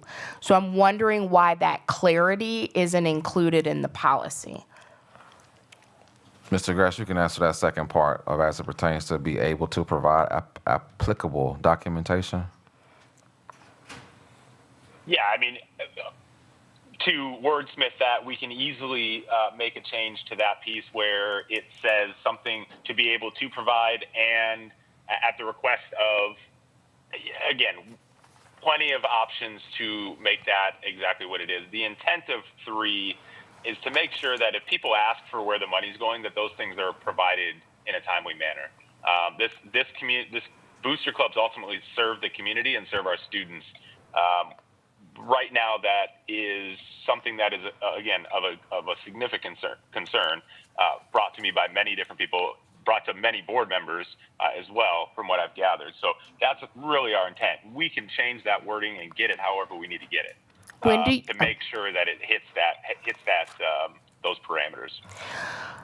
So this is part of my concern. Policy needs to be precise. And passing vague policies is not helpful. So when do you envision that wordsmithing, that language changing to happen? Are we doing that right now? Because as this is listed, the proposal, which still needs a motion from the floor this evening, is to waive first reading, and this would be final. So when do you envision that wordsmithing happening? It sounds as though you might have a good idea of what that could sound like based on, I think, what we're asking. So it could literally happen now. We can go back. This can be first reading. We can come back to it. Again, input, making it right, getting it clear and concise is important, I think, to both of us. So I want to make sure that we have it right before we ask our booster clubs to follow it. Yeah, I don't have an idea of how that should read, but I definitely think that it needs to be clear. So if we can put a pin in that. My next concern is if we move to 4, no organizational bylaw changes if the booster club is, and there are 2 conditions. 1, no longer operational, or 2, no longer approved for operation with the school district of Beloit. My concern there is if they're no longer approved to work with the school district of Beloit, it's really not our concern what their bylaw says, because we have severed that connection at that point. If we circle back to 1, they're no longer operational, we may find ourselves with a situation, I believe we have 6 booster clubs, where in order for them to be operational, they need to make a change to their bylaws, and the way this current policy is written would preclude them from doing that. So I'm wondering why that language was selected. Yeah, absolutely. So that's a really big one. A lot of times, if we were to say, hey, Booster Club A, you're no longer able to work on, you're not following these policies. However, in your last years of operation here on our campus, you've raised $20,000, and they say, hey, we're going to take that $20,000, change the bylaws, be able to distribute that amongst ourselves, and that's the end of this booster. So we want to make sure that there's policy in place to make sure that ultimately the money raised for our students by our community is given directly back to those students. And again, finding the language to make that happen is going to be important, absolutely necessary in this policy, finding the language to get it right. I would invite you, again, to assist us with that. I'm in agreement with this statement that we do want the profits to come back to us. this is the way we decided to write it. I think it does capture what we're trying to get at. We just don't want the profits of a said booster club that's no longer working with us to go back to whomever is in that booster club. It should come back to us as it pertains to working with our students and our athletics or whomever. So that's kind of what this is a pretty big one here, Mrs. Levy. Sorry. Well, and in conjunction with that, this policy does not state the desire you just listed. If we go back to number 4, have written organizational bylaws stating that 100% of profits shall be issued directly to the group or groups the booster club is/was supporting. There is no exclusivity in there that those groups or clubs have to have anything to do with the school district of Beloit. So again, the way this policy is written, unfortunately, is not achieving any of the things that you're listing now that you want to be achieved. This just says that 100% of the money goes to the group or groups the booster club is or was supporting, but this policy says nothing about that group or club needs to be associated or contained within the school district of Beloit. Before you answer, Dr. Garrison, I will entertain a motion to extend the meeting 30 minutes. So moved. I'll second. Motion by Brian Nichols, seconded by Megan Miller. All in favor? Aye. Aye. Aye. Any opposed? Motion carries unanimously. So to piggyback, the title of this is District Booster Clubs. So when your statement around this not going back to our district booster clubs, I'm a little confused on that space. Let me attempt to bring some clarity, not a guarantee, but an attempt. This policy is absolutely, the title is District Booster Clubs. This policy does not specify what groups or type of groups that booster clubs can support. So if they are sanctioned by the school district, that makes them a district booster club. But this just says that 100% of the profits needs to go to the group or groups the booster club is/was supporting. That doesn't specify that the group needs to be associated or contained within the school district of Beloit. Does that make sense?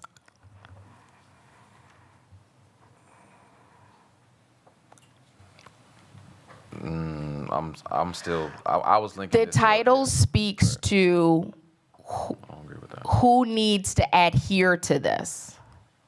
That has nothing to do with who the entities that adhere to this policy are obligated to support. So again, the title is District Booster Clubs. So that's who falls under this policy. But there is no specification or restrictions on who district booster clubs can support.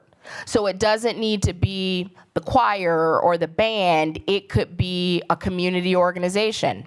That's not excluded in this policy. So again, if that is the intent you want it to achieve, that is not currently being reached with the language that's in this policy. Should I continue? My hope would be, I think you have a lot of good points made. I believe that I've gotten to know you. You have a lot of ties to this district in many different capacities, that you would also support the transparency that we're attempting to create with this policy.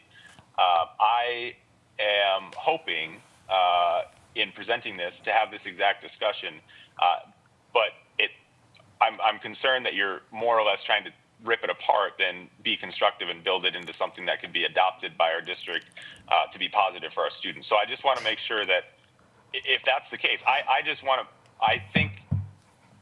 think you have some good ideas that I would like to hear of how we could shape the wording to make it fit what we're attempting to make it fit.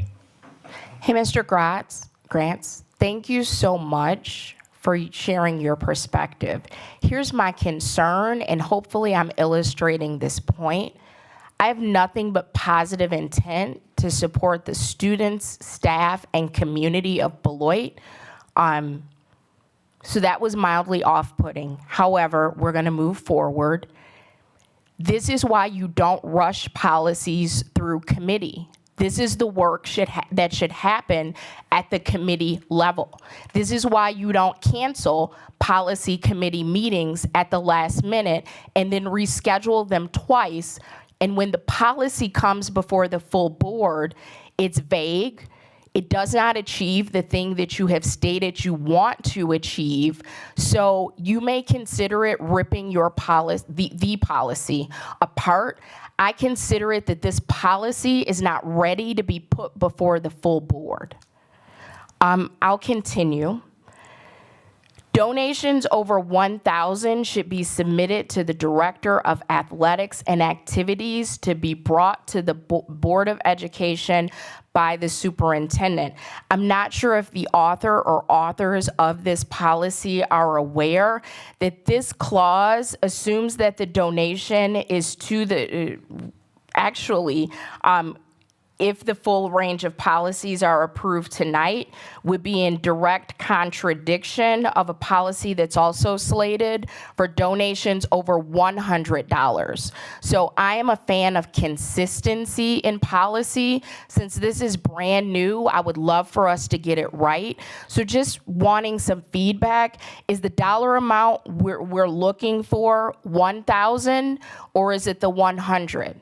And if it is the 1,000, which is included in this policy, is there a reason it's changed? And so it would be a contradiction if the other policy on the docket is approved this evening. Well, you're right about that policy being, as it was written at this time, of course, being the $1,000. If this changes to the $100, then we would have to go back and change this statement to say donations of over $100 should be submitted, which, again, is correct with what you're stating, Mrs. Levy. My other concern with this policy, not even a concern, just a question. It says that is proposed for deletion. The following list are requirements in the state of Wisconsin for all booster clubs. One, we've already covered this. The state of Wisconsin does not issue guidelines for booster clubs. So I believe that you want to reference the Parent Booster USA. And if yes, that should be edited. But I'm wondering why those 6 items are slated for deletion, because I would think this is something that we want to have happen in the booster club policy. 1, elect officers annually. 2, complete a donation form. 3, be aware of Title IX. 4, notify the Athletics and Activities Office about special events.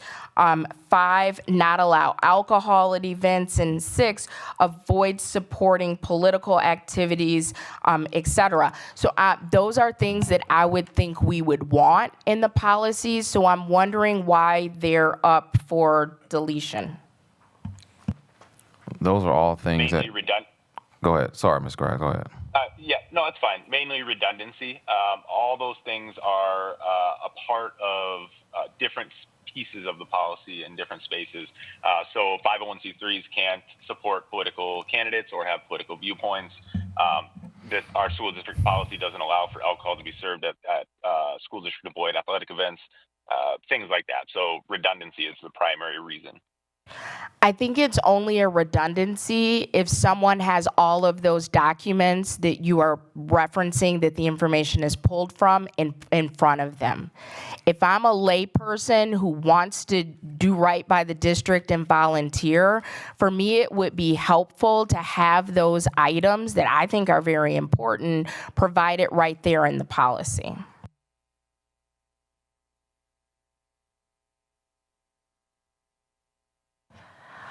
Mr. Schneider, your hand is up. Yeah, I guess as I read through the policy, I looked at a number of the other things that Mrs. Levy pointed out, or Board Member Levy.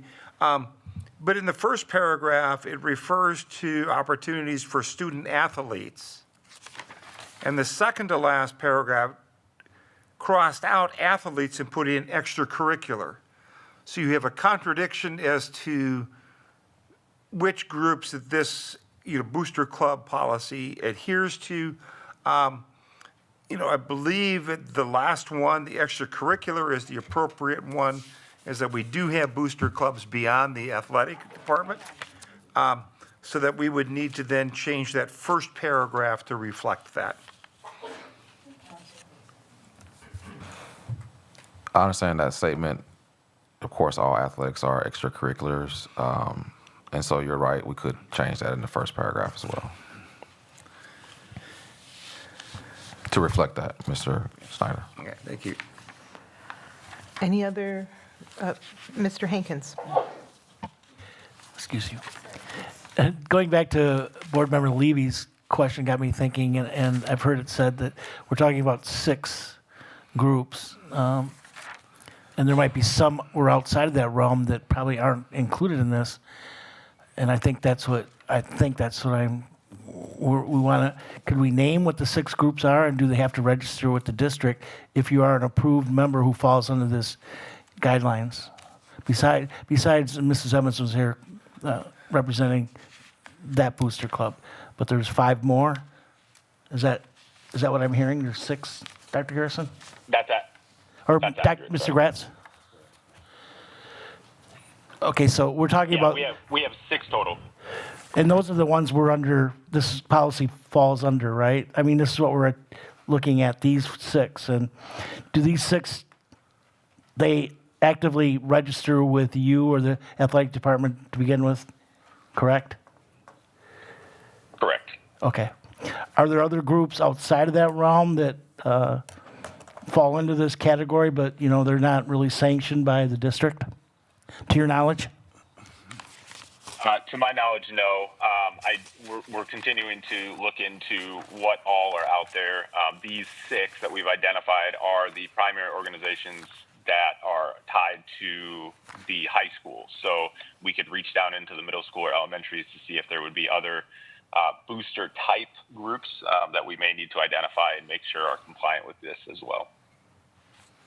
Okay, thank you. Any other board questions? Mrs. Levy? Oh, I have done a lot, and I just have a little bit left, but Board Member Megan Miller was ahead of me. Thank you. Oh, I'm sorry, I did not see her hand. Mrs. Miller? Sure, and this isn't in the spirit of shutting down any other things we have to contribute. I was just wondering if there could be a suggestion made to, it sounds like lots of good ideas. Is this something where we could just maybe make a motion to send this back to the policy committee, develop fully to kind of reflect the spirit of the discussion? I'm just asking policy committee members if there's and Mr. Gratz if there's an interest in that, just so we can get it resolved. May I go ahead? Thank you, Board Member Miller. I think my suggestion was that we move this back to the policy committee meeting for May 6th. The next one? Yes, the next one. I don't have my calendar up. May 6th? May 7th? Okay, May 6th is a regular board meeting. So I would make a motion that we move this back. Make a motion that we move policy 881.1 district booster clubs back to the policy committee for further discussion and clarification with Mr. Gratz's help.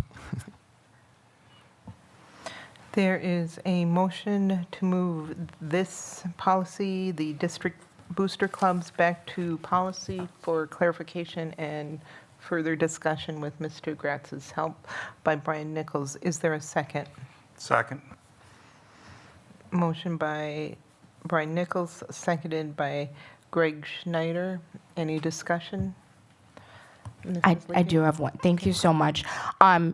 Just a question, because I am in support of moving this back to policy, but I want us to be as productive as possible so we don't have to rip a policy apart again at a regular board meeting. Could you name those 6 booster clubs and just confirm that all of them had a chance to review this policy and any input that they wanted to provide, that has happened? Or if it has not happened, please make them, please have that for the May, I believe it's May 6th, correct me if I'm wrong. 7th, thank you so much. The May 7th policy meeting so that we can be productive. So starting with, could you name those so I can jot them down and then confirm that they have either received this policy and gave the feedback they want, or they will have had an opportunity to do that by May 7th?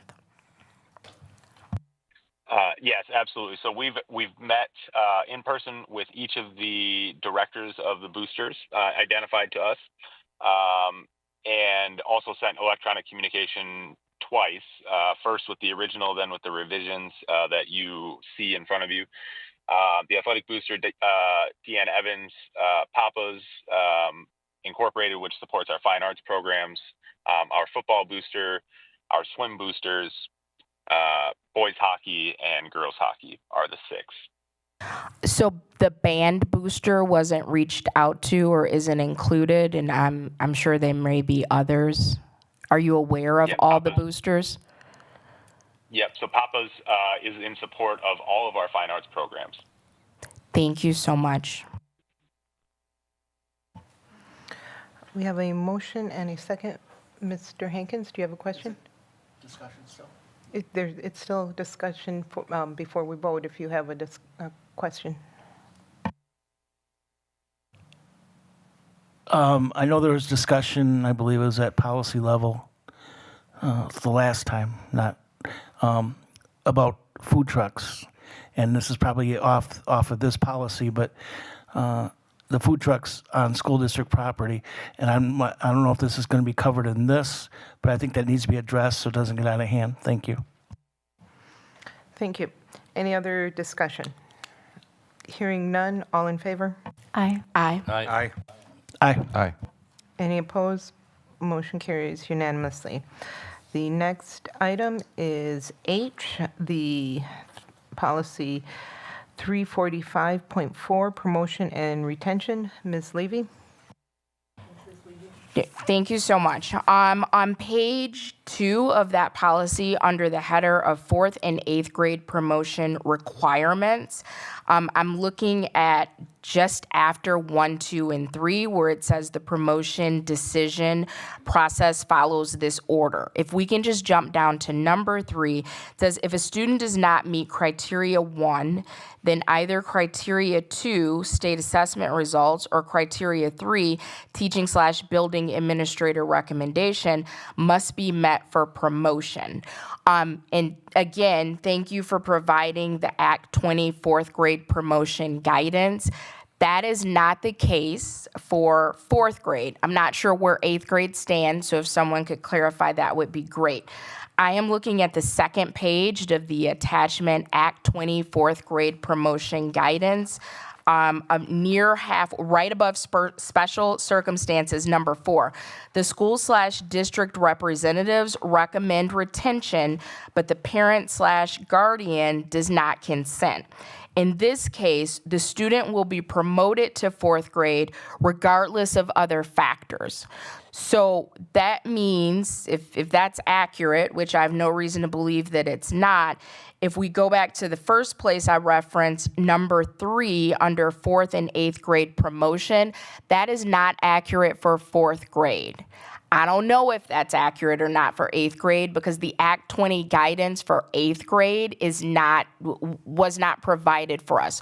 So if someone could provide clarification, and we probably need to separate those out or to put a note that this does not apply for 4th grade promotion. Is there a preference?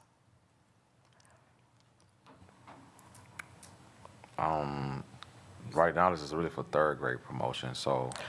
Promotion to 4th grade, right? To 4th grade, correct. Right. So as the policy stands on that second page, the header says 4th and 8th grade promotion requirements. And the very last item before retention says if a student does not meet criteria 1, then either criteria 2 or criteria 3 must be met for promotion. That is not accurate for 4th grade promotion if the information provided in the Act 20 4th grade promotion guidance is accurate. So we either need to separate those out because that clause does not apply for both 4th and 8th grade promotion, or we need to make a note so people are clear that there is a difference for 4th grade promotion. Does that make sense? It does. I can see the heart of what you're trying to get at. We just want to make sure it's clear, that's all. So, No, the heart is it's currently inaccurate, not just unclear. It's inaccurate if the I'm sorry. No. This is for 4th grade. 3rd grade to 4th grade promotion, right? That's what. correct. And the header says 4th and 8th grade promotion requirements. I don't know what the Act 20 recommendations for 8th grade promotions are, and they weren't provided. So I'm going to assume the policy is accurate because I don't have any evidence to believe it's not. But I know it's not accurate if the information provided is correct for 4th grade promotion, because even if the criteria are not met for 4th grade promotion, the Act 20 guidance that was included says the parent can say, no, thank you for your recommendation, but my child is going to 4th grade, and that's the end of the discussion. That's not what the policy says currently. Well, it says 4th to 5th grade or 8th to 9th grade must meet at least one of the following criteria. Is that, I'm not on the same spot you're on? I don't know where you are, but I will show you where I am. I'm on page 2. The second bolded header says 4th and 8th grade promotion requirements. Correct. And if you, I'm sorry, go ahead. you're okay. If you look at the last one, number 3, right above retention, it says, so this is both for 4th and 8th grade promotion, correct? We can clarify for you. The floor is yours. First of all, Act 20 only goes up through 3rd grade, just so you know. There were just Like, just to previous, clarify. there's previous state statutes about 4th and 8th grade, and those statutes are still present.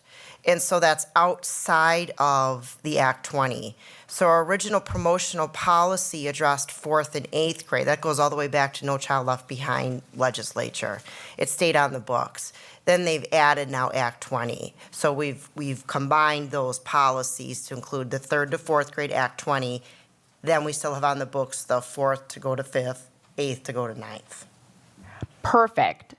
Good. So 3rd to 4th grade promotion is covered by Act 20. Correct. And I'm paraphrasing, but the document that was provided says if there is a recommendation to retain my child in 3rd grade and not promote my child to 4th grade, the parent has the final say. Yes. No, thank you, my child's going to 4th grade. Yes. That is not what is currently listed in the policy. Okay. On page 2, under the header of 4th and 8th grade promotion requirements, it says if a student does not meet criteria 1, then either criteria 2 or criteria 3 must be met for promotion.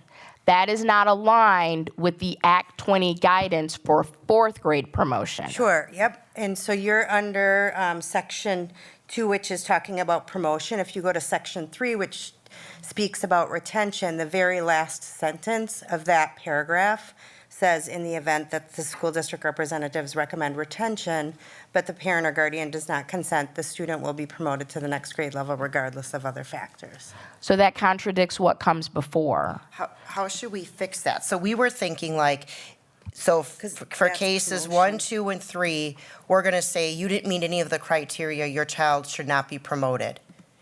That's where we end, right? And then on the parent end, they say, well, thank you, we don't agree with that. We're going to move our child on. And that's the Section 3 of retention. So how do we make it clearer? Well, let me ask you a question. Okay. Okay, so the guidance for Act 20 that was provided, is that from when your child enters school up through fourth grade promotion, or is it just the window of third grade to fourth grade promotion?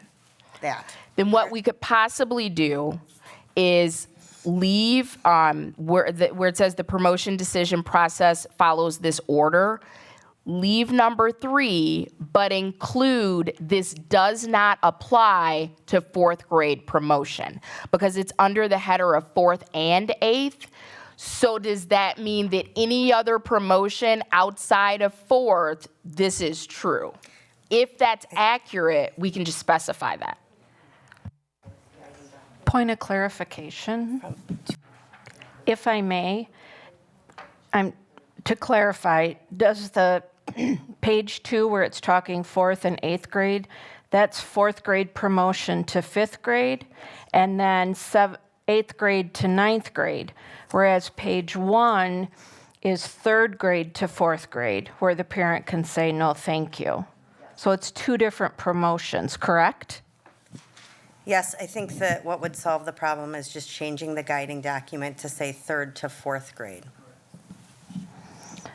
So where Board Member Levy is looking No, not in at, policy at all. I'm talking about our guiding document that we provided. right, but she's looking at policy, and where she's looking at fourth to eighth grade, that's fourth graders being promoted to fifth grade, not the third graders being promoted to fourth Correct. grade. It's 3 So separate those are grades. 2 different Third promotions. to fourth, fourth to fifth, We eighth understand. to ninth. Okay. See the way Excuse me, Yeah. I'm sorry. It is 10:30. I will entertain a motion to extend the meeting 30 minutes. So moved. Second. Oh, go ahead, Greg. Motion by Brian Nichols, seconded by Greg Schneider. Any discussion? All in favor? Aye. Aye. Aye. Aye. Any opposed? No. Motion carries 6-1. Yes, I was voting in the negative.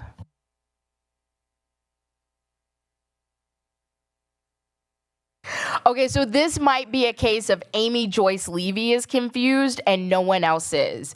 Because when I read fourth and eighth grade promotion, I'm thinking from third to fourth and from seventh to eighth. But you're saying that's not what that means. Okay, then this might even be even simpler. We just say that this is promotion from third to fourth and eighth to ninth. Because that way, the Act 20 guidance for fourth grade promotion, which is third to fourth, doesn't conflict with the policy. Okay, so I think we can clarify the guiding document to say third to fourth grade promotion, which is not policy, so we can do that on our own. That's an administrative reg. We can then just change the fourth and eighth grade promotion requirements to say fourth to fifth and eighth to ninth grade. Yep. And it says it in the description right It underneath the does, title. but to be clear. Yeah, we can do that. Perfect. Thank you so much. You're welcome. And then a suggestion that we neglected to do that we should, and that is that the policy goes into effect July 2025, because that's when, by state statute, we needed to have it adopted by, so then it'll go into effect in July for that next school year. If we're okay with that. I don't know if someone has to vote for that. Yeah, I would, edit. Okay. if we do, I'd happy make a motion to amend, and thank you for clarifying all the things. Yep. Do we need the motion, Board President? Yes, Johnson? please. Cool. I move to amend, hold on, I just lost the policy number. I move to amend policy, I move to approve an amendment of 345.4 to just include that it goes into effect July 1, 2025. Before there's a second, are you also going with the recommended language to waive first reading? Oh, so I mean, I don't know that there's urgency to waive the first reading since it doesn't go into effect until July 1st. So I guess just to clarify, the intent of my motion was to move it forward for approval to next reading. So let me include that language with the amendment of including the July 1, 2025 effect date. Second.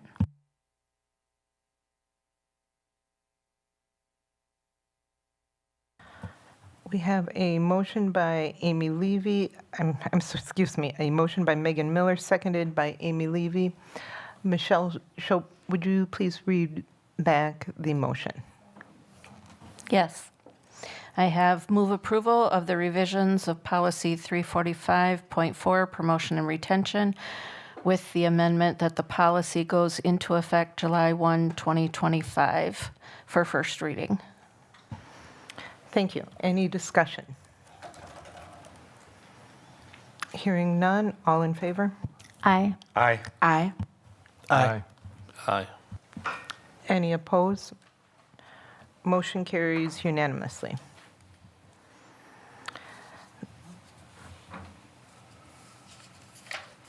The next up is K, the policy 141.1 board officer elect. Actually, I is next. Oh, excuse me. Thank That's you. okay. Next up is I, policy 345.4, Rule 1, promotion criteria. And actually, I think this will be very brief. The only reason I pulled them off together is a change was made in one. It may impact the other. Unless there are any objections, I'm completely fine with retiring this policy. Don't want to cut off. All right. I move retirement of policy 345.4, Rule 1, promotion criteria. Second? Motion for approval of retirement of 345.4 Rule 1 promotion criteria by Amy Levy, seconded by Brian Nichols. Any discussion? Point of clarification on the motion, is that for first reading or waiving first reading and moving to to final reading? Thank you for the question. Just for consistency, since the first policy is going to second reading, I think it would make sense to do the same for this one. Okay, thank you. Any other discussion? Hearing none, all in favor? Aye. Aye. Aye. Aye. Any opposed? Motion carries unanimously. Next item is item K, policy 141.1, board officer elections. Amy Levy.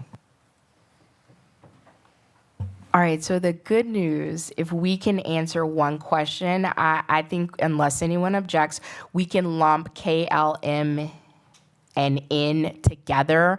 My one question is, what is the rationale for eliminating the parliamentarian position? The purpose of eliminating the position, it's not so much that we are eliminating the position, we are separating it from a sitting board member. In a discussion I had with Ross Miller, the WASB Executive Director, and with Board Attorney Doug Whitty, they both told me that it is in poor practice to have a sitting board member serve as parliamentarian. Doesn't matter who the board member is, just that it's poor practice because it introduces a level of bias into the discussion and the procedures.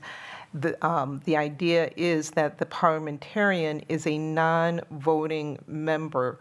If somebody wants to be a board member and not vote, but then there's the issue of that they're by state statute expected to vote. So there are different issues there. It's nothing other than just having good practices in our board governance. I love that clarification so much. And side note, Dan Rossmiller is amazing.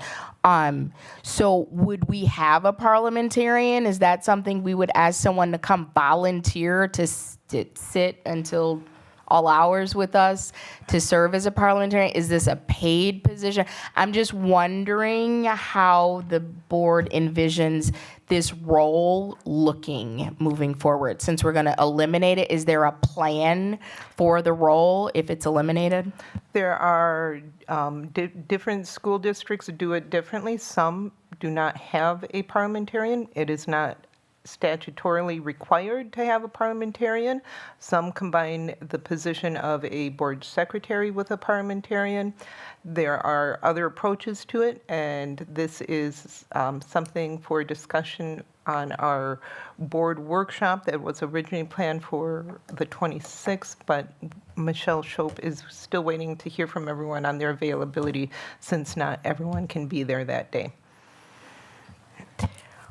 Perfect. Thank you so much. So to move this along, I move approval. I move approval of items K through N.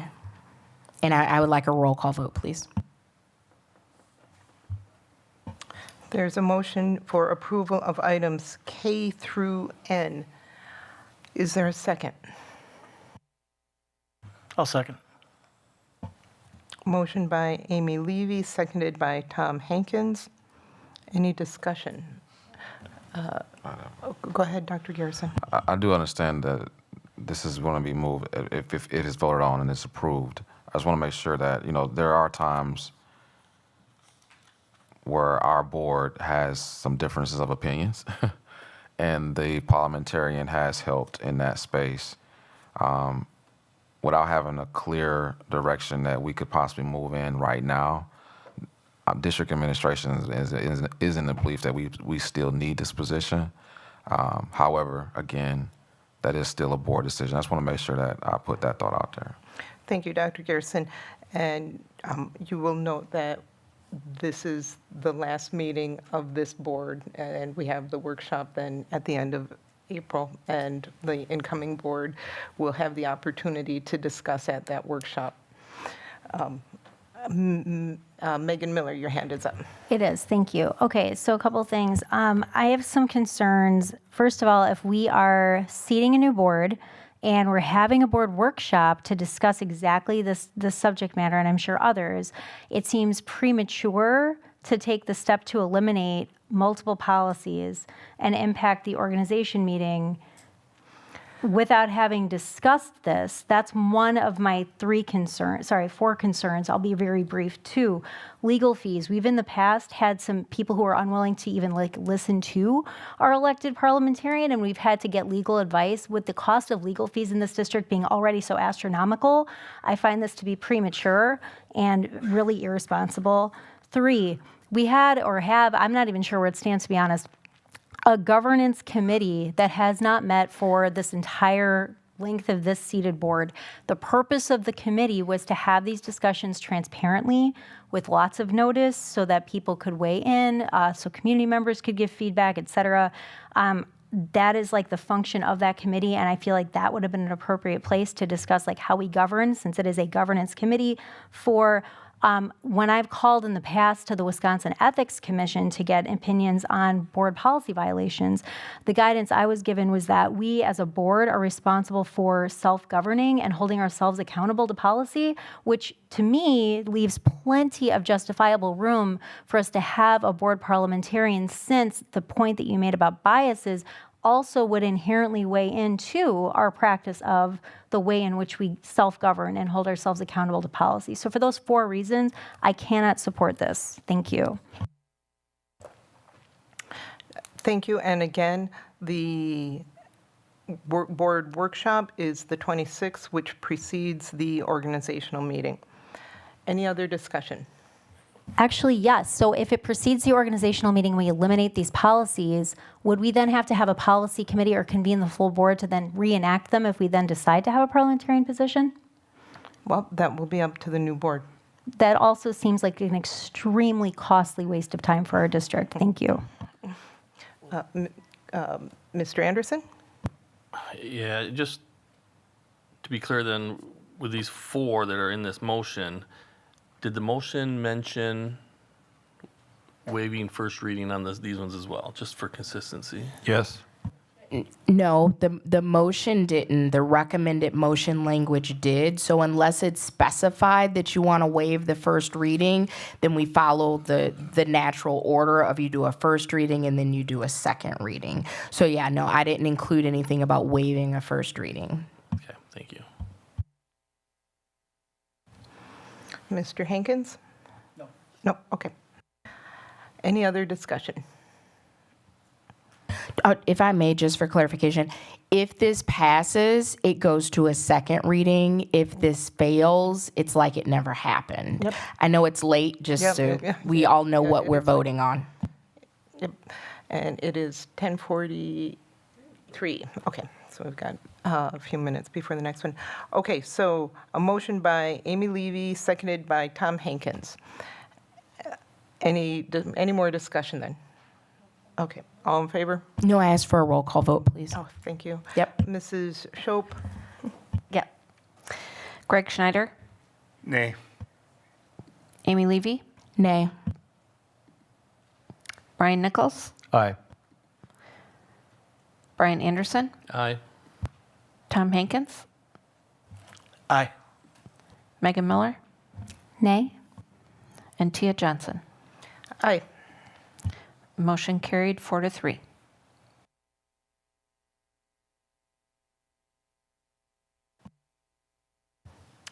Next item up is 7O, the policy 185.4, policy committee, proposed title, Policy and Human Resources Committee. And Amy Levy, you're up. Thank you so much. Several questions. One, what is the rationale for merging these two committees?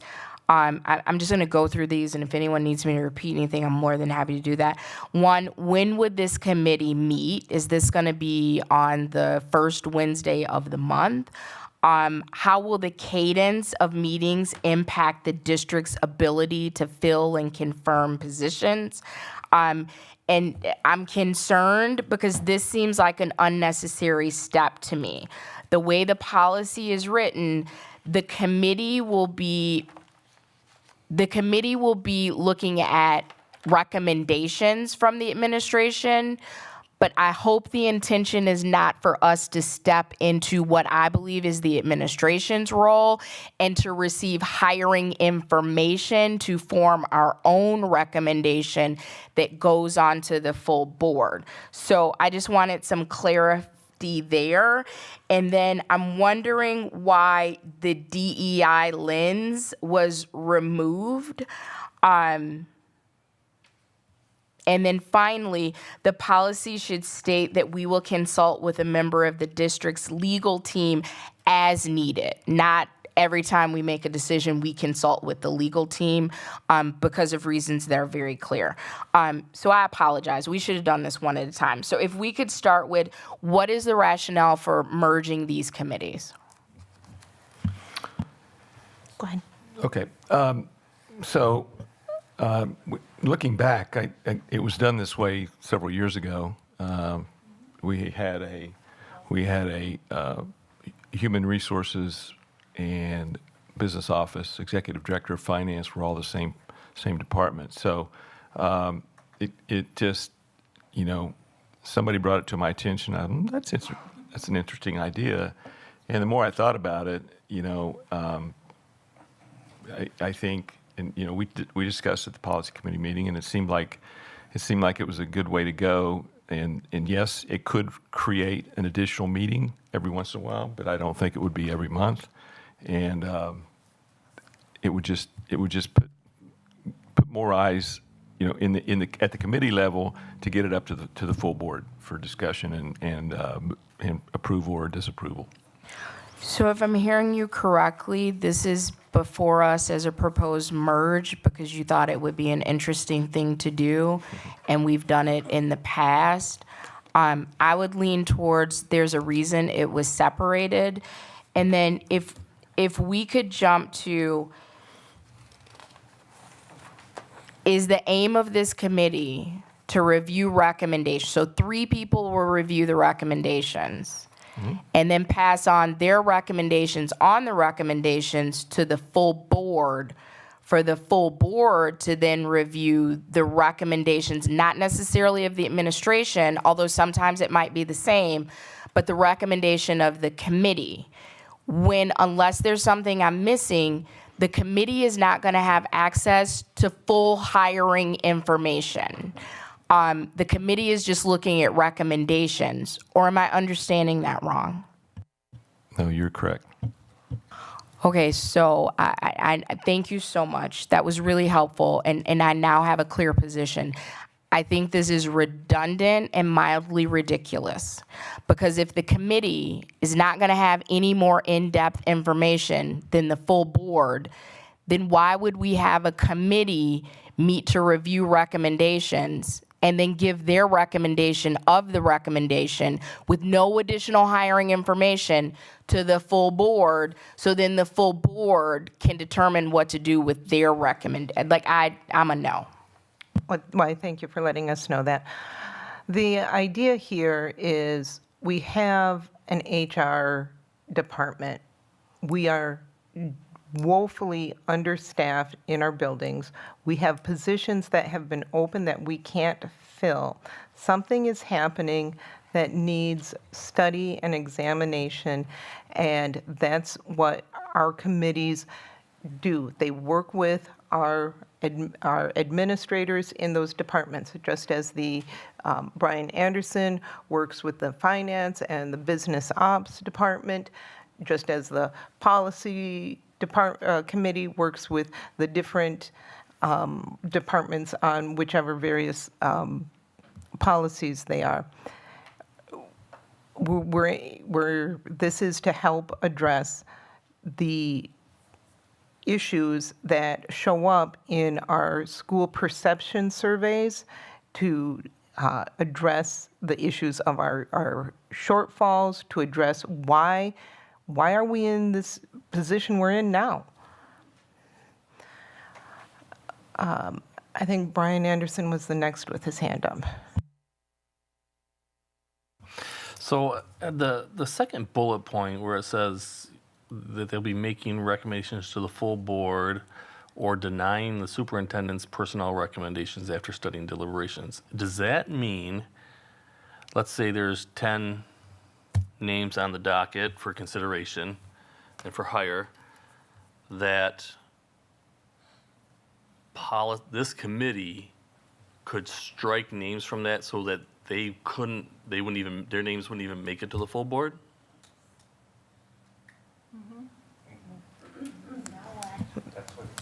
Right? I mean, is that, because it says you can make the recommendations to the full board, and we talked about that. We'll get your recommendations, or, the committee's recommendations. We've got this, obviously they're the administration's recommendations, or they wouldn't be on it.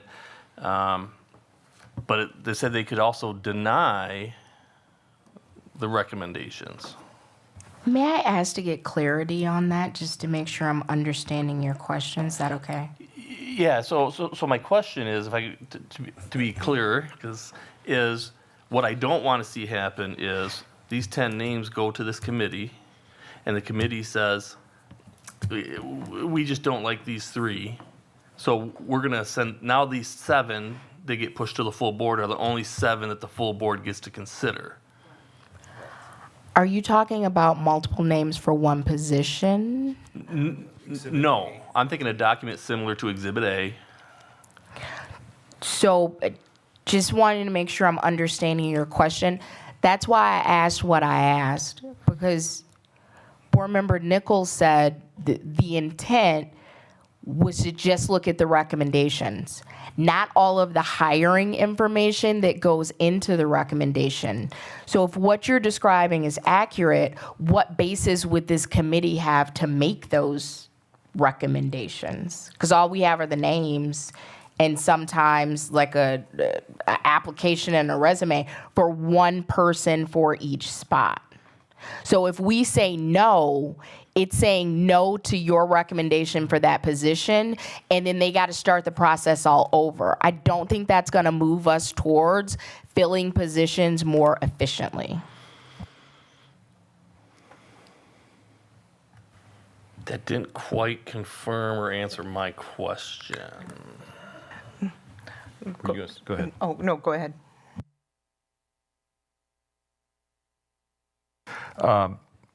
Yeah, I think that was an error made there. It was making recommendations to the full board after study and deliberation. Meaning you could recommend Yes. denial, Yes. but not to deny. Right. Yeah, that's, yeah. Ultimately, all the names recommended Yes. by administration Yes. would make it to the full board. Yes. Okay.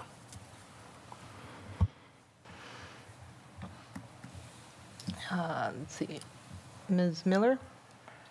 Thank you so much. All right, couple of things. So since I am now grandma board here, so I was on the I was on the board when we had policy and personnel committee. Policy and personnel committee, when I was on the board, I believe included staff members as well, and I participated and was taught by administration that this was like an absolute dumpster fire.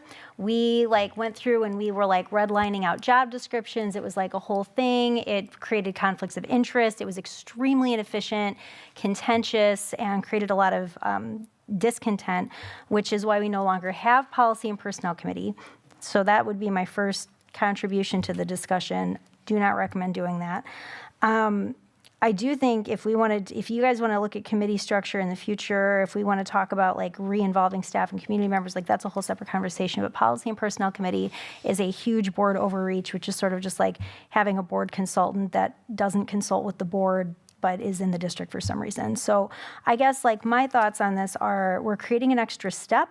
We are spending more time and money on things because like this, like we have staff time that is wasted. We have the opportunity cost of them using their time to justify decisions to us twice. At a committee meeting and at a full board meeting. And, you know, the reason that we went to a committee of the whole back in, I think it was in 2021, was to streamline the process. So, I mean, I guess the other concern, given those two pieces of information, my concern that I'm going to leave out there that we don't need to answer is, I mean, what's precluding the board from adding someone and saying, oh, hey, I got a sister who works in HR and she'd be a great addition to your team. Let's add her. I mean, this just seems like it's going to open up a huge can of worms. And even if that didn't actually come to pass, again, it gets into the convoluted, sort of like wasteful and inefficient time. Policy and personnel was not a fun experience. Having the position as one position was not good for the district.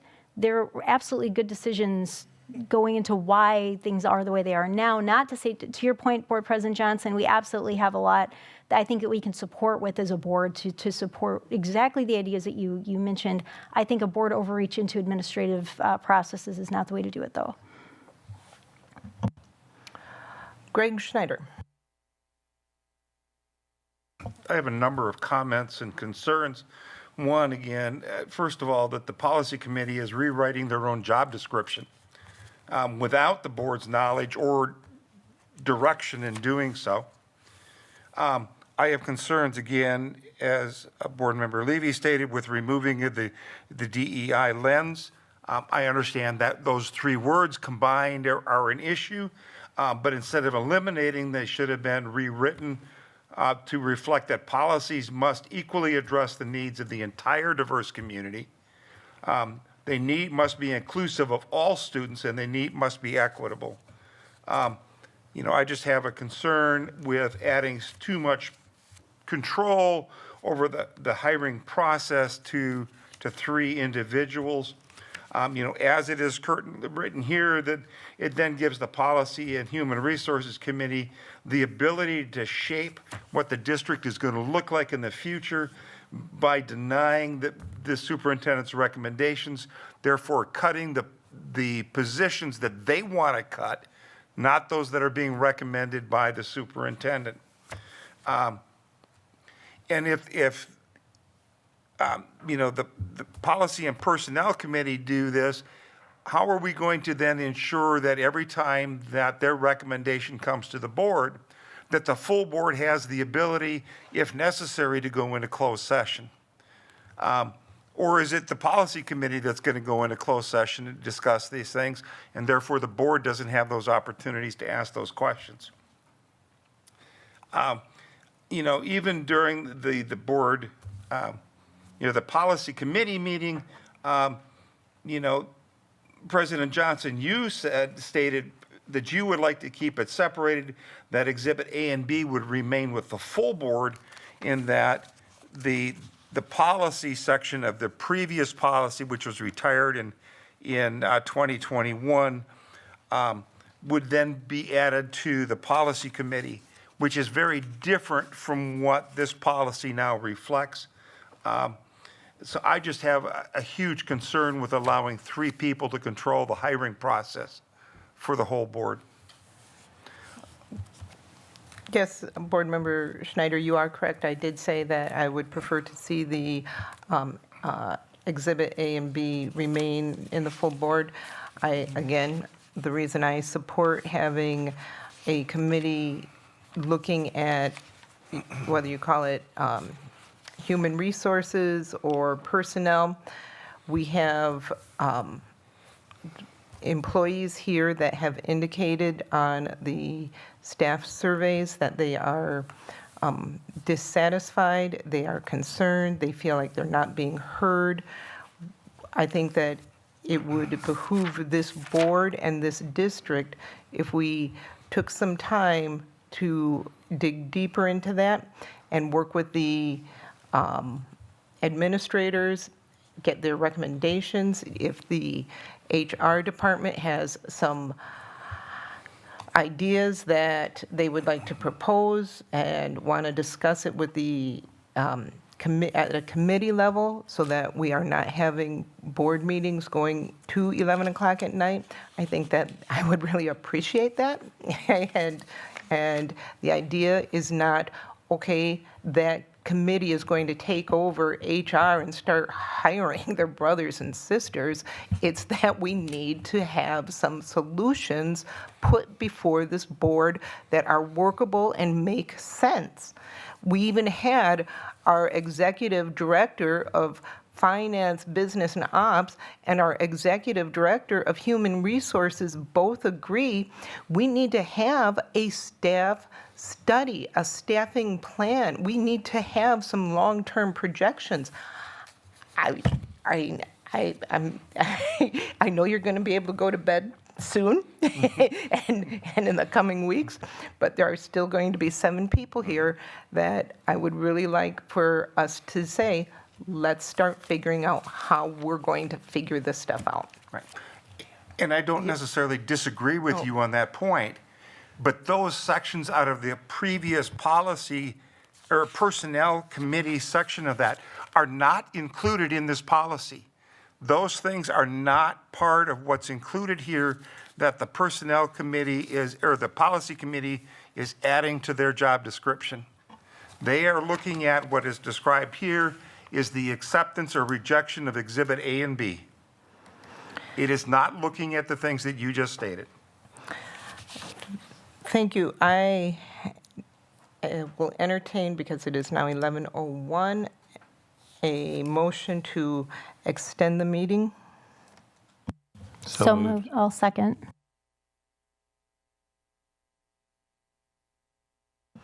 Motion by Brian Nichols, seconded by Megan Miller. Any discussion? Mr. Hankins? Just a question. I've heard before when we get this late that the building locks at midnight. Is that true? It's not true? We have somebody with a key. We can set the. I'm here now, so. I didn't know if they were kidding me or not. We can always. We can always change the alarm time since we're here. Okay, we can actually go out this door, but I think it might cause a problem. Just right, Tommy? And Dr. Garrison assures us he can adjust the alarm so we can stay as late as we all want.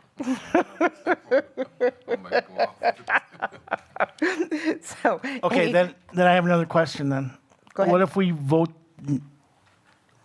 to not extend? What happens? What meeting ends? The meeting ends. Right now? Okay. We pick up later. Okay, thank you. Any other discussion? I see hands up. I don't know if they're for this item or not. Mr. Schneider, is your hand up for this? Okay, no problem.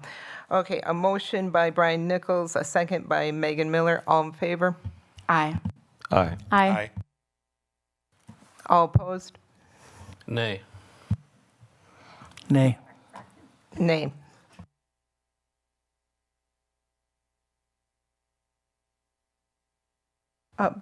Mrs. Shope, did you get that vote?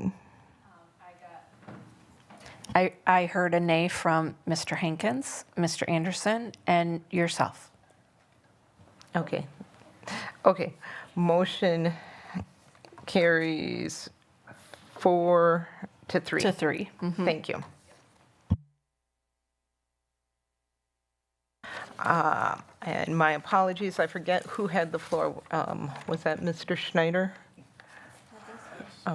I think, or were you done? I was finished. Okay, thank you. Megan Miller, is your hand up?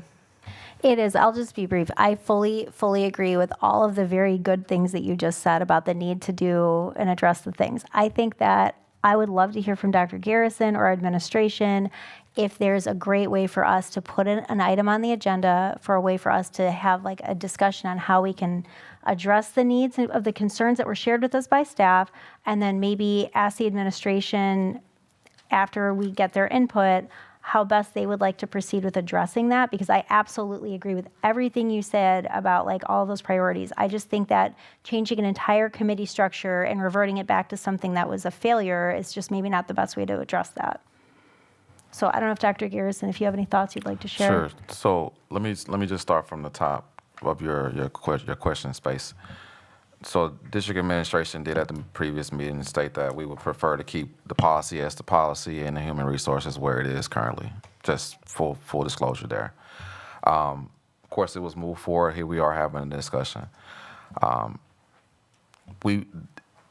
This presents a lot of different challenges for us if we were to bring both of these into the same space. One, of course, we have hirings that happens all throughout the month, and this could possibly cause a one-time opportunity. If it moves forward in that manner. With that being stated, that was one of my rationales around why we should keep them separate and keep them in the space in which they are already operating. Another space that I think we need to address is there's a lot of different staffing needs here, but the number one thing that we're struggling with right now is that we don't have any money. 3 years of referendums being close, because to be honest with you, the first one was close as well. The second one was not, and the third one was again close. And so our staffing issues is based off of not having funding, and that's a big thing. And so we have this conversation from a real personnel perspective. A lot of people aren't happy right now. And I'm not trying to place any blame on my administration, on the things that are happening in the district, things that are happening outside of the district. Bottom line is we don't have the funds, so a lot of people are unhappy around the things that we're having to do to get to the balanced conversation. 3 years running, almost 30 some odd $30 million when it's all possibly said and done.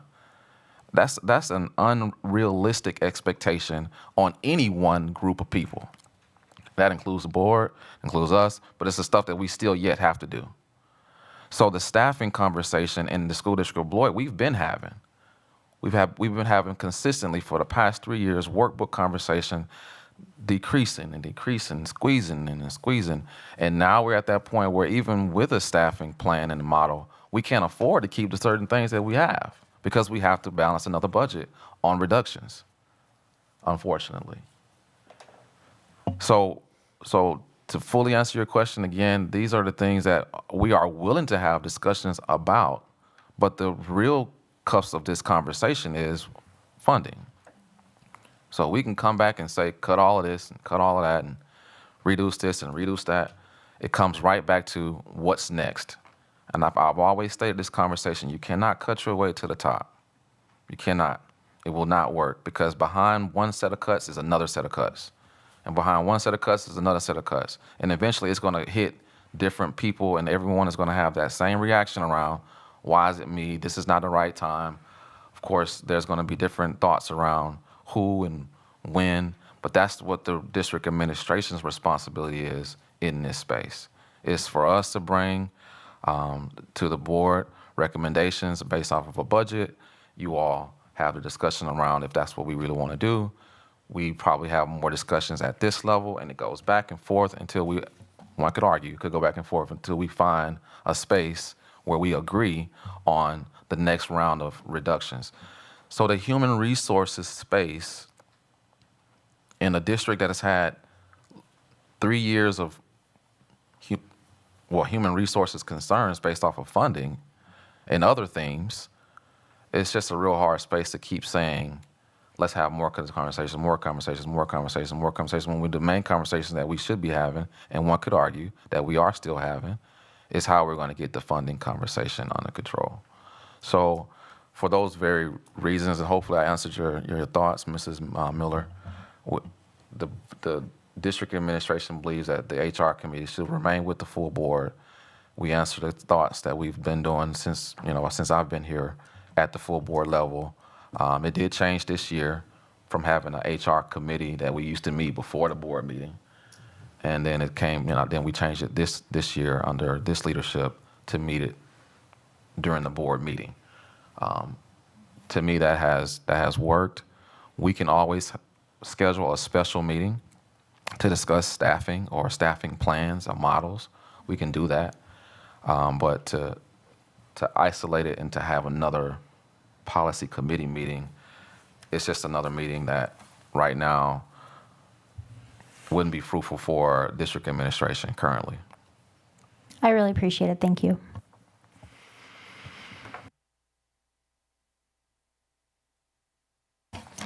Thank you, Dr. Garrison. The reason why I am in favor of merging an HR component into the policy is because, yes, we have had 3 years of failed referenda. And after each failed referendum, when we're in the face of having to look at making millions of dollars worth of cuts, this district has not had a strategy for making those cuts. The best that we've had has been which positions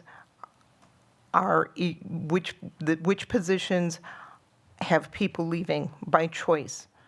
If somebody is retiring or finds a job in another district, those are the positions that we just don't backfill. We need to have strategy. We need to be thoughtful, mindful of what positions we need, what positions have redundancies, which ones are more important for the actual educating of our students. And that's, again, why I support this. Ms. Levy? Thank you so much, and I'll do my best to be brief. It sounds to me like, and thank you, Board President Johnson, because I think you're bringing up a lot of valid points. If I'm hearing you correctly, it seems like there's 2 categories that you feel there's an urgency in addressing, and I happen to agree with. 1, the climate and culture that our current staff is experiencing. And 2, what's a staffing plan so we're not just leaving it to fate of who left and we decided not to replace them? What is our staffing plan, et cetera? So if I'm understanding that correctly, I think that is different than the work of the HR committee. The HR committee deals with the recommendations when positions are ready to be filled, not addressing current climate of current staff or how we get or which fields need to be positioned. I think that the work that you have described, which I believe is really important, that sounds like ad hoc work, not HR committee work. I think those are 2 separate things that would have a separate charge, but definitely those things that you've outlined do need to be addressed. So, final point, I think it needs to stay the way it is, but I am not opposed to supporting a staffing ad hoc or HR ad hoc, and then that way we can get input from administration, from board members, from current staff members, and I think that could be really positive. Thank you, Mrs. Levy. In fact, that was exactly why I would like to see the HR put into this, is because one of the recommendations I am leaving in my portfolio for the following president is that they actually do institute either an ad hoc committee for staffing and address these issues, or have some community task force, because our district deserves it. Mr. Schneider? Okay, again, President Johnson, I agree with what you're saying and what we need to do, but unfortunately, when they created this policy, The sections out of the old policy that you're referring to are not the ones that they placed into the current policy. So the idea of looking at a staffing plan and all those things which are important are not included in this proposed policy. What is in this proposed policy is dealing with exhibits A and B. So what you are asking for and what you're saying you're supporting is not what the document says that you want. What you are saying is not the document that you are proposing that we pass forward. So if we want to do the study and so on, then this policy needs to be changed. But it does not do what you want it to do in its current form. Thank you, Mr. Schneider. Mr. Nichols. Thank you, Board President Johnson. Well, a couple things. Number one, as of today, I'm sure that we don't have a full staff of teachers and pairs in this district, correct? Correct. Okay, so that's an issue that maybe this together could help. Number two, somebody mentioned about hire your brother or your uncle or whatever. Well, we have a nepotism policy that covers that. So, I certainly wouldn't advocate that we do anything like that. I think getting good people and developing a strategy to help us through. I mean, there's a lot of work to do. We've all heard this all night. So, I obviously would be an advocate for this. Ms. Miller? Thank you. Briefly, there is past precedent in this school district of people making recommendations about, hey, we should hire and so, and those people are considered and sometimes hired, but not recently, but it's happened. So maybe not their sister, but friend, former colleague, et cetera. Two, we do have good people in this district. They work for our HR department. They work for our administration, and they're already working hard to solve these problems. And while I fully support some additional community staff, certainly elevate the voice of our teachers, engagement as a committee to support their work administratively, it is not and never will be the role of the board to weigh into this depth on administrative hiring decisions. So I, again, do not disagree with any of the intentions. I feel like we're very same page. This is a very serious problem, totally about finding creative solutions to address it. The way in which to do that is not this. I think enough said. We have a good staff. They're working hard. We want to give them more support. That's fine. It's not going to come this way. Tom Hankins? Just point of clarification. Where are we on this subject, Michelle Shope? We're just discussion. There's no motion, right? I would like to move that we move this back to policy for further review. Second.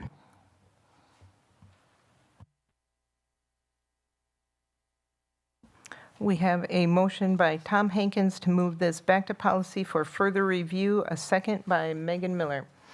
Any questions or comments? I'll do it. Just a thought. So the other thought I had with this is these are two policies, we're trying to combine two committees into one based off of this. I know it's going to move back to policy based off of the recommendation if it's voted through. My thoughts are we already have policies we have to work through, plus, again, go right back to HR. So I just think from a timing perspective, too, I'm not sure how we have about an hour and a half policy committee meetings by themselves. And then we turn around and then try to do HR along with that. I mean, I'm just want to put that out there as a discussion thought. If this is moved forward as a conversation. I'm so sorry, but it's late.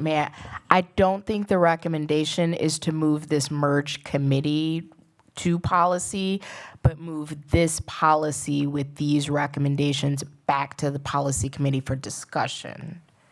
So no policies are being merged, no committees are being merged. This is just to move this discussion back to the policy committee. That was my intent, Mrs. Levy. Thank you. Thank you for the clarification, because I see two policies being moved back, so my apologies for that. Thanks for the clarification if that's what y'all are discussing. Ms. Miller? I'm good. Okay. Any other discussion or questions? Okay. All in favor? Aye. Aye. Aye. Aye.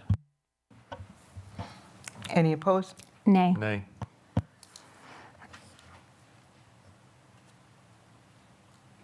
Clarification, 2 nays?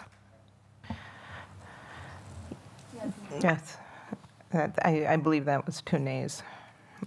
Motion carries 5-2.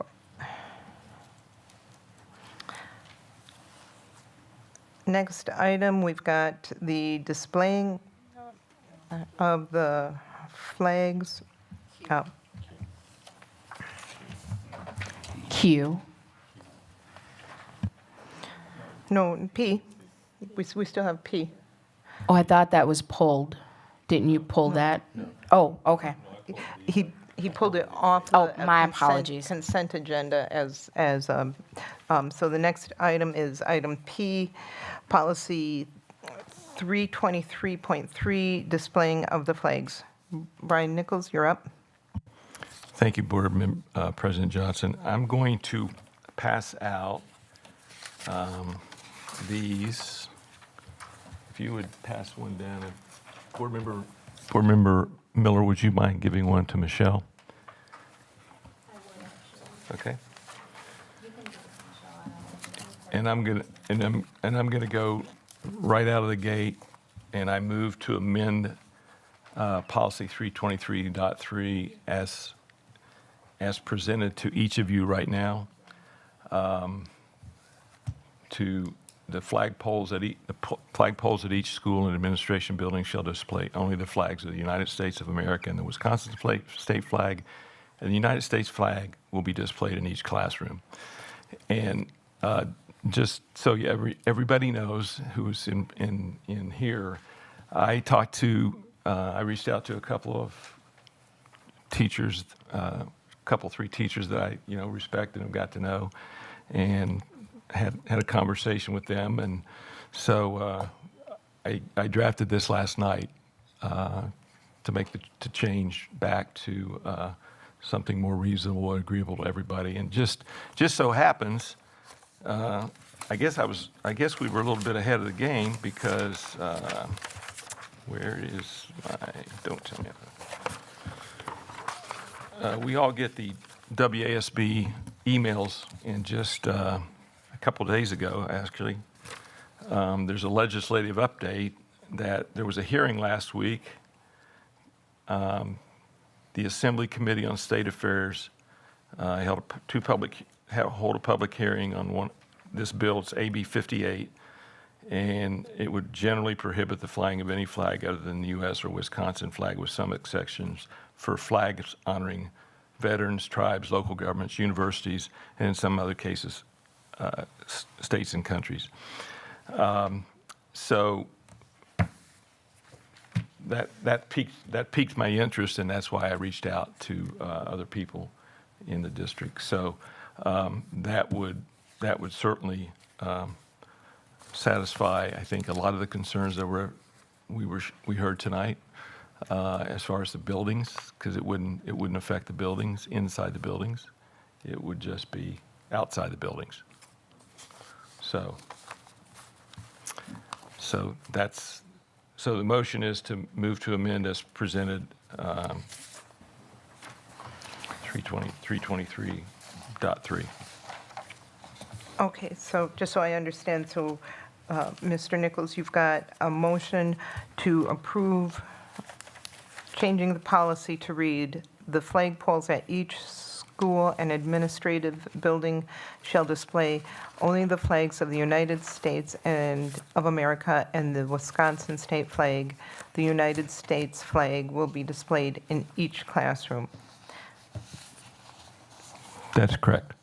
But No. Well, yeah. Well, that's a state statute. Right. That's a Yes. state statute, but Yes. not limited to No, that. no, I Okay. didn't say that. Doesn't say that. Okay. So there is a motion on the floor. Is there a second?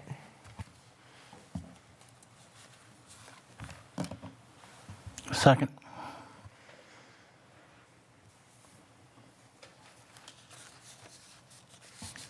We have a motion by Brian Nichols, a second by Tom Hankins to approve policy 323.3. The flagpoles at each school and administrative building shall display only the flags of the United States of America and the Wisconsin state flag. The United States flag will be displayed in each classroom. Did you get that, Mrs. Schopp? Okay, and that. You did get a copy, right? No, I got it. Oh. Oh, okay. Okay, and then Mrs. Schopp, when you have a moment, can we get a roll call on this, please? Excuse me, do Are we we have gonna have to- discussion? Oh, sorry. Yes, we will, and excuse me, I'm usually not up at 11:24, so please be patient. No problem.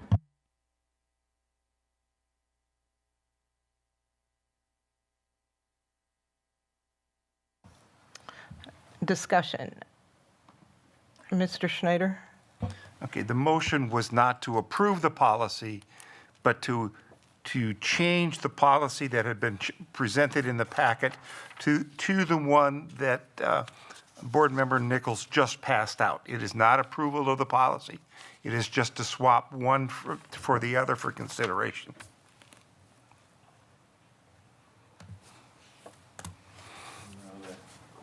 No, that's not true. I moved to amend it to the board for a vote. That's not an amendment.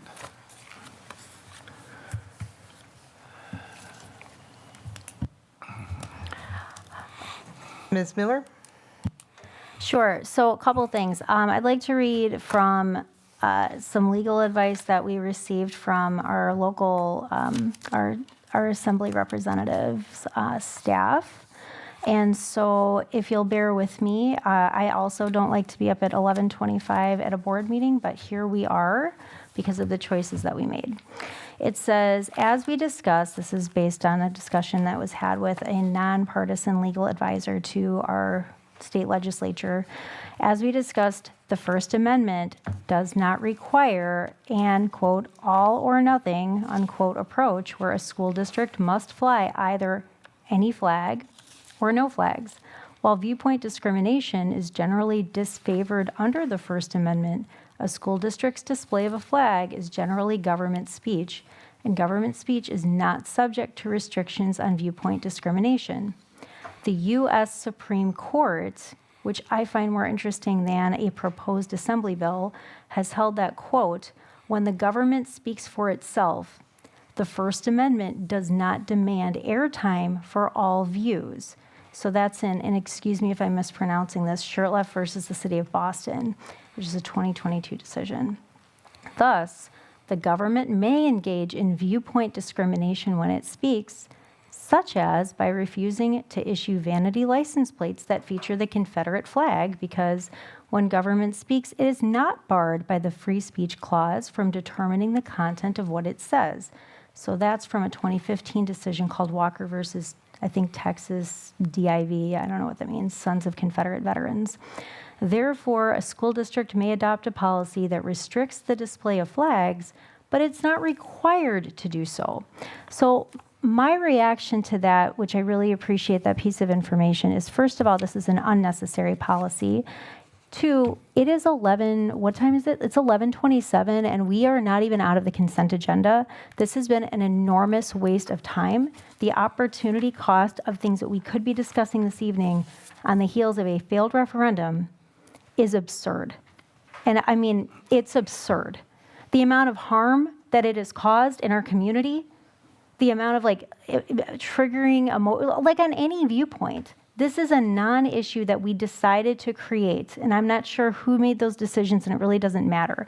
The point is that bringing an 11th hour policy revision to something that literally nobody asked for, which we're getting like state of Wisconsin level advice saying we don't even need said policy, is just, it's a word that I don't have like the capacity to come up with at this moment. So I guess like my opinion on this is this policy we should be done. I don't want to send this back to committee. We need to just say, we trust our administration to represent and enforce the policy we do have on record, which is like our EOC statement, right, which was read hours ago in one of the comments. We're a school board. This is not our job. This is overreach. It has caused harm. It is unnecessary, and it is costing our district and its students and our community valuable time and decision-making. I could go on, but I'm not going to because we've just heard from quite a bit of public comment this evening that pretty much reflects my viewpoint. But the point is that this is a school district. This isn't a forum for national issues. This is not a culture war thing. Our children are not a political football. This is not a partisan entity. So I would really appreciate it if my colleagues on the board this evening would have the courage to put their own personal opinions aside and just do the right thing for our district and just step away from this issue entirely. Thank you. Thank you, Ms. Miller. We are at 11:29, so I will entertain a motion to extend the meeting. So moved. Is there a second? Second, because I really want to weigh in on discussion. We have a motion by Brian Nichols, a second by Mrs. Levy. Any discussion? Hearing none, all in favor? Aye. Aye. Aye. Aye. Those opposed? Nay. Nay. No. Motion carries 4-3. Ms. Miller, unfortunate, I mean, I agree, what you're saying. Yes, it does feel like it's a colossal waste of our time that we are having this discussion. My understanding is this,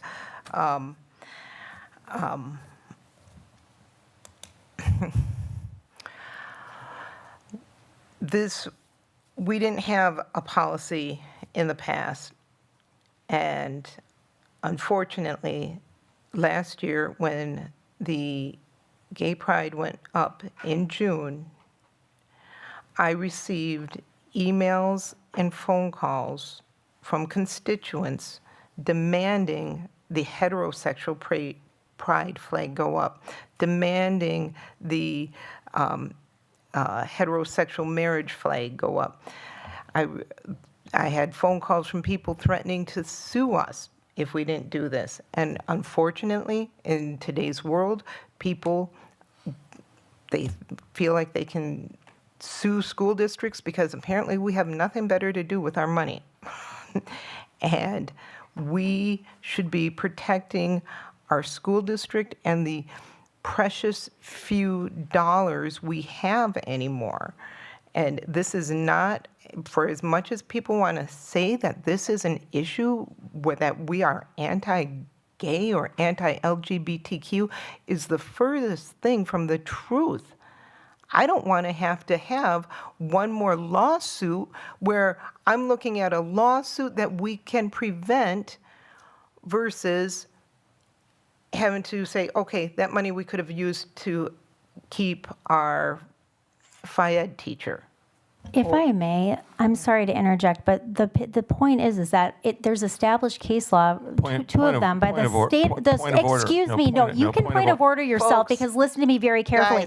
Guys. You are misinterpreting something. You are causing fear unnecessarily. We cannot be sued for something because this is a totally different issue. We have the right, and we heard it from a state legislator, that we can create. The government has different speech threshold than a private citizen. You could absolutely say, no, we're not going to put up a hate flag or whatever people were asking for, and it would be legally defensible. So if somebody wants to waste their time taking us to court, let them. Let them. Period. No, I'm done. That's fine. Thank you. I guess that's the question then is, if somebody says, I want to put up a heterosexual pride flag, how is that a hate flag if the gay pride flag is not a hate flag? They're not, neither of them are hate flags. It's just people's interpretation of them.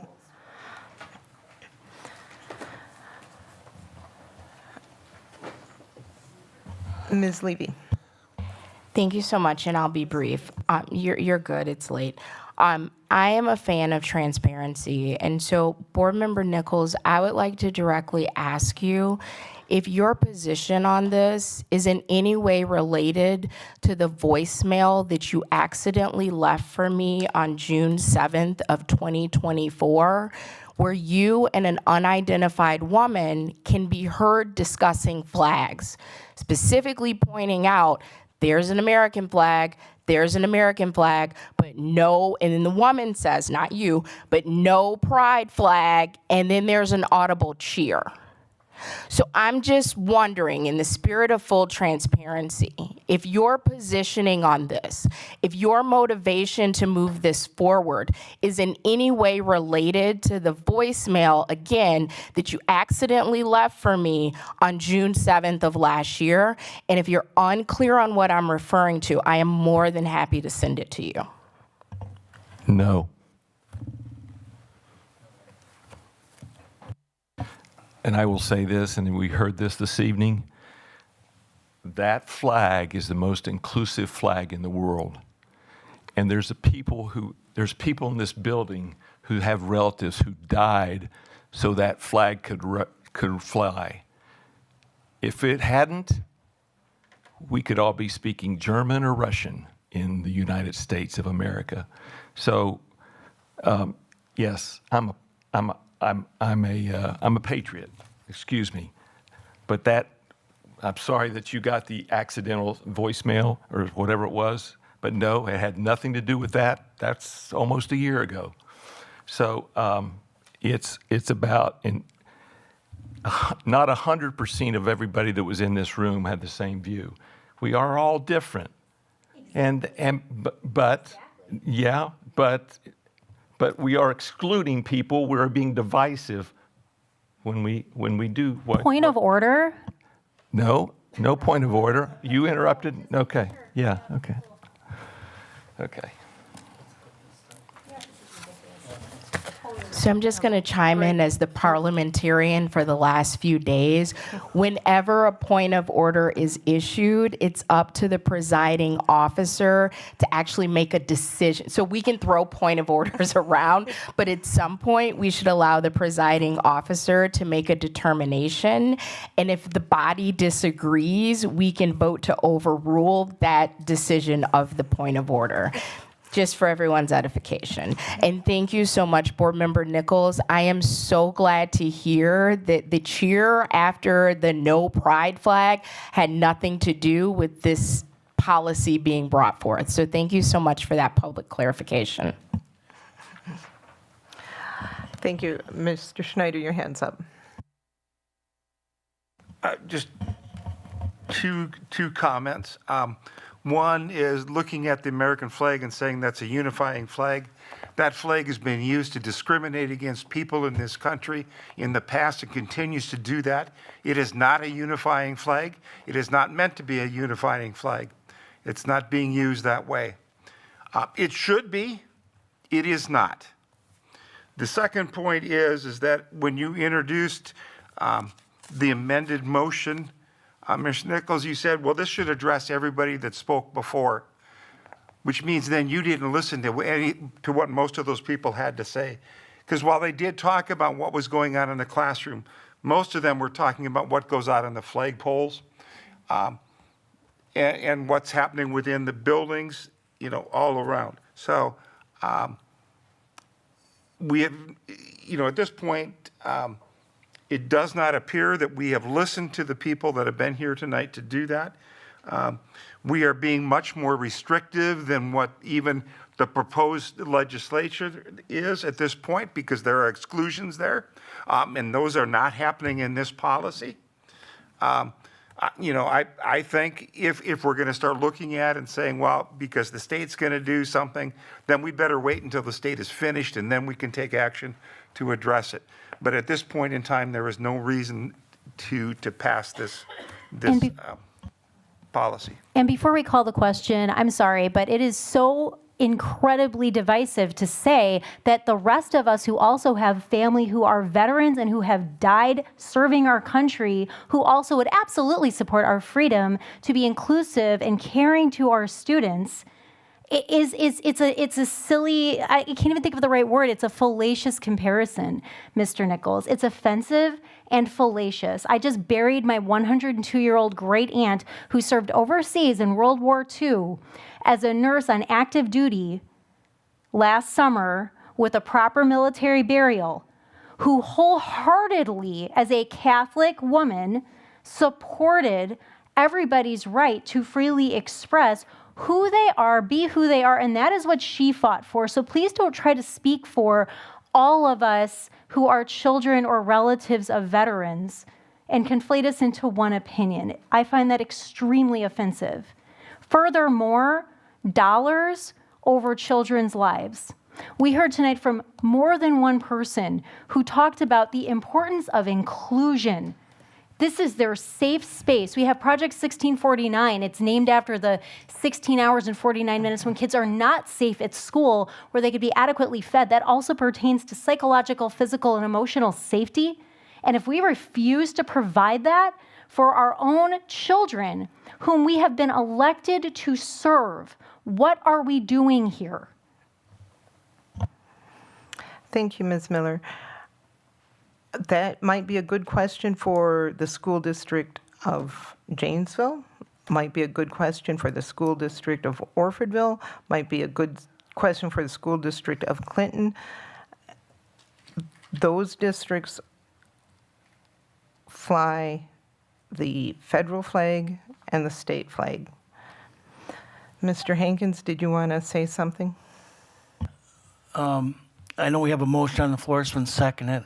I'm all in favor of wrapping this up because we're going to be talking in circles and we have things to accomplish, but I don't know if we can get there. I don't know if we're going to get any more accomplished. We could debate this for a long. It's a very emotional topic. I think we should wrap it up.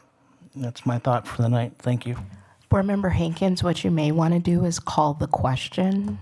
That would end debate or questions. I call the question. Call the motion, actually, right? No, it's called the question. Call the question. Point of order. The one thing we haven't addressed is first reading, second reading. Unless someone specifies they want to waive it, your default is what the regular practice is. And since the question has been called, the only thing left to do now on this is to vote. Mrs. Shope, may we please get a roll call? Yes.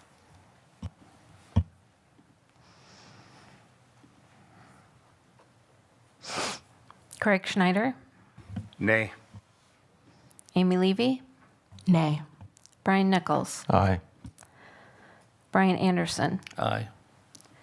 Tom Hankins, Aye. Megan Miller, nay, and Tia Johnson. Aye. Motion carried 4-3.